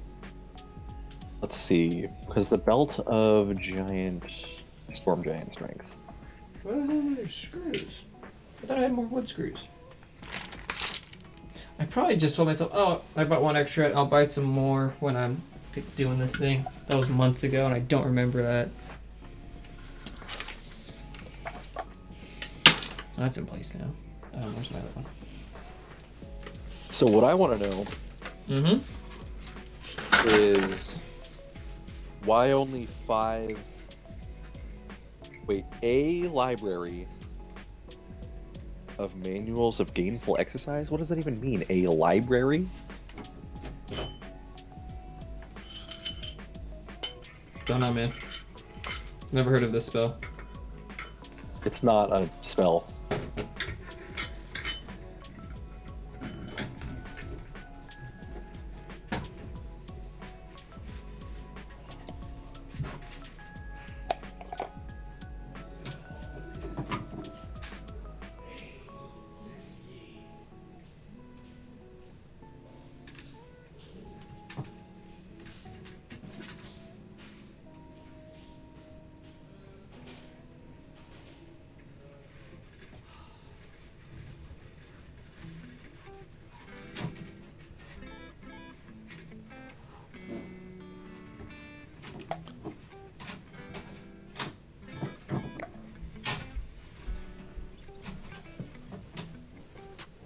Egbert. What do you? I didn't see you over there. I was going. Yeah. What are you doing? Wrapping up, basically. You take that test? I started it, but there was something I couldn't find in my computer that I had to like find it in an email or something like that from when I worked at like the bowling alley. It's not really even a test. I know. Stop calling it a test. It's Just get on the list. I already took the test once, and Okay. it's the exact same thing. Get on the hiring list. And then start flooding it with applications. Oh, I got a response from that CEO. What'd he say? It's gonna take another week because they're really busy with annual planning. And so would you send him what you wrote? Yeah, I changed it slightly, but yeah, basically. He's like, just give us another week. I'm like, okay. I did say I'll be patient, so. I know you did. Ugh. Boy there. Yeah, I want to move to LA. Mm-hmm. I don't really want to move to LA because I know like the rent is not cheap in the slightest. No.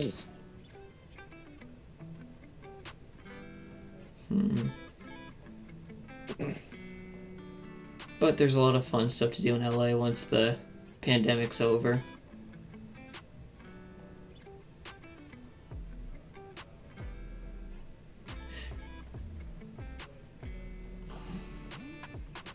Well, they could totally have Belt of Storm Giant Strength and also use the manual. See, I feel like you and I are very different in the way we like. There's a lot of ways we're very different. A lot of ways we're very similar. Like if I had your room, for instance, you know how you're like anti just decoration only stuff. Mm-hmm. I would have a ton of decoration only stuff, but like nothing. Like I'd have my bed, my desk, and like just the bare minimums in there. Maybe like my desk would have my computer monitors and stuff, but I would have as much floor space as possible just so I could have a big old VR setup. Whereas you have a table, your fridge, and a bunch of other stuff in your room too. Yeah, I mean, my room. I don't know how big my room is in comparison to words. I don't know how big my room is in comparison to yours. Your room is bigger, but yeah, your room's bigger.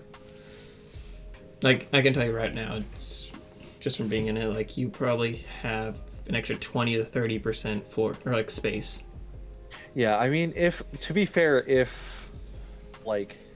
But I was saying, like, if I were to move into your place, fridge, microwave, and toaster oven in here. I mean, again, they're all stacked on top of each other on a table. So I'm only laughing because you pretty much have a kitchen. All you need is an oven and a sink, I guess. I don't need an oven. I have a toaster oven. The bathroom's right next to my room. Wait, hold on. Okay, so I remember back when I took geometry, we did. There was a test that you could tell by like you would calculate, or maybe it was pre-cal, like trig, and it was like calculating the size of the kitchen if it was too big or not. And you were going off of three things: the fridge, Size of the kitchen if it's too big, too big or too small. Because like okay, if you ever seen like a mansion's kitchen or whatever, like too big of a kitchen, that is not a problem. Yeah, you would say that, but the thing is like when you have too much like walking space, it's just like extra large. So, I would love a large kitchen. Well, the reason being is you probably have too small of one, so you want to go to the other extreme. It's like some people who get like whatever, but we were just go with this, Mark. We were calculating it, and the three things you need to like classify it as a kitchen is the refrigerator, the oven, and the sink. And you create a triangle. You create a triangle with those three, and like I can't remember if it was like the average length of each side or like the area or something like that would tell you like what classification of a kitchen it fell into. Okay. Again, it was just a math exercise. I don't even know if it was true, but like you already have the toaster oven, the fridge, and you say your sink's like right on the other side of the door, but like if you just had a water source in your bedroom with you. Yeah. your kitchen would be like a matter of like feet, like single digit. I mean, that's Jesus. That's basically our kitchen, like My downstairs. mic is sensitive. I know. I watched my little thing go shoot up, and I was like, huh. Well, it's only sensitive because I'm so far away.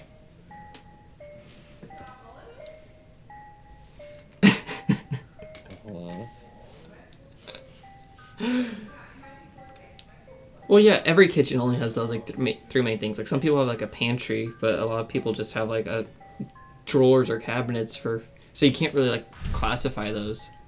Those ones are all like based off. Like those are the three that everybody has.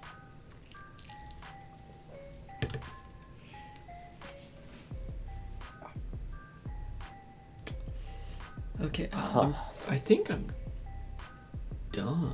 I gotta put this back in there now. Scheiße. I don't know where I got. Is Scheiße like German for something? Yeah, it's German for shit. Oh. Okay, so that definitely is the word I say the most. Like this word. I didn't even. I think I picked it from South Park. Okay. And I just say that sometimes as my swear word. And I don't even know what this fully is. I just say it. But it means the same thing as I was saying it, so like I wasn't wrong. Yeah, you're not wrong.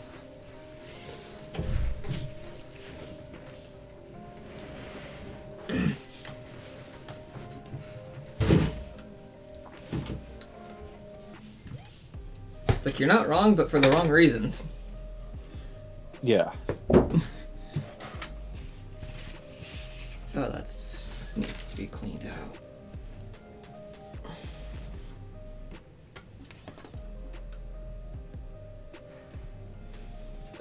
What? What's up? Someone just commented last year, just found out every turn isn't an hour. Oh, dude, they're being sarcastic because of how long it takes some people to play the game. They're not serious. But they did say, I searched and searched. Some say 6 seconds, some say 10 minutes. Okay, And never mind. I can't tell if he's joking. Like, How would a round take 10 minutes when casting times can be up to like 10 minutes and you can't cast Identified during combat? I mean, well, you can certainly try, but... yeah. Like, if I can't cast Identify in a single turn and a round isn't 10 minutes, then like, there you go, I proved your thing right there. Yeah, and again, I still think it's kind of dumb. Like, I know that everything is happening simultaneously. It's supposed to be. The fact that a round, regardless of the number of creatures, is the same length, I just find ridiculous. Like, I know we've had this conversation before, but like, if you have two things duking it out, like hand-to-hand combat, that round is 6 seconds, versus like when Critical Role, it's the 7 of them plus the, let's say, 4 to 6 minions of a boss that Matt Mercer decides to throw out. That round is also 6 seconds. I find that absurd. Well, I think you said it because it happens simultaneously. It's supposed to, but the thing is like... The thing I don't like... taking your turns in order, so it can't technically happen simultaneously.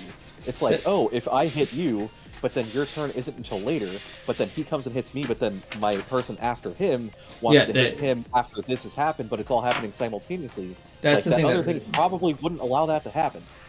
That's the thing that really bothers me is like both movement and reactions. Those two are things that really bother me about everything happening simultaneously.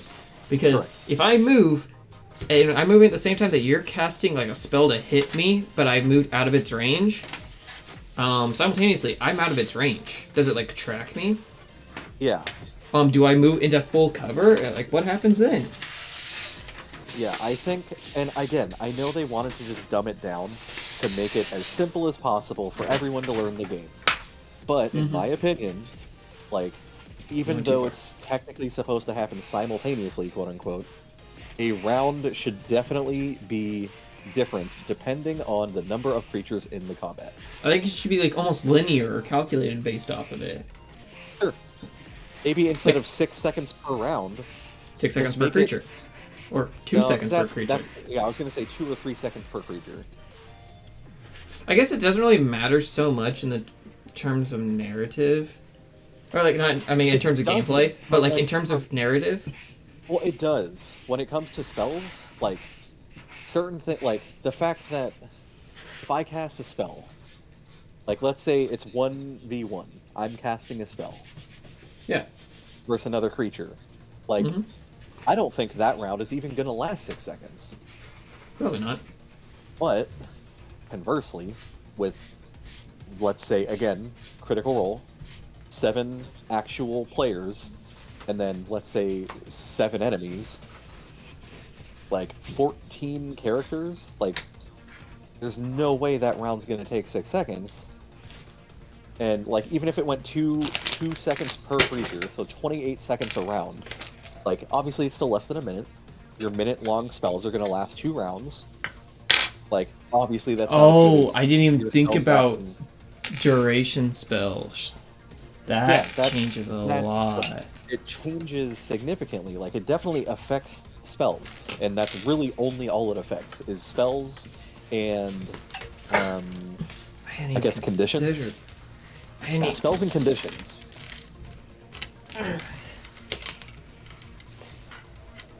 So For spells it's that just like last like a minute or whatever, they could just say 10 rounds. they could, like, they totally could- could. Yeah, like that's how I would fix that problem right there. But see, that's the thing is, like, I guess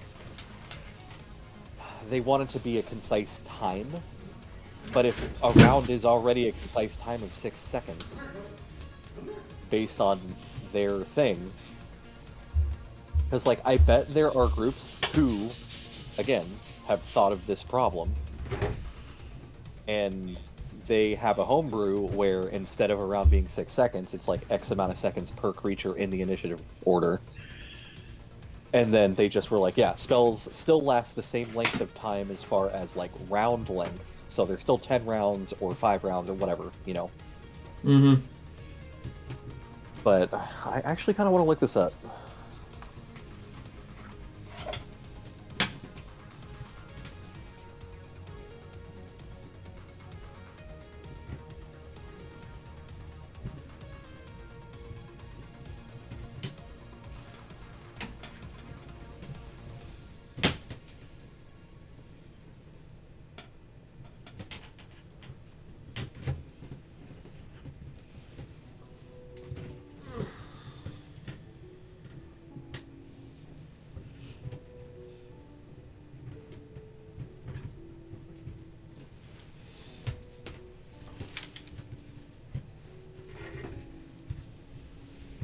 I think my dog's about to walk here.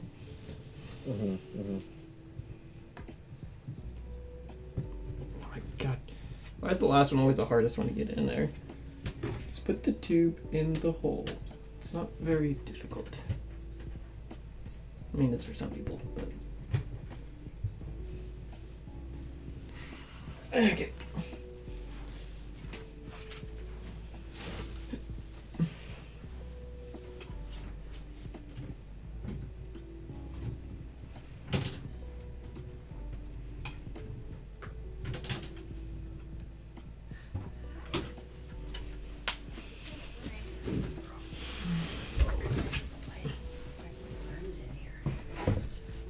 Here, give me the. Oh wait, where are you? Mark says hi. Good night. I love you. Me too.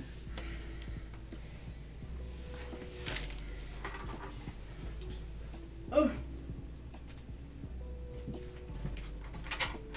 You know what? Connor, your brother will be up soon. Lou, are you coming up soon? Okay, because your dog's a little confused. Okay, come on, cables. go down this very small hole.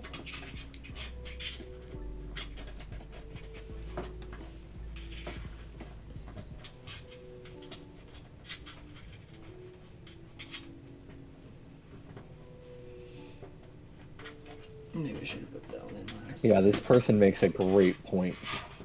About what? So again, getting back to, like, again, each round is 6 seconds. Yep. You can have a fighter who, instead of using a melee attack, can use a ranged attack with a bow. If they're Okay. at level 17 or level 20, they have multi-attack plus... Oh, can they use Action Surge twice in the same round? Hold on. Before... You probably know where I'm going with this, but I want to know... Action Surge... Dude, we talked about he can make 10 moves in like 1 6-second I know, but Action Surge 5e. Because a fighter gets 2 Action Surges at that high of a level.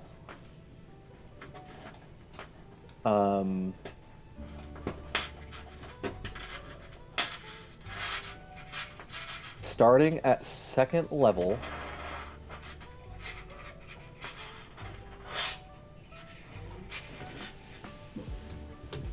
Okay, but only once on the same turn. Okay, so you cannot use Action Surge twice in the same turn. That is specified in the rules. Okay, so, instead, we're not going to go 10, so you get the, like, attack, and that's just attack, multi-attack, multi-attack, multi-attack. Action Surge, attack, multi-attack, multi-attack, multi-attack, hasted attack. So we're going to ignore the bonus action one. So that's 9 attacks. You have a bow. Mm-hmm. You're shooting 9 arrows in 6 seconds. At different targets. Okay, I just want to make sure we're on the same page about this. That is ridiculous. It's called a machine gun, buddy. You're shooting a bow and arrow, Matt. It's called a machine gun, buddy. There's no such thing as a machine gun in this universe. Artificers, buddy. Not in my universe.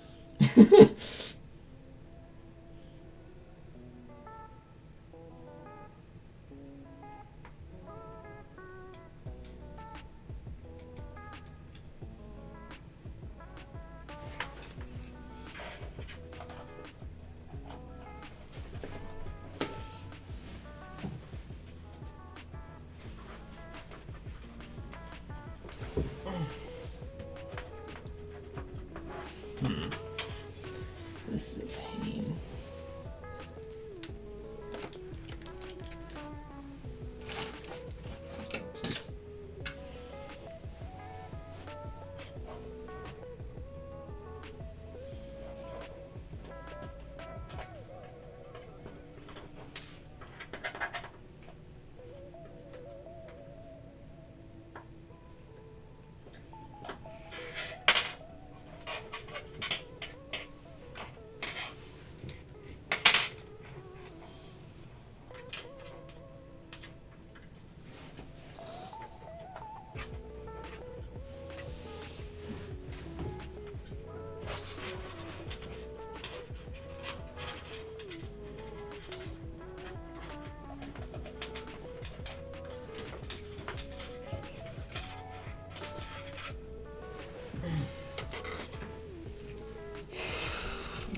This is freaking pain.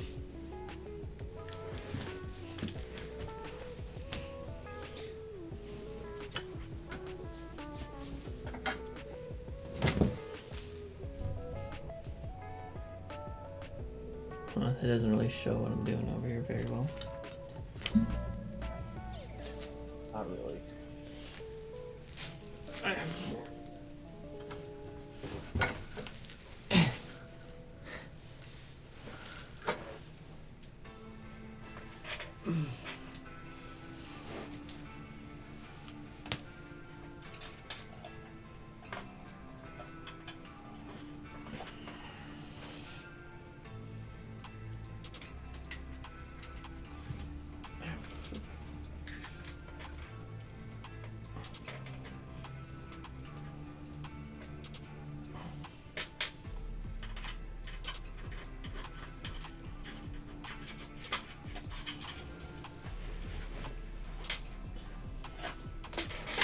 Okay, let's get some tape. Do I have tape over here? It's really cool if I had some tape. Does not look like I have tape.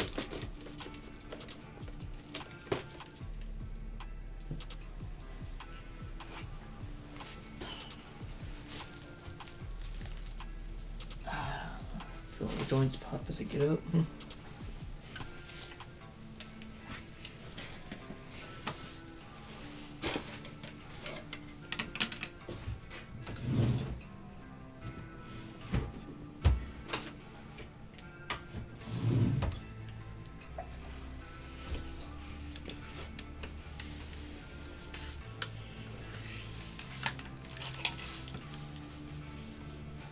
I want Okay. food, but I don't want to go get food, but I want to go get food. You don't want to spend the money for food. Yes.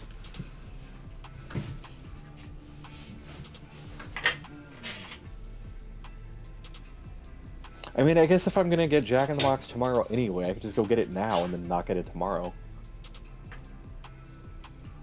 Okay.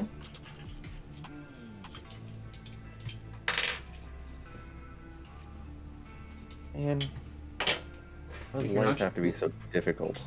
Their logic is not flawed, really. But you just have to But make see, that the choice. thing is, yeah, the thing is if I get it tonight, then after Sherlock, I can be like, man, I'm hungry. I'm gonna go to Jack in the Box. I'm gonna get it 2 days in a row. I'm gonna, you know, defeats the purpose What purpose? of not spending money and not eating out. If you just do it anyways? He's saying just do it anyways? No, I'm saying if you just do it anyways. Like, it defeats the purpose if you just do it anyways. If you just don't make the choice, like you just say, I'm gonna go tonight, and then tomorrow, like, I'm gonna go anyways. Yeah. Like, I'm trying to eat better, first off. So I'm trying to eat better, I'm trying not to spend money, and if I do eat out, I would prefer to support local, but obviously that's not open right now. So I have 3 things that are like, you shouldn't do this. But me being hungry is like, you should do this. Because I don't want to make food. I should probably make food, and it would probably take me just as long to make food as it would to go get food. And I have to do the work. But it's free, because I already made the food. You already paid for the food. Well, I've already prepped the food. I just gotta heat it up. But I can't just throw it in the microwave, because then that would just make it gross. What kind of food? The chicken, potatoes, veggies that I made the other day. Because, like, if I throw the broccoli in the microwave, that is not good. Mm-hmm. And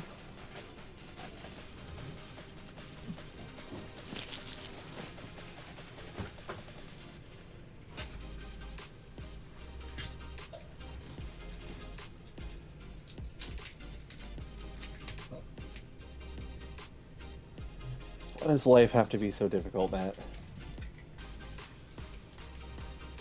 Because it wouldn't be fun otherwise. The only things in life that are worth it are the ones that require a lot of effort. Okay, is this... That's why I keep telling myself during the entire time I'm doing this. Converting stats is never a simple process, but a rough attempt at Muller's old face and avatars manifestation might go something like this. Okay.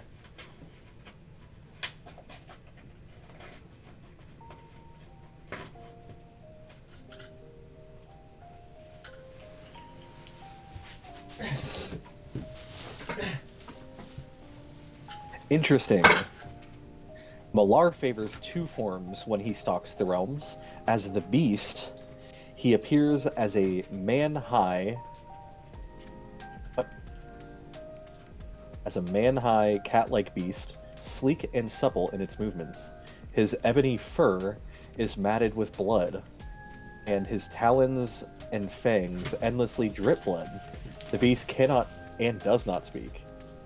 As the master of the hunt, also known as the wild hunter, Malar appears as a black-furred, 12-foot-tall humanoid with red eyes above a woofling, flesh-draped hole rather than a nose and mouth, and a large rack of antlers that he can use to slash or stab at targets.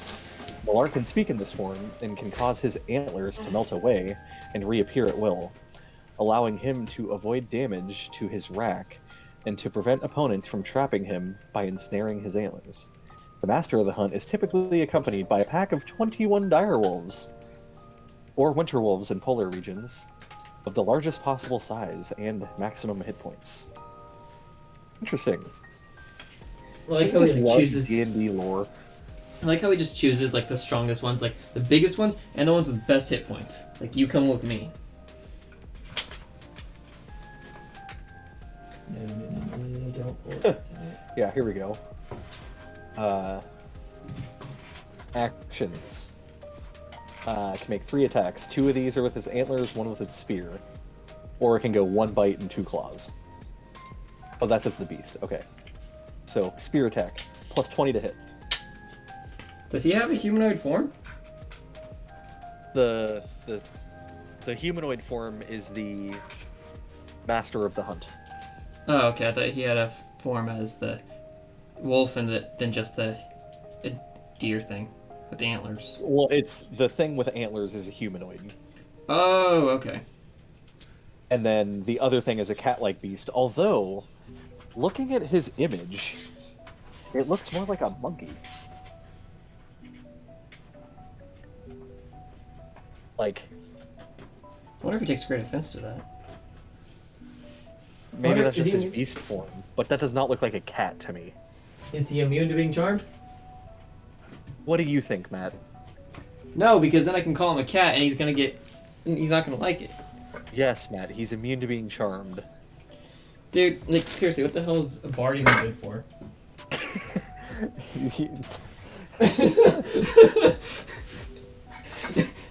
Everything's freaking immune to being charmed. He's a god. So? Why do you think a god would not be immune to being charmed? Because, like, all the Greek gods got charmed all the freaking time. Well, we're not in the Greek god pantheon, are we? I like him better. What was that? I like him better. Uh-huh. God dang it.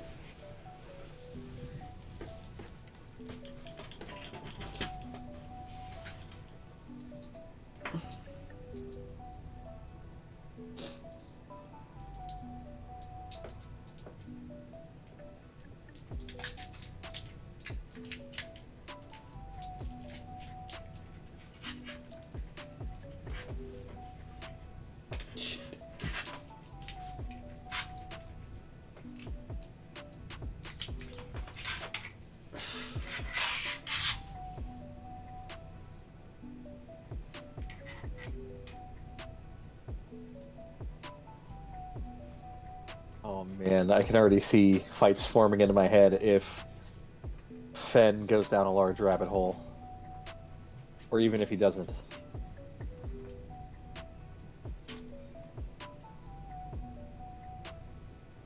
What do you mean?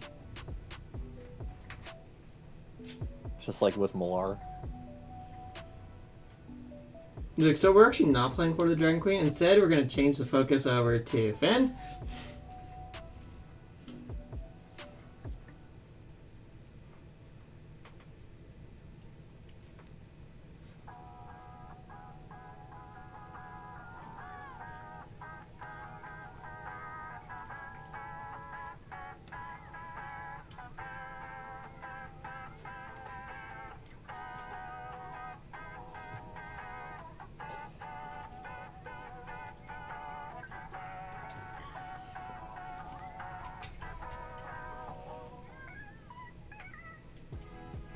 Yeah, and like none of these images am I seeing anything with antlers.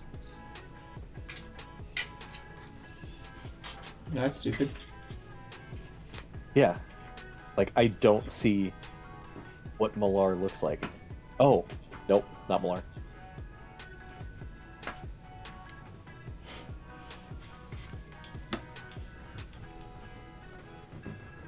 Because I'm assuming this person took Malar. Let's see. Yeah, because this person literally tried to translate from 2nd edition to 5th edition, and they took Malar's description from faiths and avatars. Mm-hmm. So, I mean, all of that makes sense to me, but none of this. Maybe if I type in Master of the Wild Hunt, then it'll appear in his form? My abs are definitely gonna work out right now.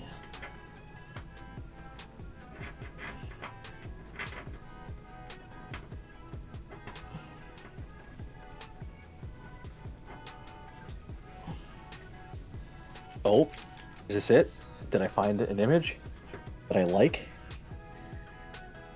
Go to Fiverr and just get somebody to do it. Commission, $5. Oh, I think I found a good one. Maybe.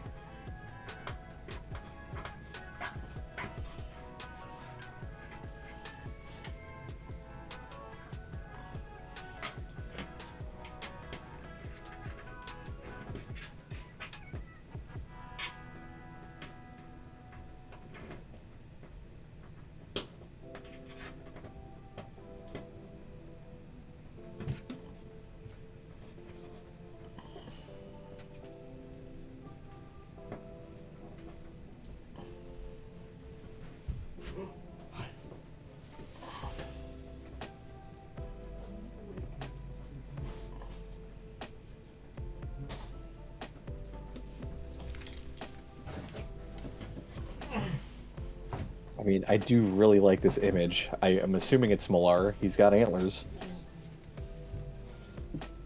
Could be just the god of deers. I don't know, man. That was so much I like the image, so, okay, it's gonna be Malar. If you just say it's Smolar, it's Smolar. Malar. Well, we don't. You're the DM, dude.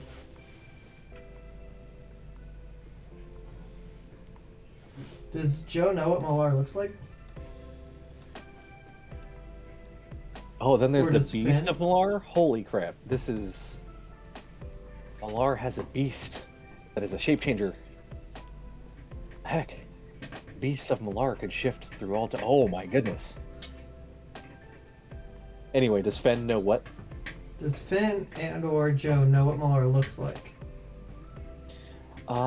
Probably not. So it doesn't matter. Although he should, considering it's his god. I think I follow like something with an L, and I don't remember, and I don't know what it looks like. Longo would know what his god looks like.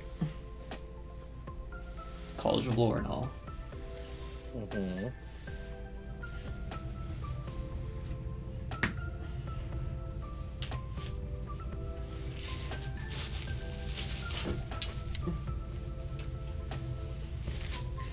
I still have to figure out. So one thing I actually realized just now that we need to explain with Longo's backstory is why he's College of Lore. You're a wanderer. You're just gathering information. You like information. That's what I took it to be. When you said you were a wanderer, I was like, yeah, that makes perfect sense. You're But, just like, what am I wandering the searching for? realms. Searching for her, or like, am I searching for? I mean, that's the answer to your question. But as far as what you're looking for, who knows what you're looking for? Like, I don't know. Like, usually I thought you think like sure that's the answer to the Maybe. question is to find her, but Maybe there's more than one question. Maybe. Question 1. Is she dead? Is she alive? Question 2. If she's dead, is there a way I can bring her back? I don't know. And then, So I gotta based on start your College of looking War... oh, that's good. I'm looking. I could possibly start looking into necromancy because I I mean, want if to that's how you want to go. No, because I want to bring back the flame skull. Yeah, I mean, that also makes sense. So yeah, okay. Okay, so 2 red, 2 positive, negative. Okay, I need a screwdriver, and I'm gonna probably shock myself and kill myself. So on stream, Mark. That's how I die. Oh, speaking of which, I saw there was a streamer in Russia who was given like $1,000 or something like that. It was a crazy amount to take his pregnant girlfriend and lock her outside in Russia in the snow in a bikini. Don't remember how long it was. Like, again, I barely read this thing. When he brought her back in, he sat her down, like, covered her up, and because she wasn't, like, moving too much, checked her pulse, and she had died. Like, seriously? Yeah. And That's the fact crazy. that, and she was pregnant, too. Yeah, that's pretty nuts. I'm Yeah. assuming that guy's, like, not a streamer anymore. Pretty sure he's going to jail for murder.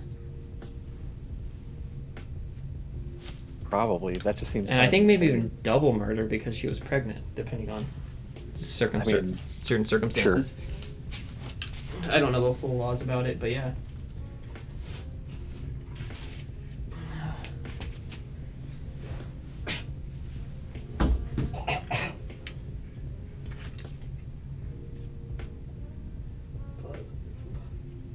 Okay, there we go. The high hunt. That is what he is going to do. The high hunt ritual was a vicious hunt in which a captured humanoid was released, and for the next day and night attempted to escape the prowling worshippers of the Beast Lord. If they managed to survive, they won their freedom back, and perhaps other things.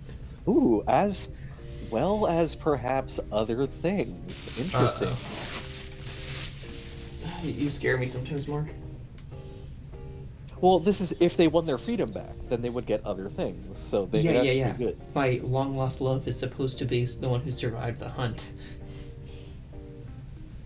No, she got taken. Oh, she survived the hunt. You're right, yeah. Hey, you don't know that.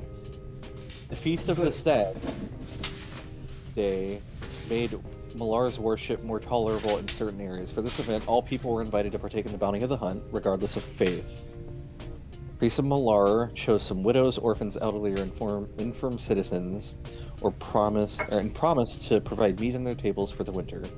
During harsh winters in the northern parts of Faerun, Huns chose a village in the wilderness, providing food for the people, with one or two Malarites pledging themselves to keeping the village fed through the snows. Huh. Okay, so sometimes they're good people. So maybe Fen thinks he's one of those good people. But he doesn't know about all the other stuff. But you're not gonna let him be one of those good people, are you? No, he can choose to be a good person. I I'm know, just going to... He's going to get chosen for the next high hunt. Oh, that's what's Just called. 'cause- Oh, it's great that he calls it the bloody hunt, and you're gonna cut. It's the high hunt I mean, because that's he'll what go it's to called. it. No, I know, but he'll go to it willingly because he's an idiot and doesn't realize that it's called someone else. And then Yeah, you're like, wait, yeah. what? Yeah, the ritual is the high hunt. And it's not the bloody hunt. What is Malar? It's the... He keeps calling it the bloody hunt. Yeah, Master of the Hunt. Wild Hunter.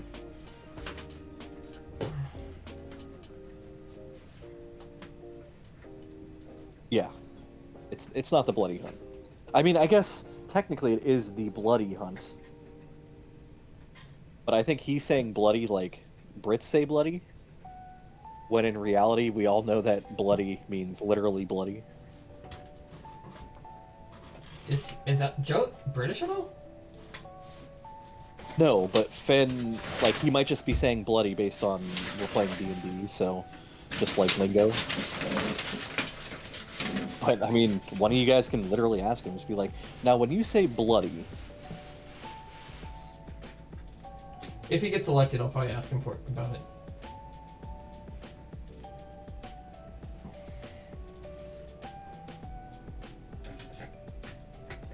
Like, Finn, we know you're like the most morally ambiguous person. But like, what does this mean?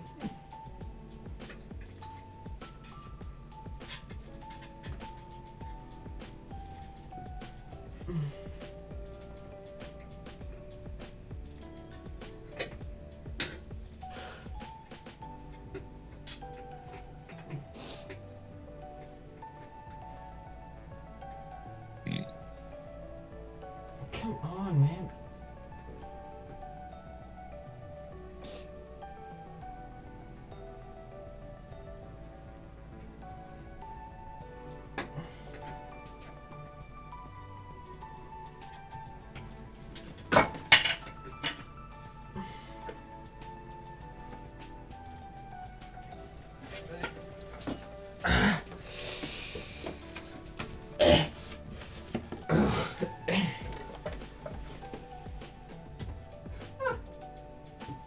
So glad I grabbed my phone when I did.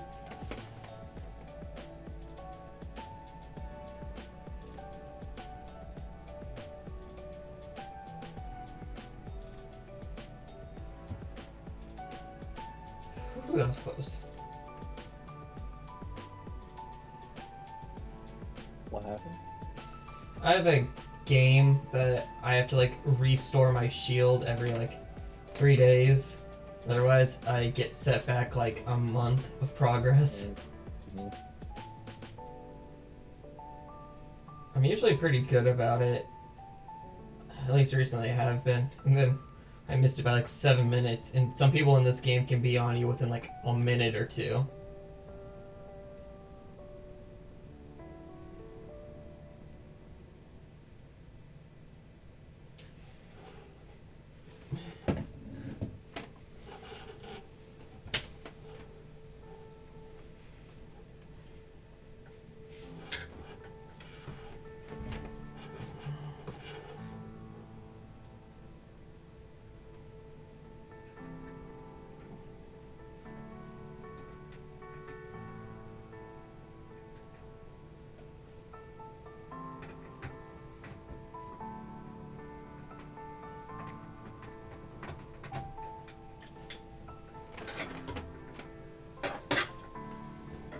People of the Black Blood. The Church of Malar. Pretty sure it's a Soul Eater thing. Black Blood.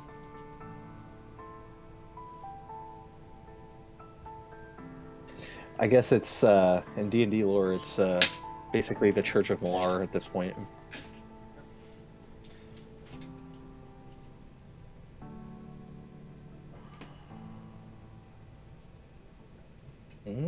Okay. Okay. I'm not liking these sounds coming out of your mouth. No, I'm getting dates and I'm getting areas, and they currently might be somewhere close to where you guys are. I'm about to text Finn, dude, you're gonna, or Joe, I'm like, dude, you have no idea what Mark's been planning.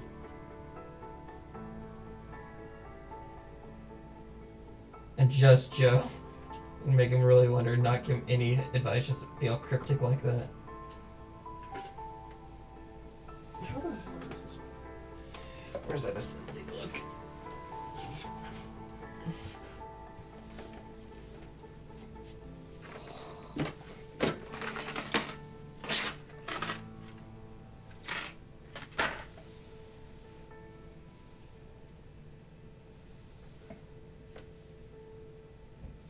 I mean, based on all the lore stuff I've been gathering, I'm stoked for when we start playing again.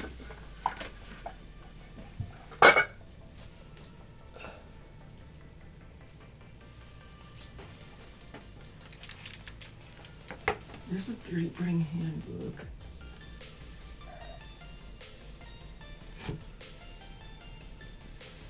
Where's the assembly? Did I seriously leave it on my bed?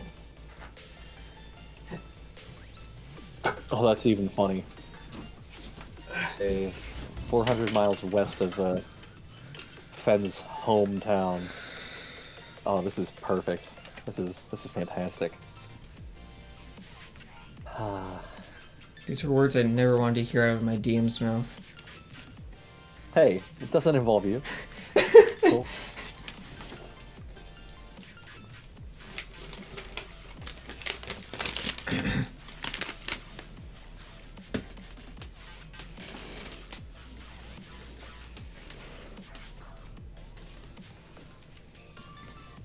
Well, it kind of involves me. It involves my love interest. Facing a hard life, Shanasi seek isolation in the wilds. So that would make perfect sense for how you came across them.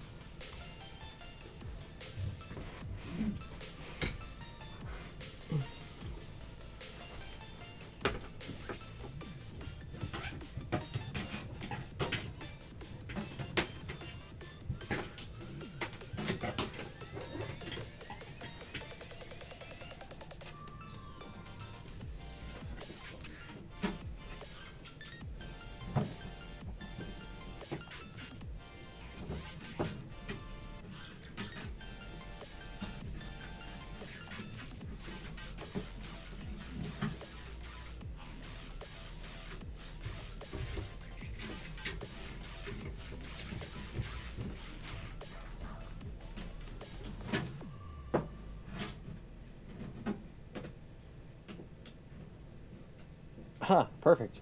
Though far from common. Oh. What, Far Mark? from common. I heard the word though far from common.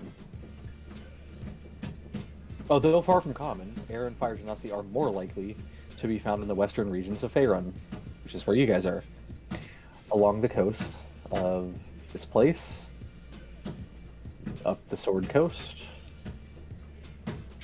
Oh, cool. So one was gonna have some repressed memories.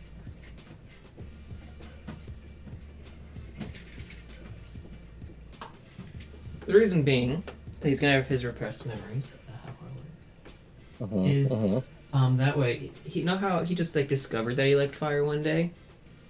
No. He didn't know he liked fire that until that day. So like, it stirred something in him. Oh. Well, that's as far. Remember, we talked about this. Your love of fire came from your love interest. Yeah. But like, we can say repressed memories. That's why I didn't act like that at first. Gotcha. Like, why I haven't brought it up. But like, when I see her, that's gonna be like, mine coming back to me now. And then you're gonna be a paladin. Why the frick would I be a paladin? I don't know. To avenge her. Thanks. She's not. Mark, she's not dead. I mean, what? Mark, she's not dead. Not dead yet. Mark, she's not dead. I mean, you'll definitely have a chance to save her. I'm not gonna give you that. Take away that. I'm taking the healer feat.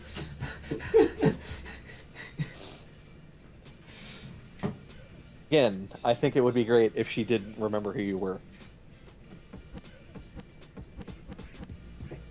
I'm casting friends because Genasi are not immune to being charmed.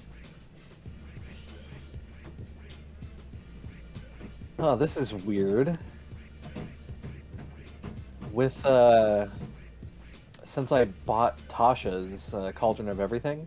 Oh, you bought it? Yeah, so I bought it in it was on sale. So I got Tasha's and I think I got Sword Coast Adventures Guide for the price of one of the books because it was just on sale. Was it like a Black Friday sale? I can't remember. It was something like that. But under Fire Genasi, I guess Tasha's added like another racial feat that Fire Genasi are immune to being charmed. That's so weird. No, they didn't. Shut up, Mark. I almost believed you for a second, and then you said immune to being charmed, and I was just like, oh, no, fuck you. Hey, Mark, I rolled a seduce. Uh-huh. With advantage because she's a past lover.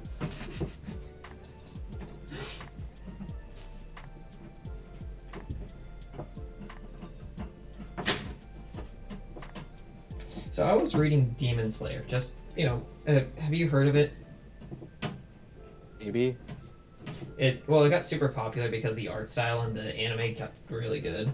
But I was reading it and it just really bothered me that whenever a writer is like, oh yeah, we're in the middle of a big old fight or whatever, and then something happens that's like unexpected and it does a flashback to something that never happened before, but it's like, this is going to turn the tide of the battle. I'm just like, I hate the use of flashback like that to like add stuff that's like, that's why they're going to lose now or that's why they're going to win. I'm like, if you did it ahead of time and flashback to it now, like it was like 100 chapters ago, I'm like, that's great. The fact that you're literally pulling it out of thin air really bothers me.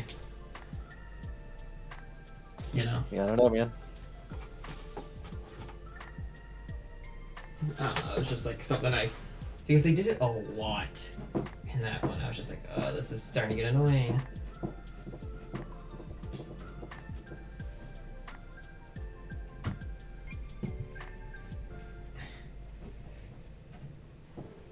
Or just now in every single town you go to. And there's a humanoid-looking creature with hair of fire that's walking around.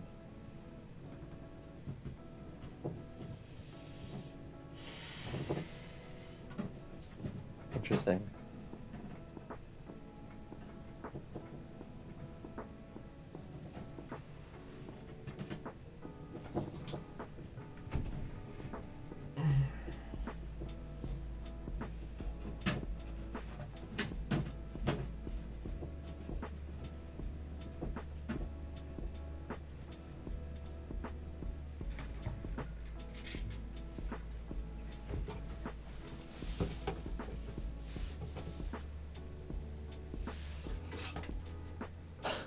Here we go. Fire genasi often get themselves into difficulty with their fiery tempers.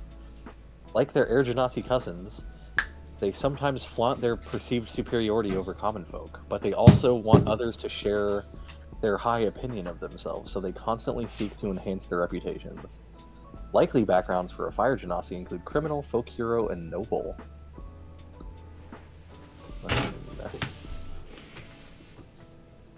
Did you hear about that one fire genasi who survived the hunt? Folk hero. Yeah. But then she's probably going to turn criminal, because now she's on her own. She doesn't have to. She doesn't have to. She's a folk hero.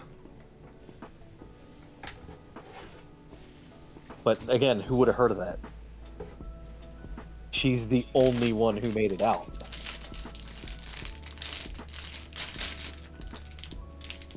Is she branded by Malar? The only person, the only people who know she made it out alive are all of his followers. And like, who are they gonna talk to? Yeah, because they'd be disgraced. Ooh, I like that.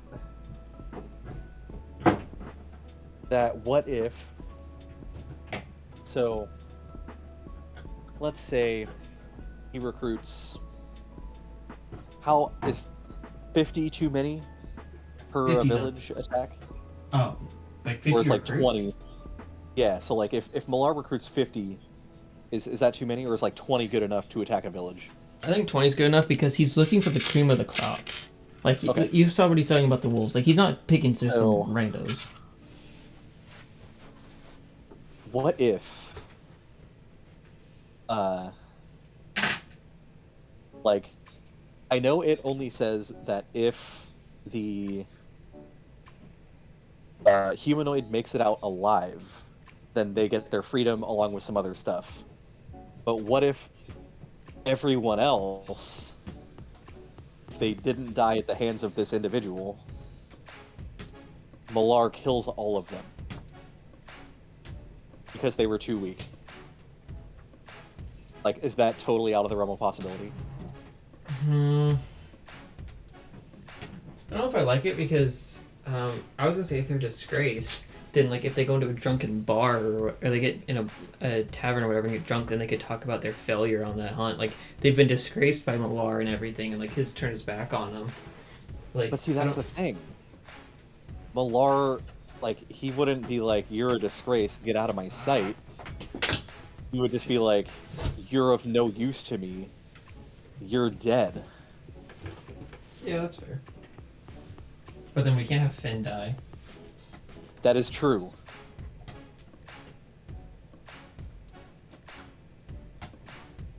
Okay, So, how's this? instead- Are the ones who are hunted by Malar, like the ones that like set free and then they can earn their freedom, are they marked?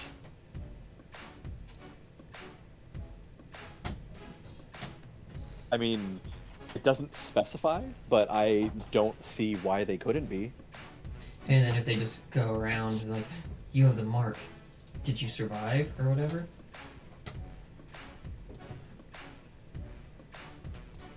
But like, see, that's the thing. If they go around and they're marked, who is asking them if they survived? You don't know what tavern owners know. Or what the mysterious rogues, or like if there's a follower of Malar in there. Folk heroes, you don't get their tales from like everybody knowing about what they did. It's just like one or two people start the legend. Yeah, but a legend has to be started by people who actually know about this thing. Who is going to know about this individual who survived? Finn might know if he ran into somebody who was marked being a follower of Malar. And then like somebody could overhear that Oh, so conversation. you're saying that it's common knowledge amongst all of his followers that I said it might be. the one chosen gets marked. I think that should be. If they know what the hunt is, but Finn Alright. doesn't know what the hunt is. Okay. But see, that's the thing. Is like, now that they're marked, like, if they've earned back their freedom, if a Malorite sees them in public or anywhere, What if Like- the mark changes after like 24 hours or something like that? Like it's a magical thing, and like this person is off limits. Magic exists. I understand magic exists, but like, okay, I could see that person being off limits. Like they have earned their freedom. Yeah, they've earned their proven freedom. themselves. They've earned their. Yeah, sure. Okay. All right.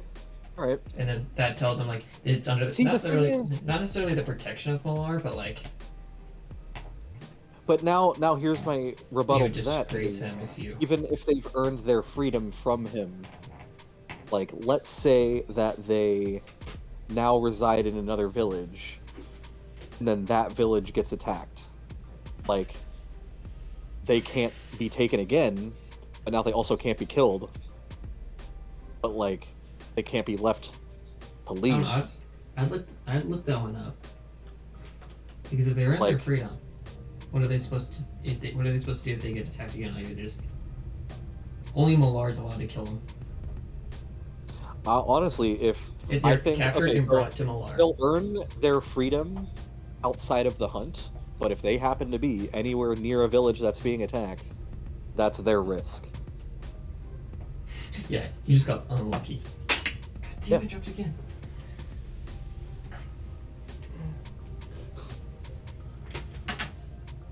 Okay. Alright. So they earn their freedom. What else would Malar give them? A jar of the souls of the followers he just killed. If you're saying he Because- kills the followers, but I thought we weren't doing that. But I just, again, why would he not? Because Finn. We don't want Finn to die.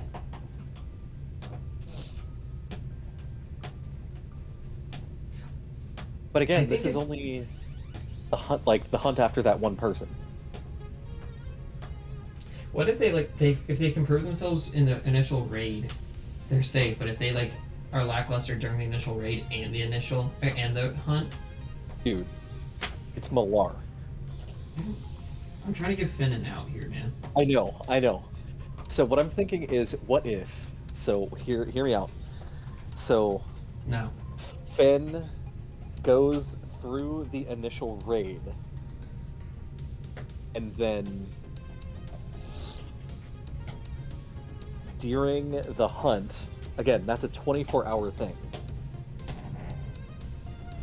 What if somehow, with some sort of divine intervention, because it has to basically be that, like with some divine intervention, he's allowed to flee the hunt, but now that Malar knows, Malar comes after him. And Malar doesn't necessarily know where he is at all times, but I could definitely make like you guys having to kill Malar a thing at some point in the future. And if you guys are constantly being hunted by Malarites, now you got Cult of Tiamat to worry about. You got the Church of Malar to worry about. What level is Malar? According to this, he was a CR 28. Buddy. So again, very late game shit. What and again, level I is could- Tiamat? Weakened. Weakened? So we got all 5 MacGuffins. I think 20-ish. Oh, okay.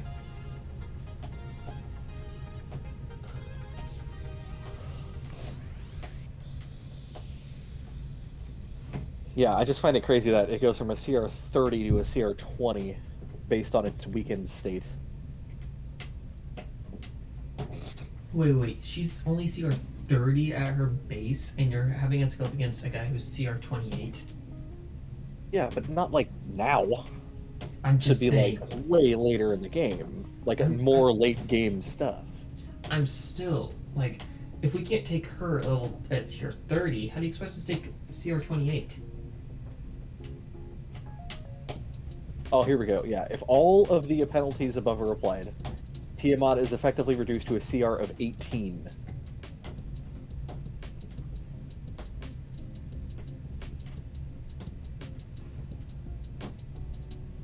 Is there any way to weaken Malar? Oh yeah.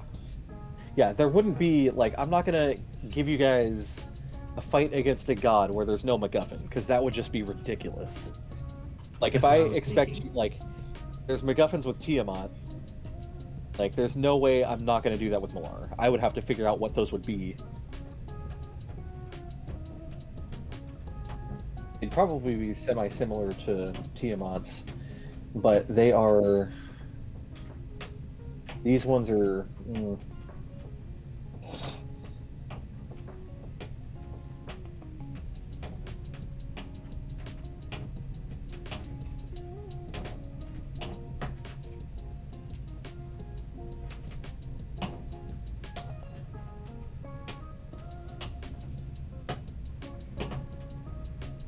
What are you doing? Tightening something with an Allen wrench. Okay.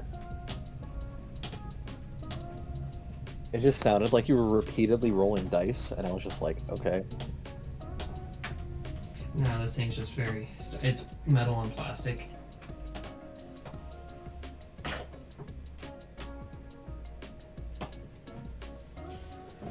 Okay. I suppose I could have shown that I was tightening that. Let's go see if I have a wood screw tucked away somewhere.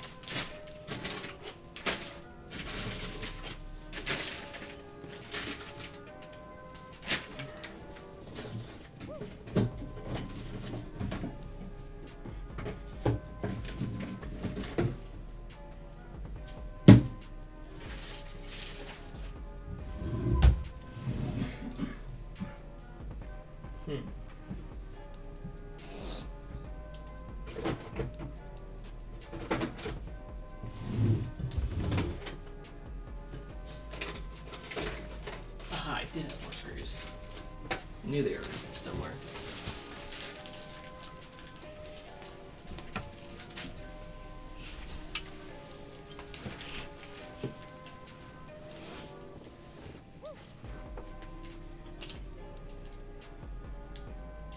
Oh, I never finished doing that.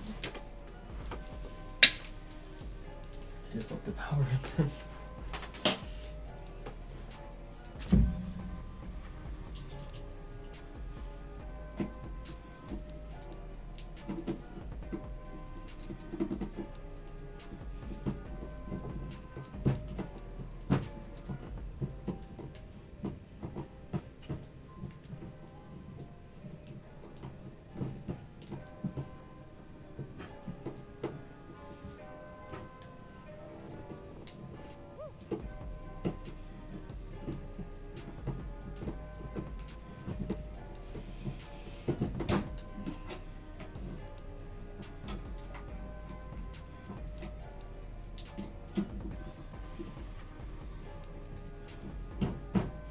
What are you looking up right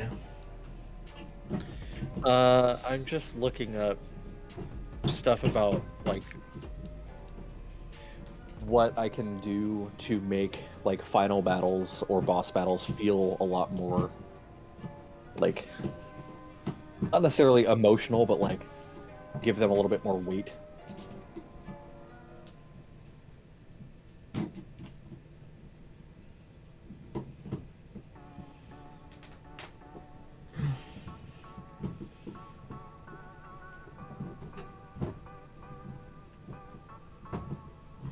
Sorry, man. I don't think we're good enough at roleplay to get like Liam going to the Raven Queen layer feelings.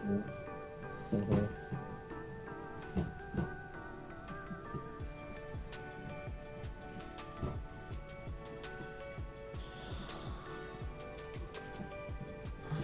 All right. I think I am going to head out. Probably not going to go get food at this point since it's 11:30. But I'm tired. Yeah, I'm putting this screw in without a drill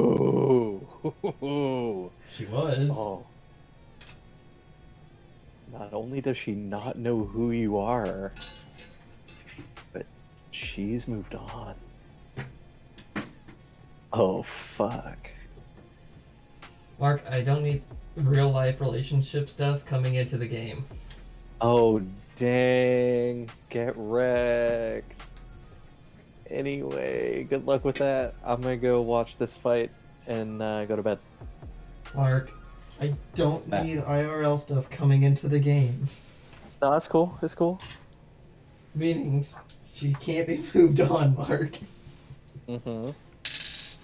Mm-hmm. I play this game to escape reality, not get sucked back into it. Yeah. This. Where the hell's the other screw?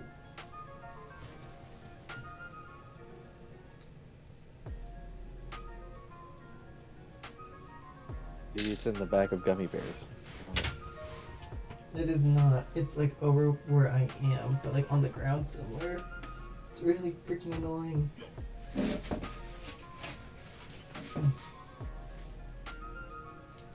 Alright, well, good luck. I'm hopping off. Alright, man. Good night. Peace.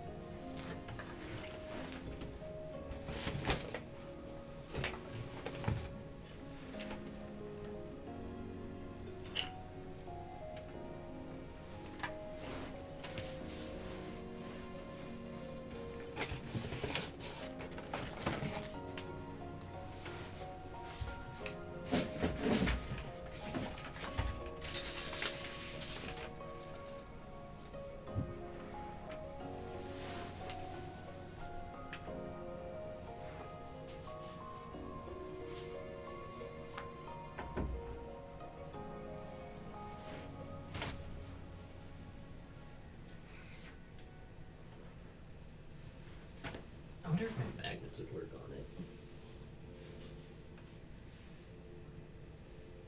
Nope, I don't need them. Found it. Yes. Thank you, Lord.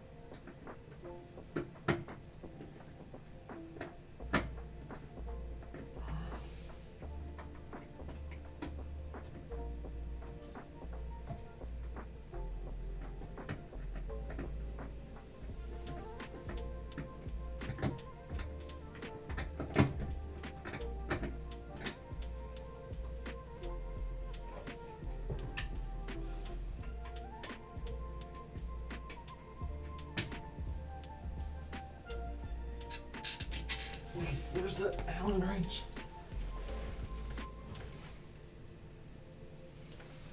Where's the Allen wrench? Allen wrench, Allen wrench, Allen wrench, Allen wrench, Allen wrench, Allen wrench.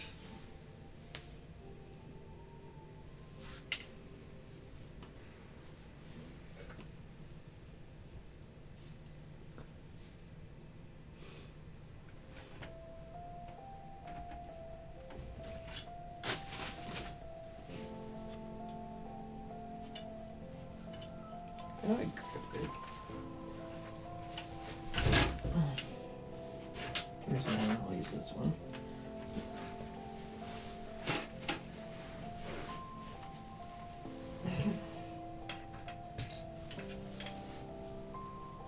Okay.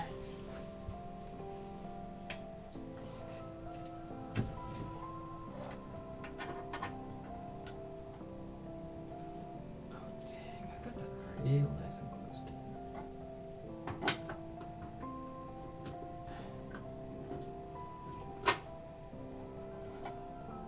Huh.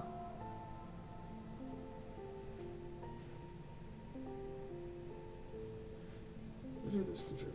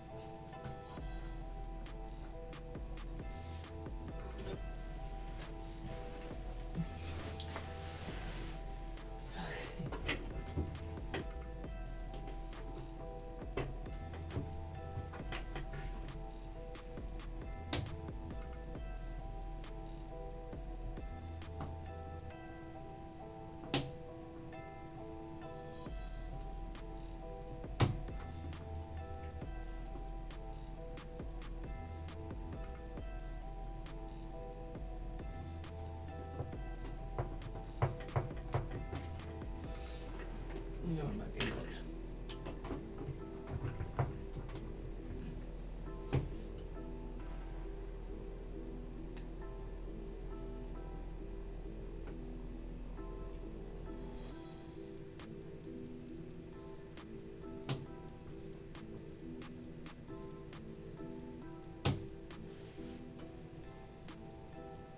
Really talk.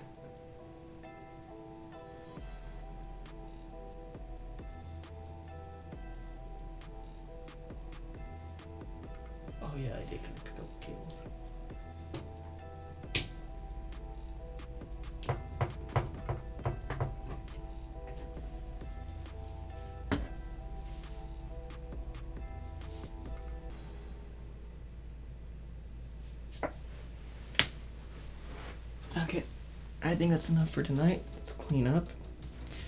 And then I'm gonna get off and I'm gonna watch some One Piece.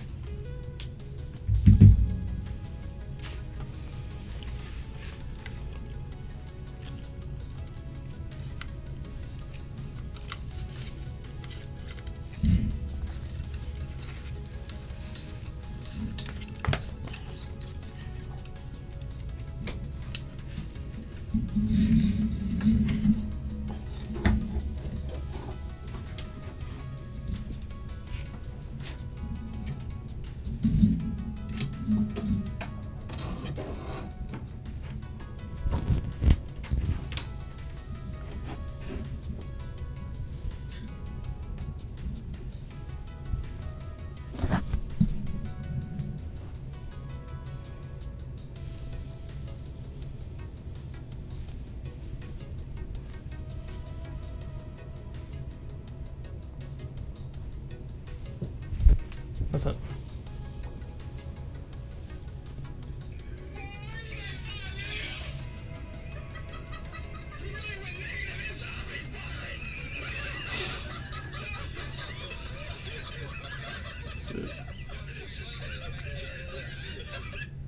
How do you go negative in zombies? You have to revive more than 5. I know, I get it, but like I know how, but like, just how?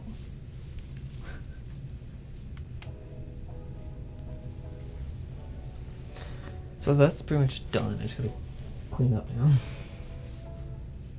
I don't know what I'm gonna do with that monitor. It was sitting up here.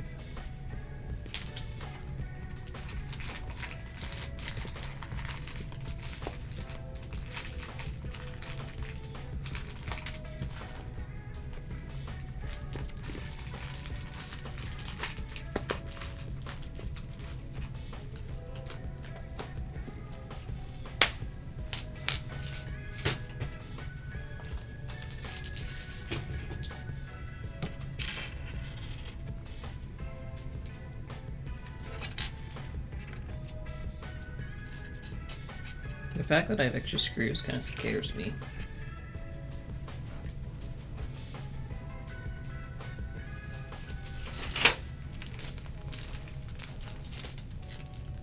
Oh, it's over here still, huh?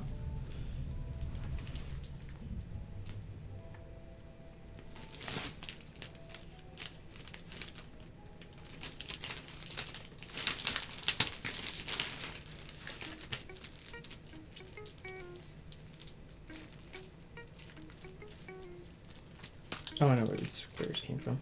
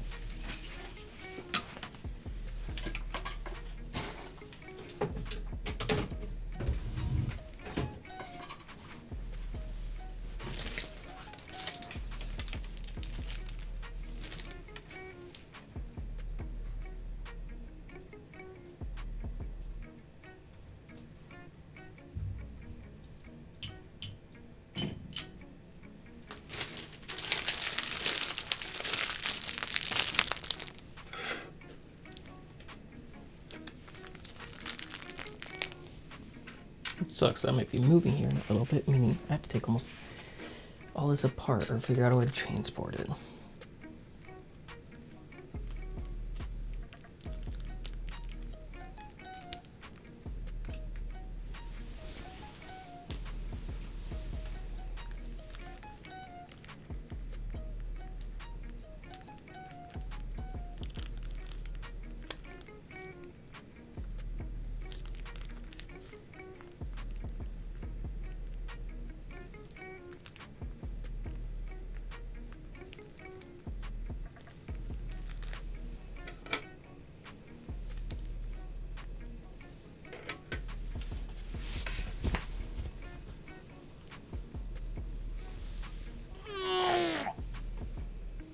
I hit it and it didn't pop, but it just extremely hurts. Ow.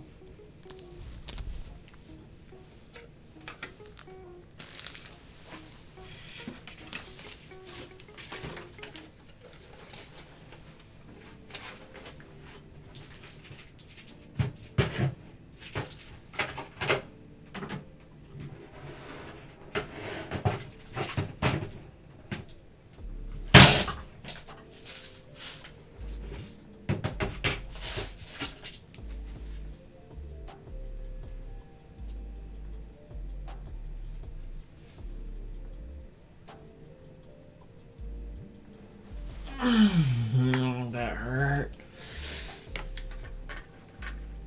I tried getting it again, did not work.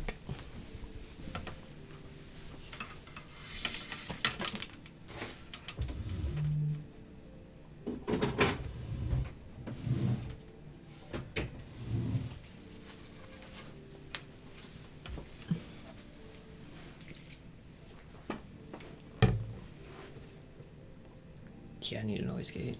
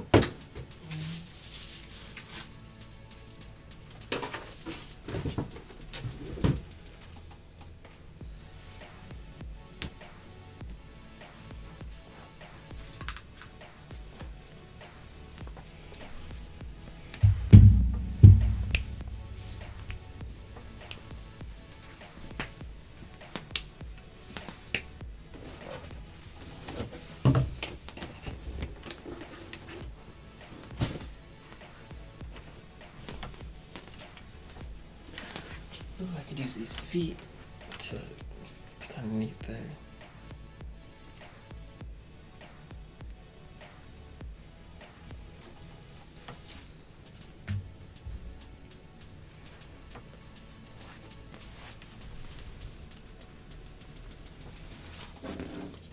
There's the fourth one.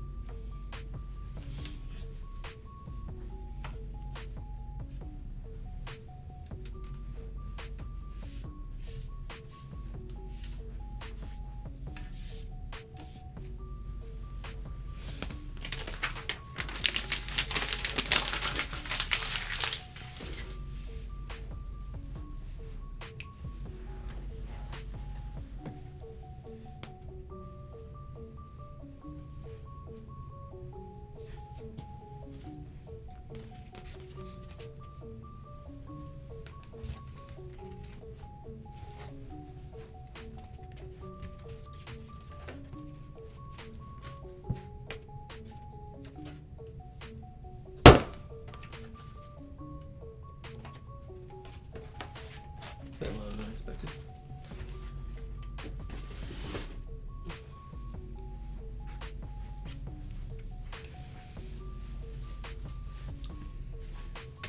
This is trash.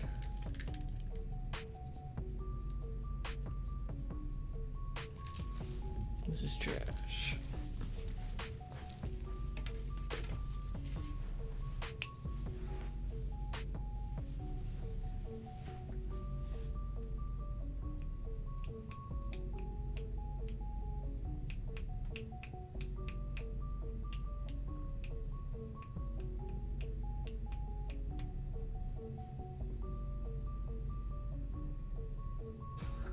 Trying to adjust for the color of my shirt. Stupid. I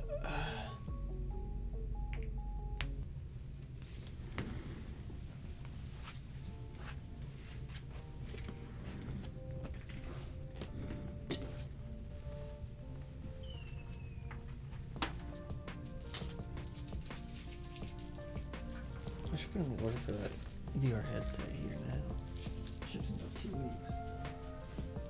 Plenty of time.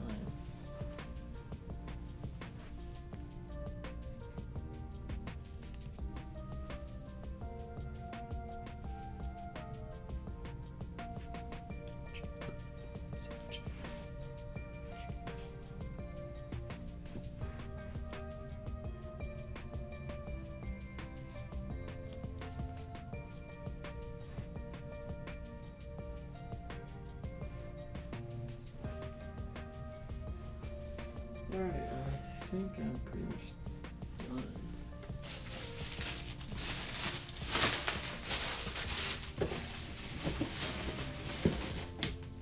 Cleaning up on stream.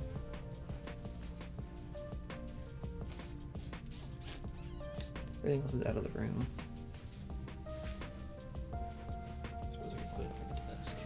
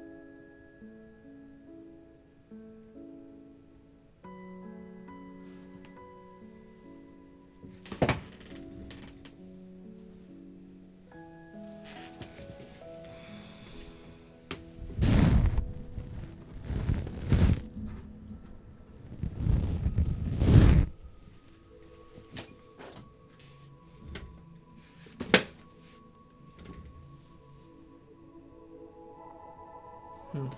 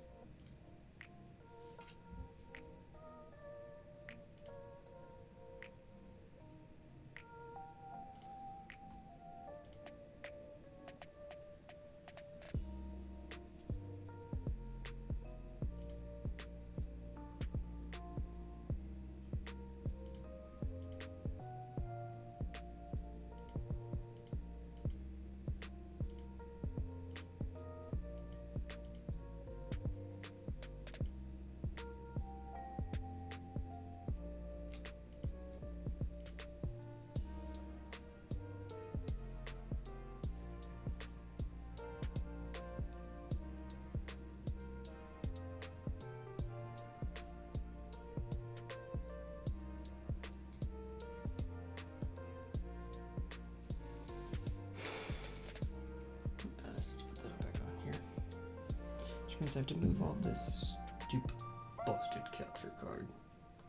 $20, supposed to work. Doesn't give me an output anymore. Like, it's not just black, it just doesn't give me an output in OBS. It's like, yeah, it's there, but not even a black video signal's coming through. It's just nothing. Super weird. My arms weird.